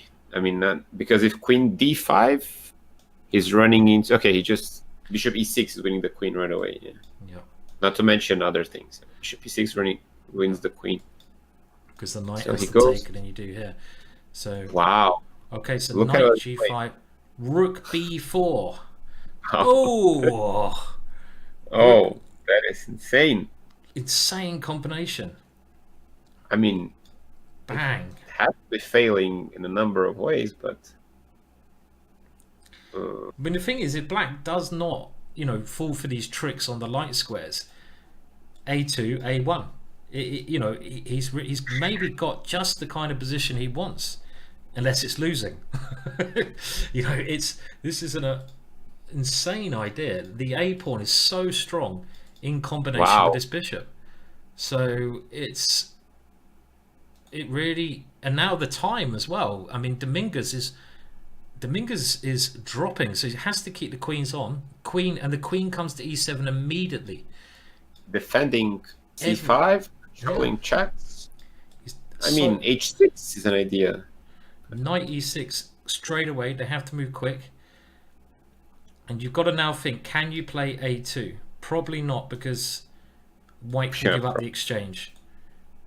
Yeah, and also have queen a8 check at the end, at least. Yeah. To pick up this. So if we go a2 now, this is going to be very good for white. Knight takes c7. And if we queen, well, we can take here. And in this position, it's white's move. White has many good moves, but check and take here. You do lose the rook knight there, but look how weak the king is. This can't be good. So back to the game. Knight to e8 played. Knight Holding to on. Yeah. holding on, and he just wants two moves, or maybe he wants to go like a2, rook b1. I don't know. He's got this really exciting finish. 30 seconds for Dominguez. 30 seconds left. Yeah, I feel like you can consider taking the bishop on g7, because then the a pawn is not that strong anymore, and I mean you don't need to get desperate in controlling that pawn maybe. But he's looking for something more. He's at 10 seconds. He's got 10 seconds left. He's got 10 seconds. 8, 7, 6. Could he lose some time? 5. Ooh. Queen a6, controlling the solid move. Bishop b2, straight away. Oh my god. 12 seconds again, 10 seconds. Oh, I mean, this is just... I would not like to be in Dominguez's shoes, even if he's got a great position. If he keeps his cool here, he is one of the coolest chess players. What a match this is, though. What a match. Both players fighting so much here. 14 seconds. Yeah, this still looks horrible from black, but I mean, a2 is in the air now. I mean, the queen is kind of defending there. Has to be defending there, so the queen can't move much. But I really don't see a move for black. The rook on b4 is... Now he did an amazing job in the last few moves, but what now? Well, he keeps finding these ideas, doesn't he, Parham? I mean, whenever we write him off, he suddenly plays this other move, and it's like, hang on a minute, he's still in the game. He's done this throughout the match, and he has I mean, unless he plays c4 now and c3, and then there's nothing for white, and he just makes a queen with the c pawn. That would be insane. Well, maybe you just play it and pray. Yeah, you have to try something. Play and pray. But then knight f4 is coming. I mean, the black's king is like... Black's king is weak. So helpless. I agree it's weak. But you are defending the dark squares, unless you put your pawn on c3. but which is probably how I'd lose. But they're both getting down to the last bit of time. 15 seconds for white. And now 25 seconds. Look at their faces. Total concentration. This is what chess is all about. These kind of finishes. Isn't it? These kind of excitement. Look at them. Okay, he's trying to go for the ending. He's trying to get the queens off. It's going to be a blitz finish. That's a great move, queen b7. Get rid of the queens, because the black king's weak, yeah? You get rid of the queens. And maybe the queens have to come off now. Seconds. I was going to flag. Oh, is he lost on time? Oh, my God. Oh, he's lost on time. No way. Whoa. And oh, my God. Look at their body language. Parham cracking up. And oh my God, he just left. Oh, he just left. Wow. What a finish. Oh, dear. No way like there. Queen b7. Oh, that was insane. He was playing around with the clock too much. He was playing around with the clock. Yeah, he's just in shock there, yeah. Parham comes back. What a finish. Such a bitter way for Dominguez to lose this game. And now 2-2. Now he has to... start from ground zero. Unbelievable. What a comeback from Parham. Unbelievable. Oh, unbelievable. I'm kind of speechless after that, because you don't expect these players to lose on time when they're getting 10-second increments, but he just forgot for a moment about the clock, and it seemed like he was playing a very nice positional game. He was keeping it under control, but all credit to Parham. He just kept the pressure on. Those reactions at the end were pretty amazing. Now, I don't know. The moves he found there, I mean, the position was King's position was completely destroyed there. So it's really hard to find moves without getting checkmated or anything. Yeah, I know. It's amazing. Wow.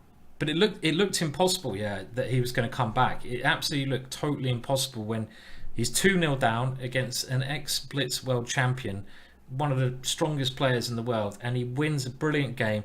And then he comes back. So, okay, so I think we're going to just take a very short break here just to recompose. So we've got a couple of minutes and we'll be back again. Let's just remind everyone, it now goes to Blitz, the tiebreaker, and the format now is going to be 2 games, just like yesterday, of 5 minutes plus 3 seconds a move, and then an Armageddon if it's still drawn after that. So we'll be back with you very shortly.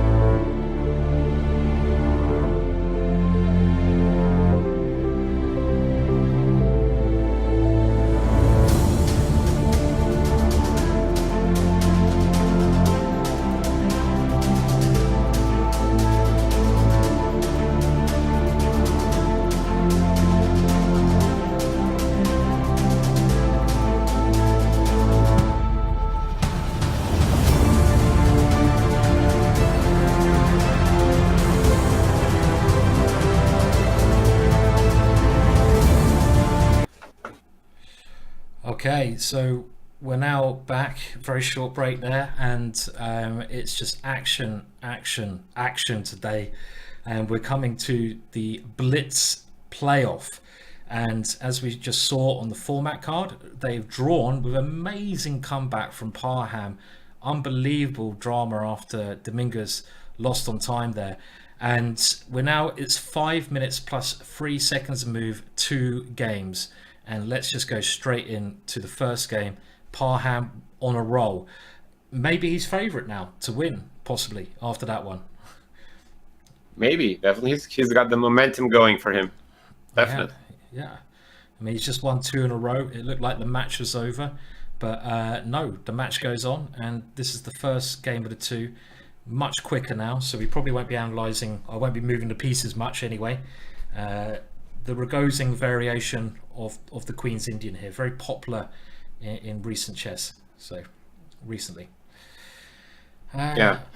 Very solid there. Let's see how Parham reacts. He has to play. I'm sure he's going to find some creative way to fight against it. It's going for a very solid line. Take. Okay, Queen B3. That's very concrete. Yeah. I think play now DC5, if I'm not wrong.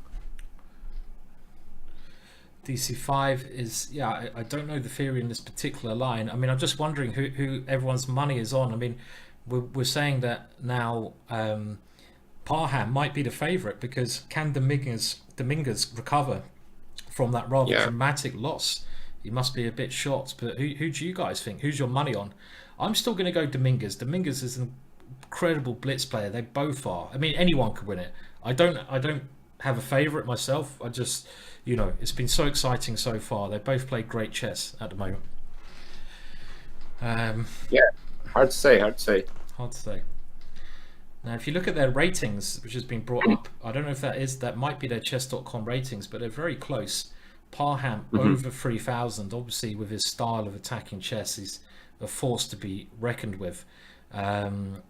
Anything's still possible. Knight A6 and Black playing in typical fashion here. Looks like Parham's trying to remember his theory. This is the kind of position as white you want to know your theory, yeah? Because if you forget your theory here, you're not castled yet. You want to sort of you don't want to mess up as white here theoretically. It's a little bit dangerous for white unless you play the correct moves. I mean, E3 looks very, very normal. Yeah, I was trying to remember. Maybe the CD, that was the main line, and I think instead of Knight A6, Black takes on C3 usually. Okay. I think Magnus played this against someone in this last event as white. Maybe I'm mixing the lines, but okay, Knight A6, I'm not so sure because now E3, he has to take on C3 now, maybe. Right. Yeah. And then try to take on C5 to get the pawn back. Yeah. Yeah, which actually looks very solid for Black. Yeah. Yeah. Gotta take with the queen, I guess. I mean, it's Parham the way he's playing. You never know. Of course, he's taking with a pawn.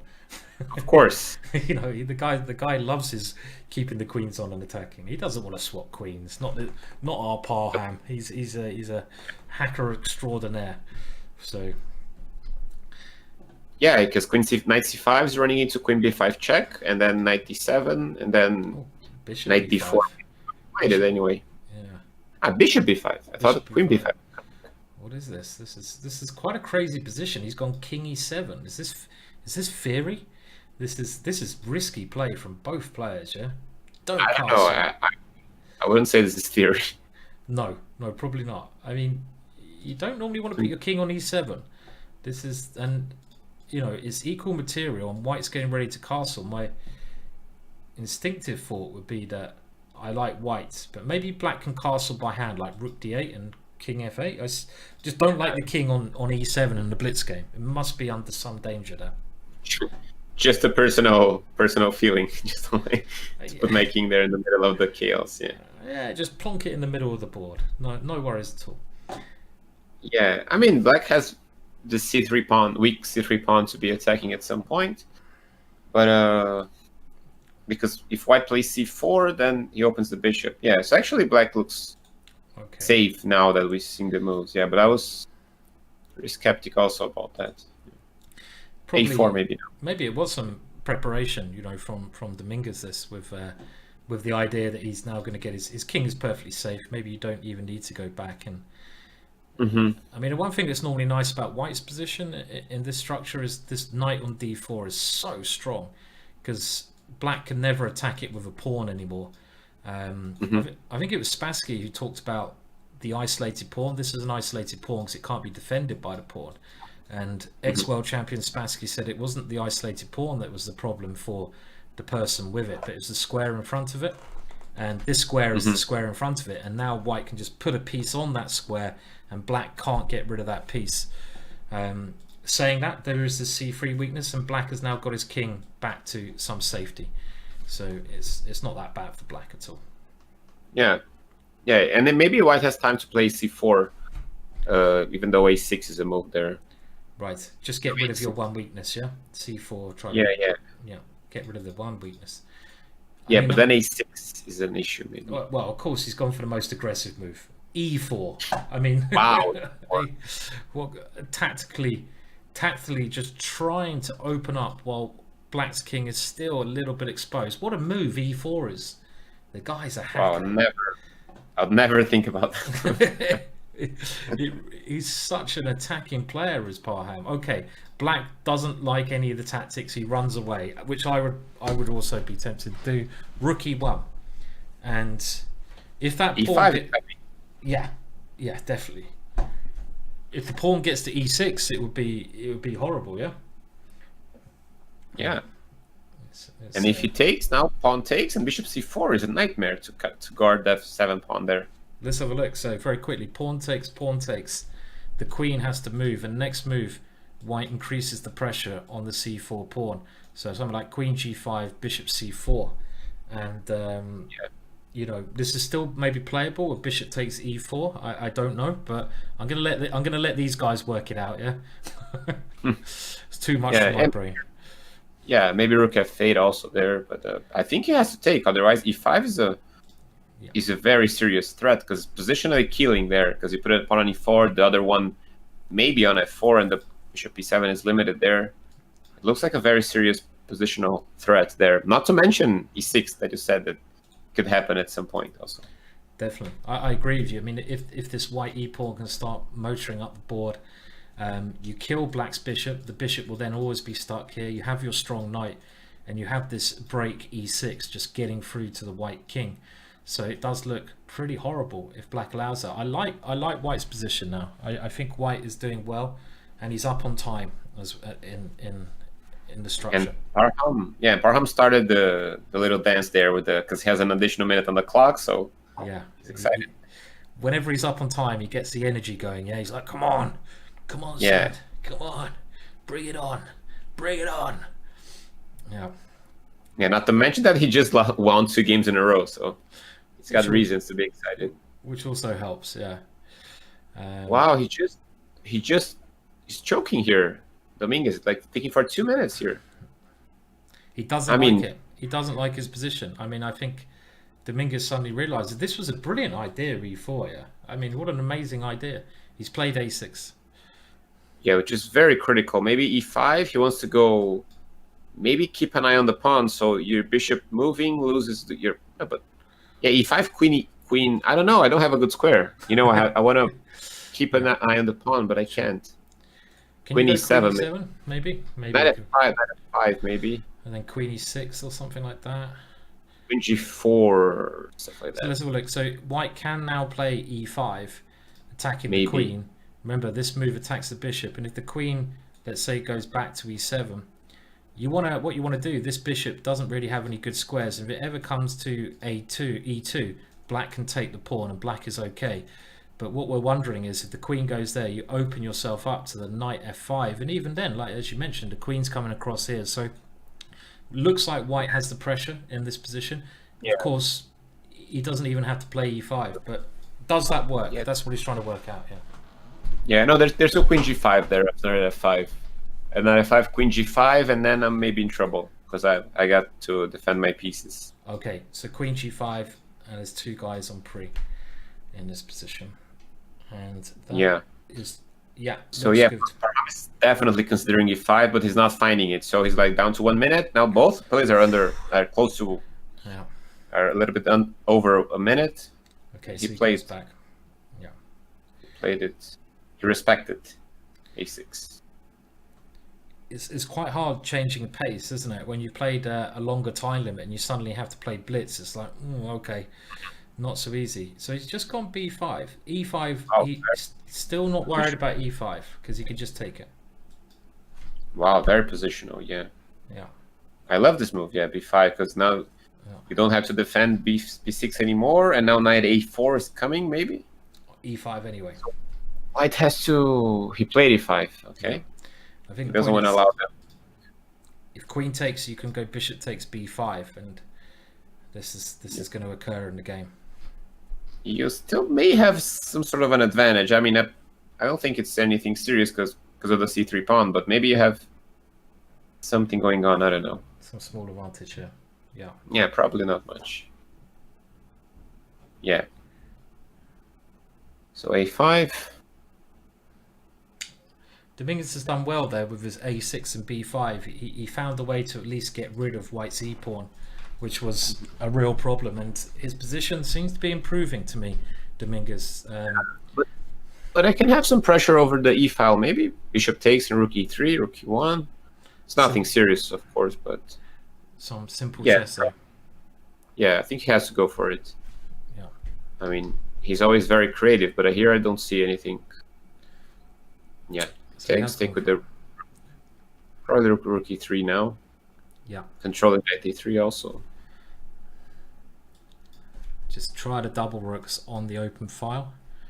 Time the 26 seconds. I mean, he's tanking a little bit. 20 seconds. He's gone d1. He's over. So he's playing it a little bit more positionally against the d5 pawn. He's hoping to try and gain some pressure against that eventually. Knight e6, getting rid of that strong knight. Another nice positional move. The knight on d4 is very strong. Black just wants to exchange it off. White keeps it on, hoping for this one, but the time. Just keep an eye on the time now. It's getting so short now. You can all see it on the screen. 19 seconds versus 25. Yeah, queen e5 looks logical. Hitting the knight. Rook c5. Okay. Queen b3 played, increasing some threats against d5. Queen e5 played. Rook e1. And he's coming in. Can he come into f2? Maybe he should put the queen on f2 here. Okay, he's not. He's just keeping the pressure against c3. I think black's a little bit better, yeah? Is black better? Oh, knight to d4. Is that winning? I don't know. He's played it. We'll find out. You want an exchange. There's no. Queen b8 check against knight d4. Queen b8 check wins an exchange. Yeah. Knight d4 check. He blundered. He's blundered. This could be going to Parham. He's won 3 in a row. Wow. Okay. Take the queen, take on c6, take on d5. It's a party. Okay, he takes that on c6 right away. This should be winning for Parham. Not exchange the queen. Oh, exchange. Yeah. Exchange up. Wow. Yeah. Wow. That's impressive. Yeah. Wow, what's that move? Okay, he's trying to get some desperate counterplay here with knight f4. It's a move. Rook f5 maybe? Try to trap the knight? No. Rook g1. Knight e2 is going to play. Yeah. Knight e2. Gotta play knight e2, yeah. I've got to play it. Oh, he's just getting ready. He's got one plan. Queen the a pawn. Yeah. This is winning. The only chance I guess black has is try to get knight to f3 and play rook takes h2, but it's not going to work. Rook b5 probably just stopping, or that the same idea. Knight h4, rook e3, and the a pawn is going home there. Yeah. Last chance, and now white's defended that one. The a pawn is winning. Wow. Stopping the another knight. win. Very nice play. Very nice play. Very impressive. Rook b6 and it's game over. So now Dominguez has to win. Can you believe it? This is the first time in the match. What a comeback by Parham. We get to a position where all of a sudden Parham for the first time is in the lead in the match. And amazing comeback there. Just a little blunder from Dominguez, and yeah, Dominguez has to win. Can he win? Can Dominguez win with the white pieces to take it into Armageddon? Wow. I mean, we know he can, but I mean, it's getting tougher. It's getting tougher and tougher for him to, show to score again, because he lost 3 games in a row now, and Parham is definitely in the zone now. He's in the zone definitely. They're straight in with a second game. All of a sudden, we already started. Already in, and it's a must-win game. Must-win game. Mm-hmm. Okay. So we go again with the red. Oh, they play the Ragozin again. Colors reverse. What's this about? Yeah. They're playing the same line, but he goes for DC4.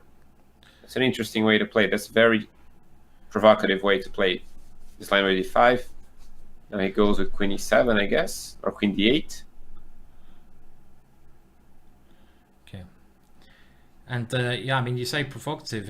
You need to draw with black, and you pick this very complex position where white often gets some good attacking chances against black. So I'm not sure this is a particularly wise opening choice from Parham in a draw position. But maybe he doesn't know how to draw. This guy just doesn't know how to draw, does he? Exactly. That's the point. I mean, exactly. He's never had to draw in his life. He just knows how to win. Yeah. Yeah. Yeah. I mean, he just wants to play whatever he was planning to play before the match, I guess. So he just probably prepared this variation and he's up for it. But it's very risky. There's a game, I think, Aronian against Caruana from the candidates, the other 2018, I guess. Yeah. That Aronian plays some G4, H4. I don't know if you remember. Just starts advancing everything at the king side insanely. Yeah. Against Caruana. Yeah, it failed, but it was very dangerous for black. Yeah. Yeah, I mean, this is dangerous to face in blitz because white's play is very easy. You can put a rook on d1. You're probably going to win this pawn whenever you want. But if black ever castles with a pawn on h6, you've got this battery on this file, and white can try putting a bishop and queen somewhere like this at the right stage. This is the problem with black castling. If black doesn't castle, well, you kind of want to castle in chess, so it's annoying if you can't.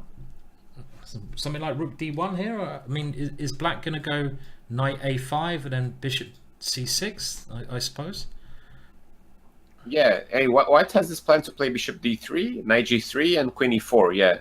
So this one, okay. Making black's life harder. He plays before. Yeah, maybe keeping an eye on knight a5, as you said. Yeah, looks like a good idea to me.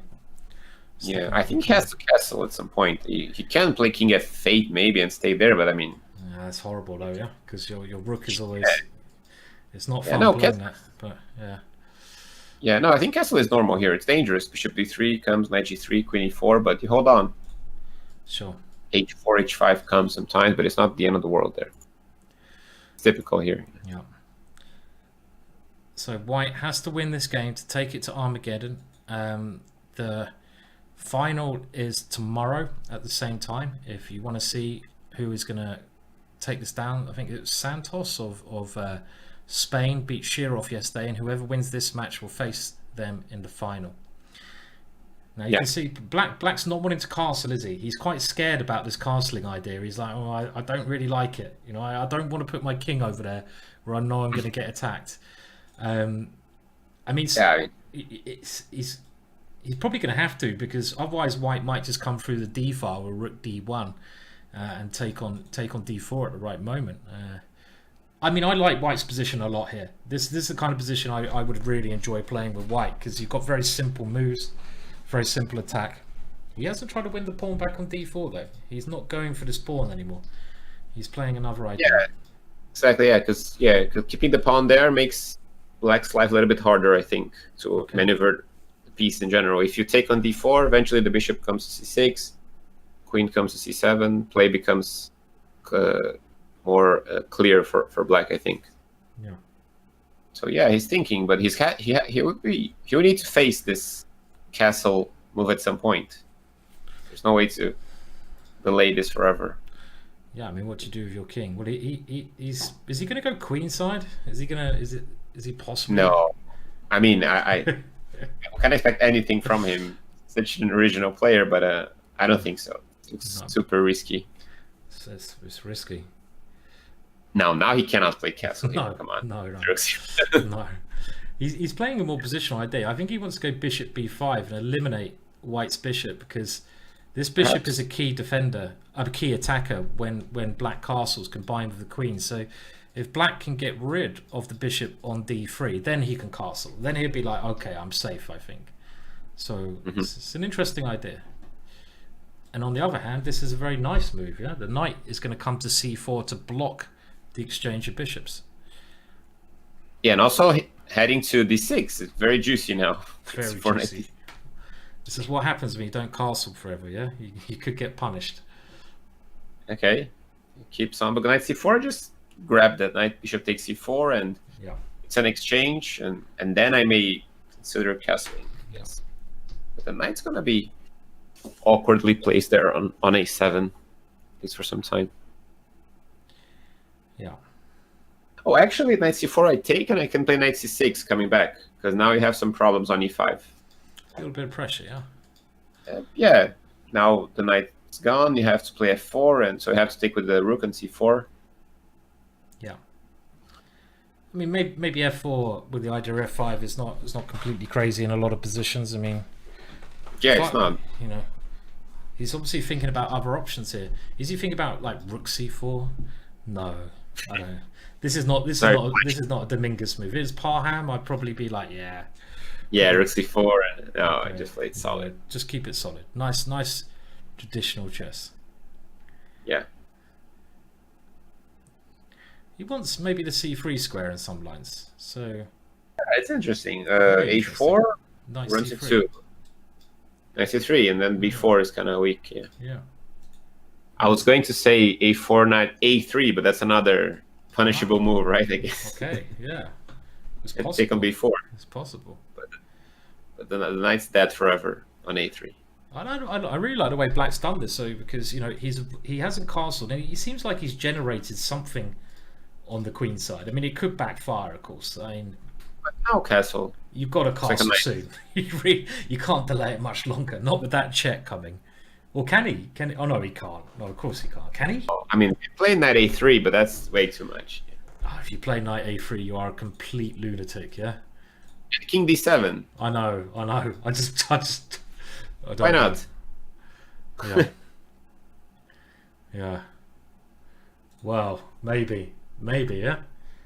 Knight a3, rook c8, king d7, like a boss there, just in the center, exchanging rooks. I mean, that is real boss-like. That is real boss. Okay, let's show this move. So instead of castling, because black obviously doesn't like castling, he can take here, check, looks like it wins, but then you just go king d7 and say, it's okay. Life is okay. My king can remain here. Can you do that? He's thinking about it, isn't he? He's thinking about taking this pawn and going king here. Because it's very critical. Yeah, I mean, because white doesn't have a different move after knight a3. If you go rook c7, I just go back knight b5. Yeah. So you have to play rook c8, king d7, and everything is just hanging there. But I don't see. Well, if it's playable, if it's good, it's good, yeah? I mean, it could just win a pawn. It's like a computer move. Grab the pawn on a3. Okay. Oh. Ooh. No. He still hasn't castled, though, yeah? He doesn't want to castle. He's being stubborn. Yeah. Very stubborn. Very stubborn. Is he getting ready to, like, liquidate with some knight c3 moves? Well, possibly at the right moment, now that he could have pressure against d3. Like, again, he's kind of waiting for a4, because then knight c3, you can see this b4 pawn is weak, and if he played this move before, if he played knight there now, you can see in this kind of position there's no bishop takes b4 ever. So that's why I think he's trying to play this nice waiting move to start with. Yeah, but now queen g4 is in the board, and now is on the board, and Parham just spent like a minute and a half in his last move. He lost his pace, I think. And now he spent another 24 seconds, and now getting into time trouble suddenly, slowly. He hasn't castled. I mean, he's not going to castle anymore. I can guarantee you that. No. If he does, something weird has happened. If he castles next move, it might break the Chess.com server. So don't do that. Okay, we're having more tactics. The queen pushed to a bad square. Black's king slightly bad position. The rook there bad. Black is a pawn up though. White needs to win, otherwise Parham takes this. So White must win to bring it to an Armageddon. Knight takes c3. Rook takes c3, so it's equal material all of a sudden. Yeah, someone mentioned h5, rook h6. It's a move, but the rook stays there. I mean, the rook's not joining anywhere. It can't come to g6 or f6, no? So yeah, maybe. Yeah, I think Black is in trouble now. The queen on a7 is very badly placed. Yeah. This is the problem. Whenever you play king f8, you're playing a rook down, and White's got his pawn back. White can just make his king a square, and he can start getting active with rook c7 at the right moment. And even later on the rook comes over to f3 or g3. So I certainly think there's a good chance it will go to Armageddon. Very good chance of an Armageddon. Parham didn't castle, and he might be struggling because of that. 20 seconds left. Yeah. What are the rules? G5. G5. Wow. Why the hell not? just play it. What are the rules of Armageddon? We'll have to check out the time limit if it does go to it. Looking like that. It looked very unlikely. If I was going to put a bet on Armageddon after 2 games, it would be 50-1 or something. Crazy. Yeah, exactly. After 2-0, yeah. Yeah. Rook c7. Looks like completely hopeless for Black. Okay, queen d4. I'm surprised he allowed that queen in, I mean, g3 was probably cleaner. Yeah, g3, king g2. Yeah, just do some little safe move, because if the queens come off, Black has some drawing chances opposite color bishops. So I mean, now e5 is hanging. Yeah. What's going on here? Queen takes e5 for some check. Yeah, e3. What does White do after bishop g6 maybe? But that's not even. There's mate on e1. Why not take on e5? You probably have to play. Okay, well he's using the g pot. I'm not so sure this is so clear anymore. I mean, before is hanging. Before is hanging also, and the bishop on d3 is hanging. Maybe White's just lost now. I think he blundered. I mean, yeah. Probably. If you go into an ending, you're okay. So he's played this here before, because now a5. Okay, now Black is out of danger. Maybe I don't know. G3, Queen a5. Why not Queen a5? Oh, the e7 is hanging. I mean, the problem. Well, look at Black's time. Black is so. I mean, the problem is White's pieces are much more active. So there still is that pressure, isn't there? Black still has the problem over here. Rook c7. Rook c7, rook d3. Yeah, bishop a6 is more annoying. He wants to checkmate now, and not really checkmate. The guy doesn't stop checkmating. Parham is just bang, bang, bang, attack, attack. This must be winning. Oh no, there's a check. Isn't this? Oh no, yeah, bishop f1. Yeah. Otherwise Close. Close to mate. Now it's going to resign, I guess. Okay. And it's going to go to a playoff. I think this is looking. Well, I don't know. It must be a playoff. G8. Yeah, 2 seconds. Okay. One last punch. Yeah. Dominguez has done a great fight back, and it's going to. This must be going to Armageddon now. White must be queening. Must be about to win. Rook g7. Oh, he just queens right away. What's the trick here? I don't know. Oh, we should be back. Oh, very nice. Oh, very nice. Nice. Finish. Okay, well, before we go to the Armageddon game, it is Armageddon. Unbelievable. I need to check the Armageddon format now, and it's all on one game. So the time limit on Armageddon, well, it will become clear to us soon. I will just find out in a second. We're going to take like a 2-minute break before we get to Armageddon. Generally, one side gets more time, but they have to win. It's all coming down to the last game. We'll be back in 2 minutes. See you all then for the last game. You've got to stay tuned to see who the winner is. Going to be very exciting.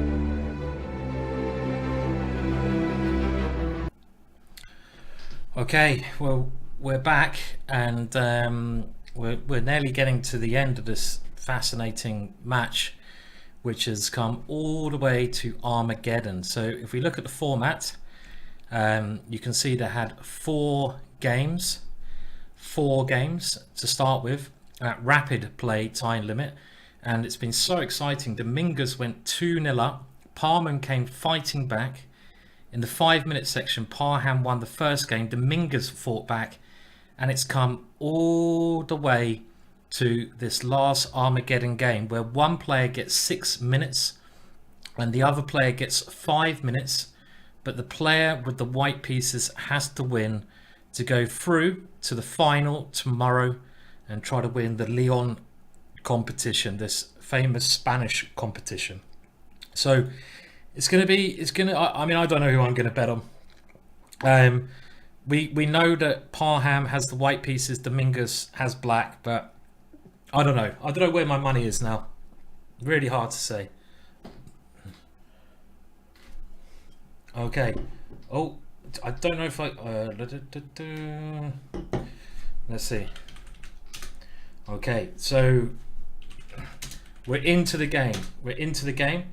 And all right, sorry. We're straight in there with the action there. So B3 played, and remember Parham has to win. He's picking a bit of a slower opening.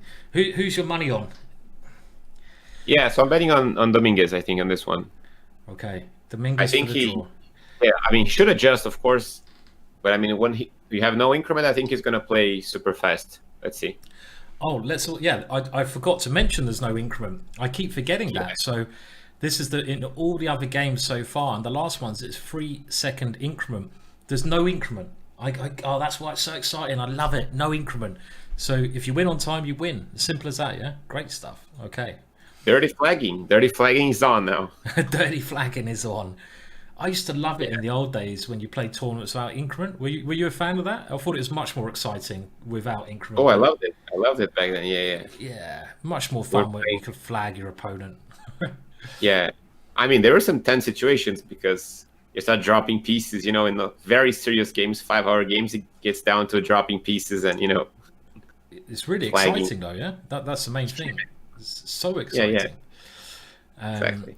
Okay, so it's going to be over. We're going to have the champion in 10 minutes, and don't go anywhere after that because we're going to get an interview going, and there'll be an interview on the Spanish channel as well. But after C4, I mean, this position is a little bit odd. It's a little bit strange.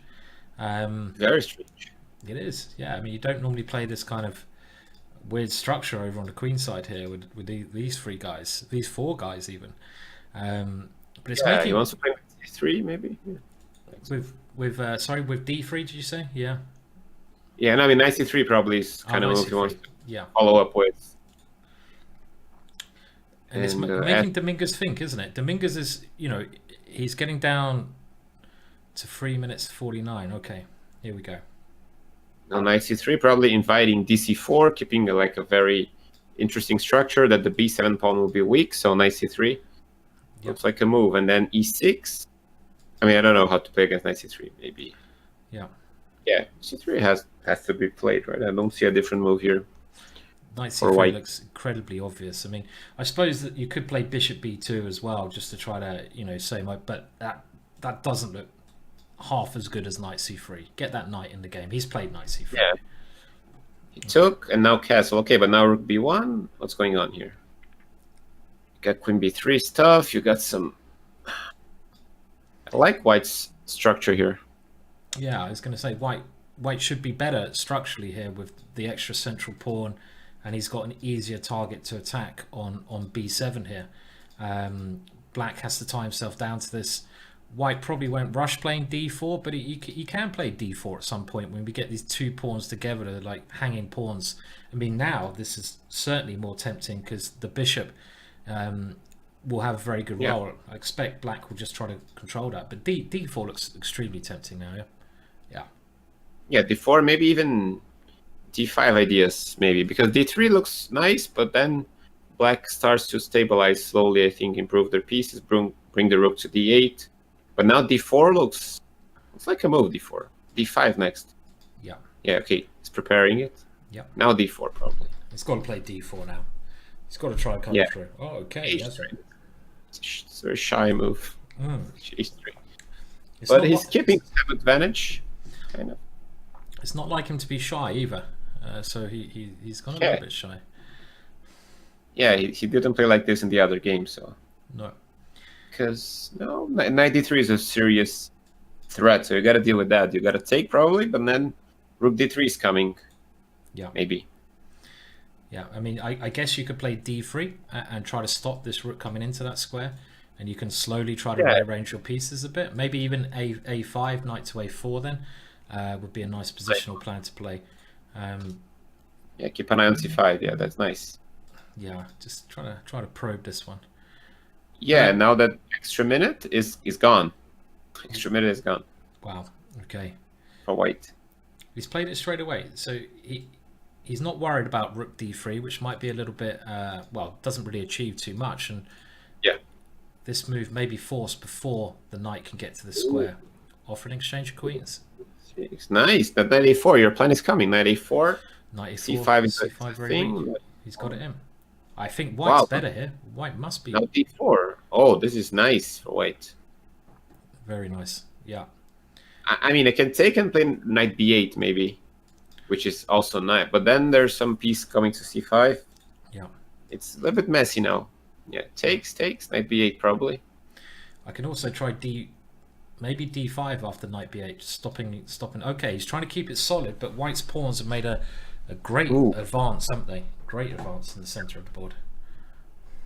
Yeah, probably take now on f8, king takes, and now I want to play c5, but then knight b8 is nice. Yeah. You start piling up on the d4 pawn. Yeah. Actually, c5 is not that nice. Yeah. So the rules are, if anyone's wondering, white has to win to go through to the final tomorrow against Santos. Dominguez with the black pieces only needs to draw. There's no increment. So if you lose on time, you lose. It's as simple as that. White must be a little bit better here. This is quite a clever move to try to gain space. We think white's better because he has this lovely kind of pawn formation and they can move forwards. So white is doing okay, but is it enough to win? I don't know. Yeah, king is coming to f2, king e3. Now he's getting the time advantage back. Everyone remember there's no increment here, so it's going to be some really crazy time scramble here if it goes down to the last seconds. Definitely. Well, you have to play c5 now, surely. Yeah, but now it's much better because now knight b8 plan is much slower. Now knight b2 could be a move. Yeah. I can also rearrange my knight because my knight is looking bad now. This guy, it feels natural to try to maybe bring it into here, but that takes quite a lot of moves. Okay, he's gone for it. He's trying to bring it to a nice, or even d6. D6 is another square this knight can travel to. Yeah, then I mean knight c4, knight d6 looks like very, very nice. He probably is gonna sack the exchange on d6, I'd say. This looks really good for white. I think white is playing a very nice game here. He's gonna sack. Oh, he didn't sack. I mean, sacking looked bad, but okay, you can sack next. I guess. White's controlling this though. Black has no active squares. He can't move his rooks. The knight is like this octopus in the middle of the board with its tentacles controlling everything. White can improve his pieces, gain even space on the king side here. So definitely big advantage to white in this position. But he is a little bit down on time. And remember, if you lose on time, you lose the game. King e3 coming, king e7. I don't know if he's gonna take. Maybe black doesn't need to take. He can just wait. But I mean, white is gonna, as you said, h4, h5, slowly try to gain space there. So. Slowly torture. He's clearly thinking about. He has taken it. I mean, that knight was so strong. It's understandable to get rid of it. And if white can't get his rooks into the position, then black is okay. So white needs to open up some line. Maybe the h file. Maybe he can try to make d5 break work. So he's going for d5. He wants to play d5 and rook takes d5. If the knight moves, we play rook c7. This is really good for white. Yeah. Yeah, I mean, I can play. Maybe I can just wait, and if you play d5, I play f5 check, and then I win the pawn. You just played it right away. Just played it straight away. Yeah. And now king f3, and white's idea will be to take this one and then probably try to play on one of the open files with the rooks. Time-wise, look at it. Look at it. This is going to be an almighty time scramble. No matter what happens, you can even if you're a rook down, it's going to be crazy finish. No increment. White has to win. Whoa. Okay, so he's opening files here. H5 is going to take twice, and G6 on F5. Takes. Now he puts the white king in a bad position. Now he has to create play somewhere. Maybe A5, maybe bring the knight over. That's what he does. He's very compact though. Black is, Dominguez is doing a good job of keeping his position as compact as he can. Everything defending, everything's trying to stop the rook coming in, defending this pawn, and the knight has some good squares. So, I mean, I still don't know which way. I thought white was going to win this one, but now I'm not so sure because white's time. Look at it. He's spending This is blitz. It's like bullet now. It's bullet now. Yeah, but then Parham is thinking for like 30 seconds now. You can't think for 30 seconds. Black must be favourite now. Black must be favourite. You can't think for 30 seconds. You've got no increment. He's sacked. He's sacked. And now what? He's going to sack again? F5. Oh. What is this? What is this? Knight What C. is Oh, Rook this? C7. Rook C7. He's winning if he takes. Wow. Wow. Unbelievable tactics. Wow, what an imagination. Boom. I mean, unbelievable. Yeah, I mean, that wins. Wow, Rook C7? He's gone for it. So Rook C7, amazing tactics. What is this? Knight check. It's got Knight F6. Look at the time. Oh, that's so nasty. Oh no, but look at the time. 20 seconds. I think Dominguez is going to win. Sure, now it's over. Knight F6. Knight F6. Oh, that's nasty. Yeah, now it's over. It's Knight B6. He just needs to avoid flagging now, Dominguez. Or how much try to flag it? Because he's going to take all the pawns, I think. He could. Is it going to be a bit of dirty flagging on the agenda here? Is this how? Is it going to come down to dirty flagging? Yeah, it will. All the way down to dirty flagging. Because it's tricky to keep the pawn. The pawn can be annoying for you eventually. You should keep the pawn, I think. Oh, but he has no time. 6 seconds. No, he's got no time at all. No time. Yeah, he's got no time. Yeah, he's got no time. Now it's great for black. It's easy to play, I think. He's not super fast now. He has to pre-move. He's not pre-moving.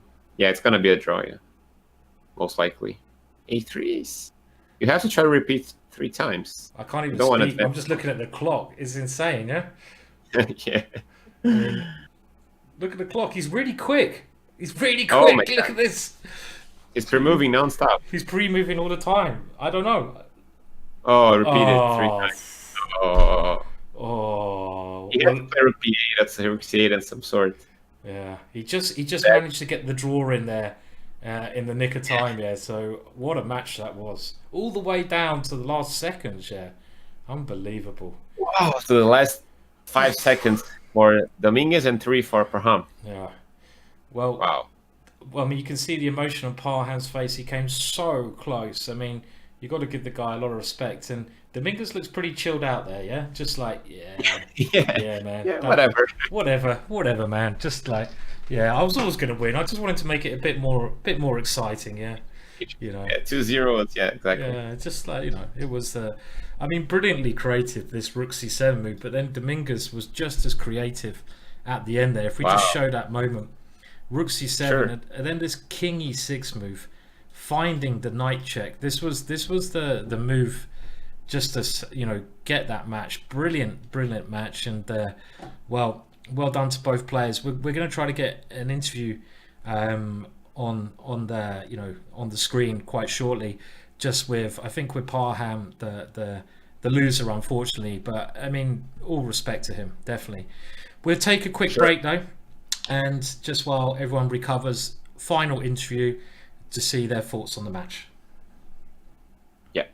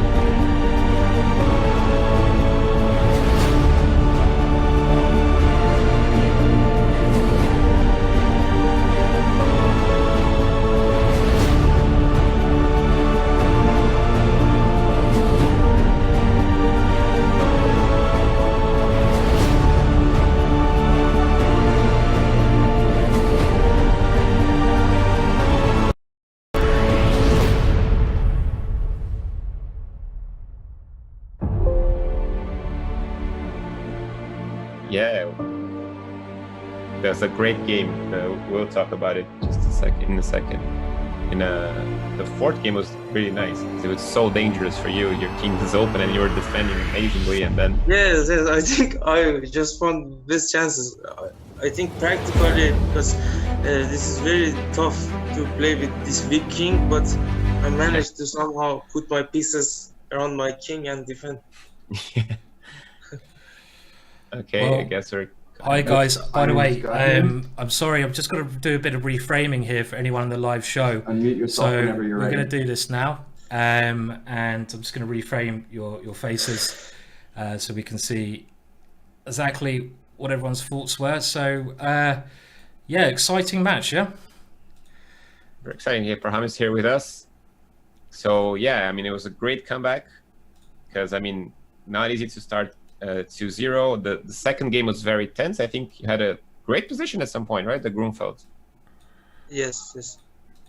No, I like my position in Grunfeld very much. Only one moment I made a mistake because he was planning to play bishop a5 and I didn't play knight c8 because after knight c8 the threat is bishop a4 after bishop a5, so bishop a5 is not possible. And after knight c8, just black have very good position, but yeah, I missed this bishop a5, and after that I just completely lost the control.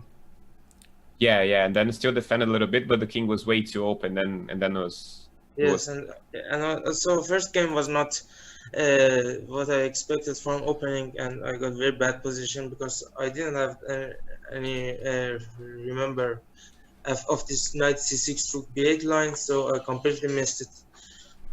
Mm-hmm. Okay, well guys, we are actually. Go ahead, Simon. We are actually live, so hello to both of you again, and with everyone watching that extremely exciting match. I mean, it looked pretty bad after the first two games, yeah? I mean, it wasn't an ideal start to the match, yeah? I guess hopefully you can hear me. Can you hear me now? Hopefully you can hear me now.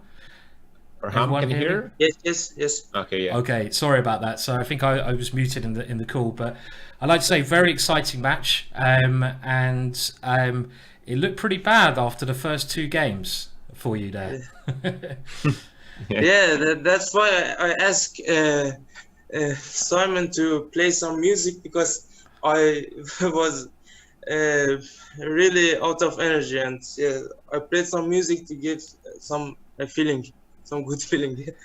Well, the music certainly worked. Can I ask what kind of music you played? It's maybe I should start playing it when I play chess. No, but this is just some Iranian hip hop music. Oh, nice. Good stuff. Oh, nice. Yeah, good stuff. Yeah. We have to check it up. We have to check it somehow, sometime. Okay. Definitely. I like to hear some of that hip hop. Yeah, I think I choose very good line to win in the third game because these stuffs are okay for black, but in rapid game, in faster time control, not easy to find all the good defenses for black. And I find some rook c3 idea, which was very nice. I put the rook on c3, defend the knight on b3, and to plan a rook f3, bishop h6. And after that, I was happy that I managed to get something in this important game. I thought the third game was an amazing game. I mean, with the pressure on, you played brilliantly. I mean, with that pressure, I'm really happy with myself that I played such a good game with that pressure. It was a great game. You had to win. You played very unique chess. We loved your rook maneuver. I mean, that was brilliant, and you finished the game fantastically. And well, I mean... Yeah, I think bishop g5 was very strong. I didn't check with engine, but bishop g5 looked very strong and maybe only move at the end. It was very good. And, I mean, even right at the end in this Armageddon game, I mean, we were both amazed by your rook c7 idea here, which you took quite a lot of time to find. That was an amazing idea again, yeah? But I just forgot about knight f6 check. Yes, it was a good defense. Yeah. Yeah, but time was ticking, and I had to create something there. So I mean, it's really hard. The files are close, so that was a brilliant idea. I played very good strategical game before that. From opening to the middle game, when I put my knight on d6, I think black is just outplayed. And after king e7, just need to push d5 and open the center, and I'm just much better. It looked like a nice game. That would stop with it. I just forgot that I was planning to play d5 after king e7. I played g4 and he took on d6, and after that, it was very difficult to win. Yeah, that would stop the sacrifice. Yeah, d5, and then rook e1 is coming. Yeah, that's definitely much better. Yes. Yeah. Much better. Yeah, for sure. Yeah. I mean, it was it was a very exciting match. We couldn't have asked for more, and I know all the spectators were on the edge of their seats there.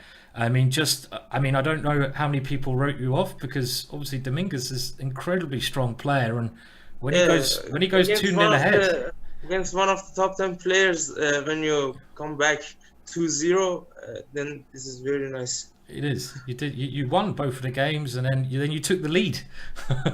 Yes, in Blitz I won first game, but second game I think I was a bit nervous. Of course. I was nervous. Something.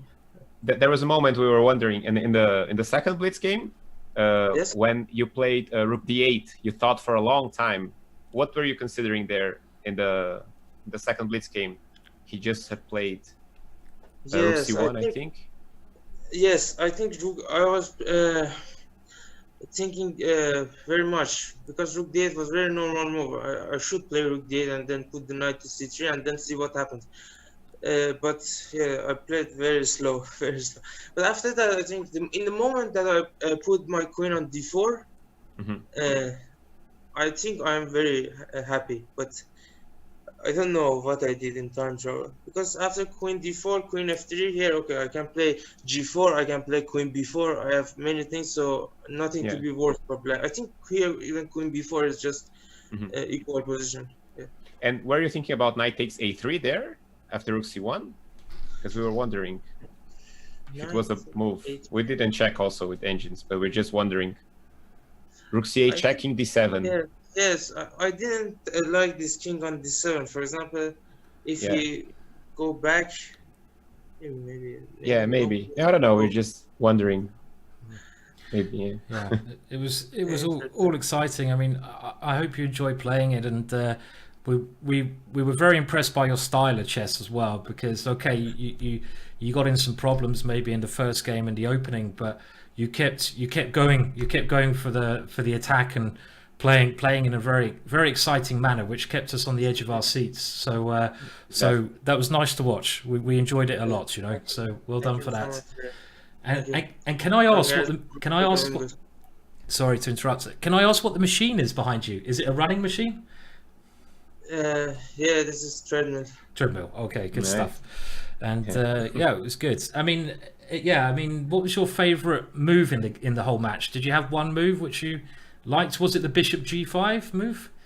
Favorite? Yeah, of course. Bishop takes g5. Bishop takes g5. This is like puzzle. Yeah, it was lovely, especially with not much time on the clock as well.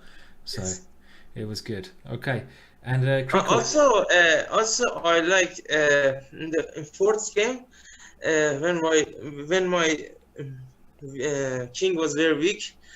I like this knight e8 move very much. Maybe it's not working, but practically knight e8 was very strong, because I put some piece around my king, and I'm threatening to play bishop b2.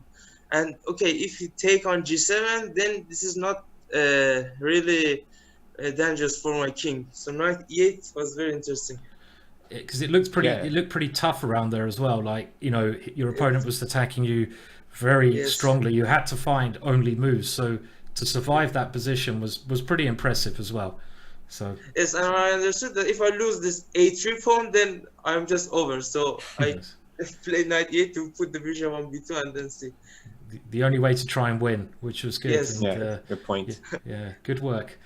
Well, look, thank you very much. I don't know if Krikor has any more questions for you at all. No, that's it. It was a great match. It was nice witnessing. Congratulations for the great performance today. Yeah, that's it. Thank you so much. It was brilliant. So thank you very much. Go and have a well-deserved rest now, and we hope to see you playing much more brilliant chess in the future. So good luck for the future. So thank you. Yeah, bye. Okay. All right. Goodbye. Goodbye, Dan. Okay, so we're now gonna just have a little look. I'm just gonna end. I have to reschedule some of my pictures, I'm afraid, because we lost the players. I mean, okay, we will use this screen here. I'm sorry, I've lost the players' pictures as we speak.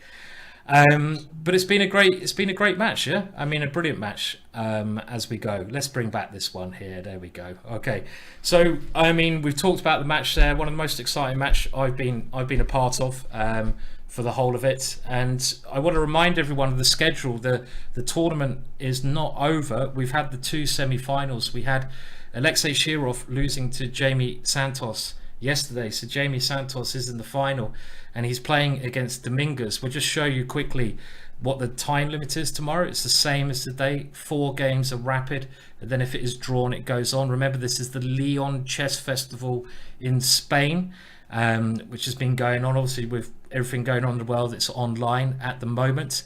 The schedule tomorrow, it starts at the same time. It starts at wherever you are, depends what time it is, but make sure you come back to see the final. It's going to be absolutely brilliant. It'll be on the main chess channel, so I'm very much looking forward to that one. And I also want to say a massive thank you to Krikor. It's my first time of commentating with you, and it's been a real pleasure, so thank you so much, man. It's been a pleasure. Yeah, no, thank you. I mean, it was fun. It was great. I mean, we were witnessing like a clash of different styles, different generations. So, I mean, we couldn't ask for more. I mean, they played 7 games, right? All the 7 games were very exciting. There was not one single like dull game at all. So very exciting for us to commentate. I mean, I hope people enjoy it also. And thank you so much for co-hosting also this great match. Definitely. And thank you to everyone in the chat. We're just going to play the little slideshow again now so you can see those information about that, and make sure that you come back tomorrow for more action. The last day, the final of this Leon competition. So I'll see you later, and I'll let Krikor say the last goodbyes when we go on to the slideshow. Great. Bye, Simon. Bye, everyone. See you next time. Peace, everyone.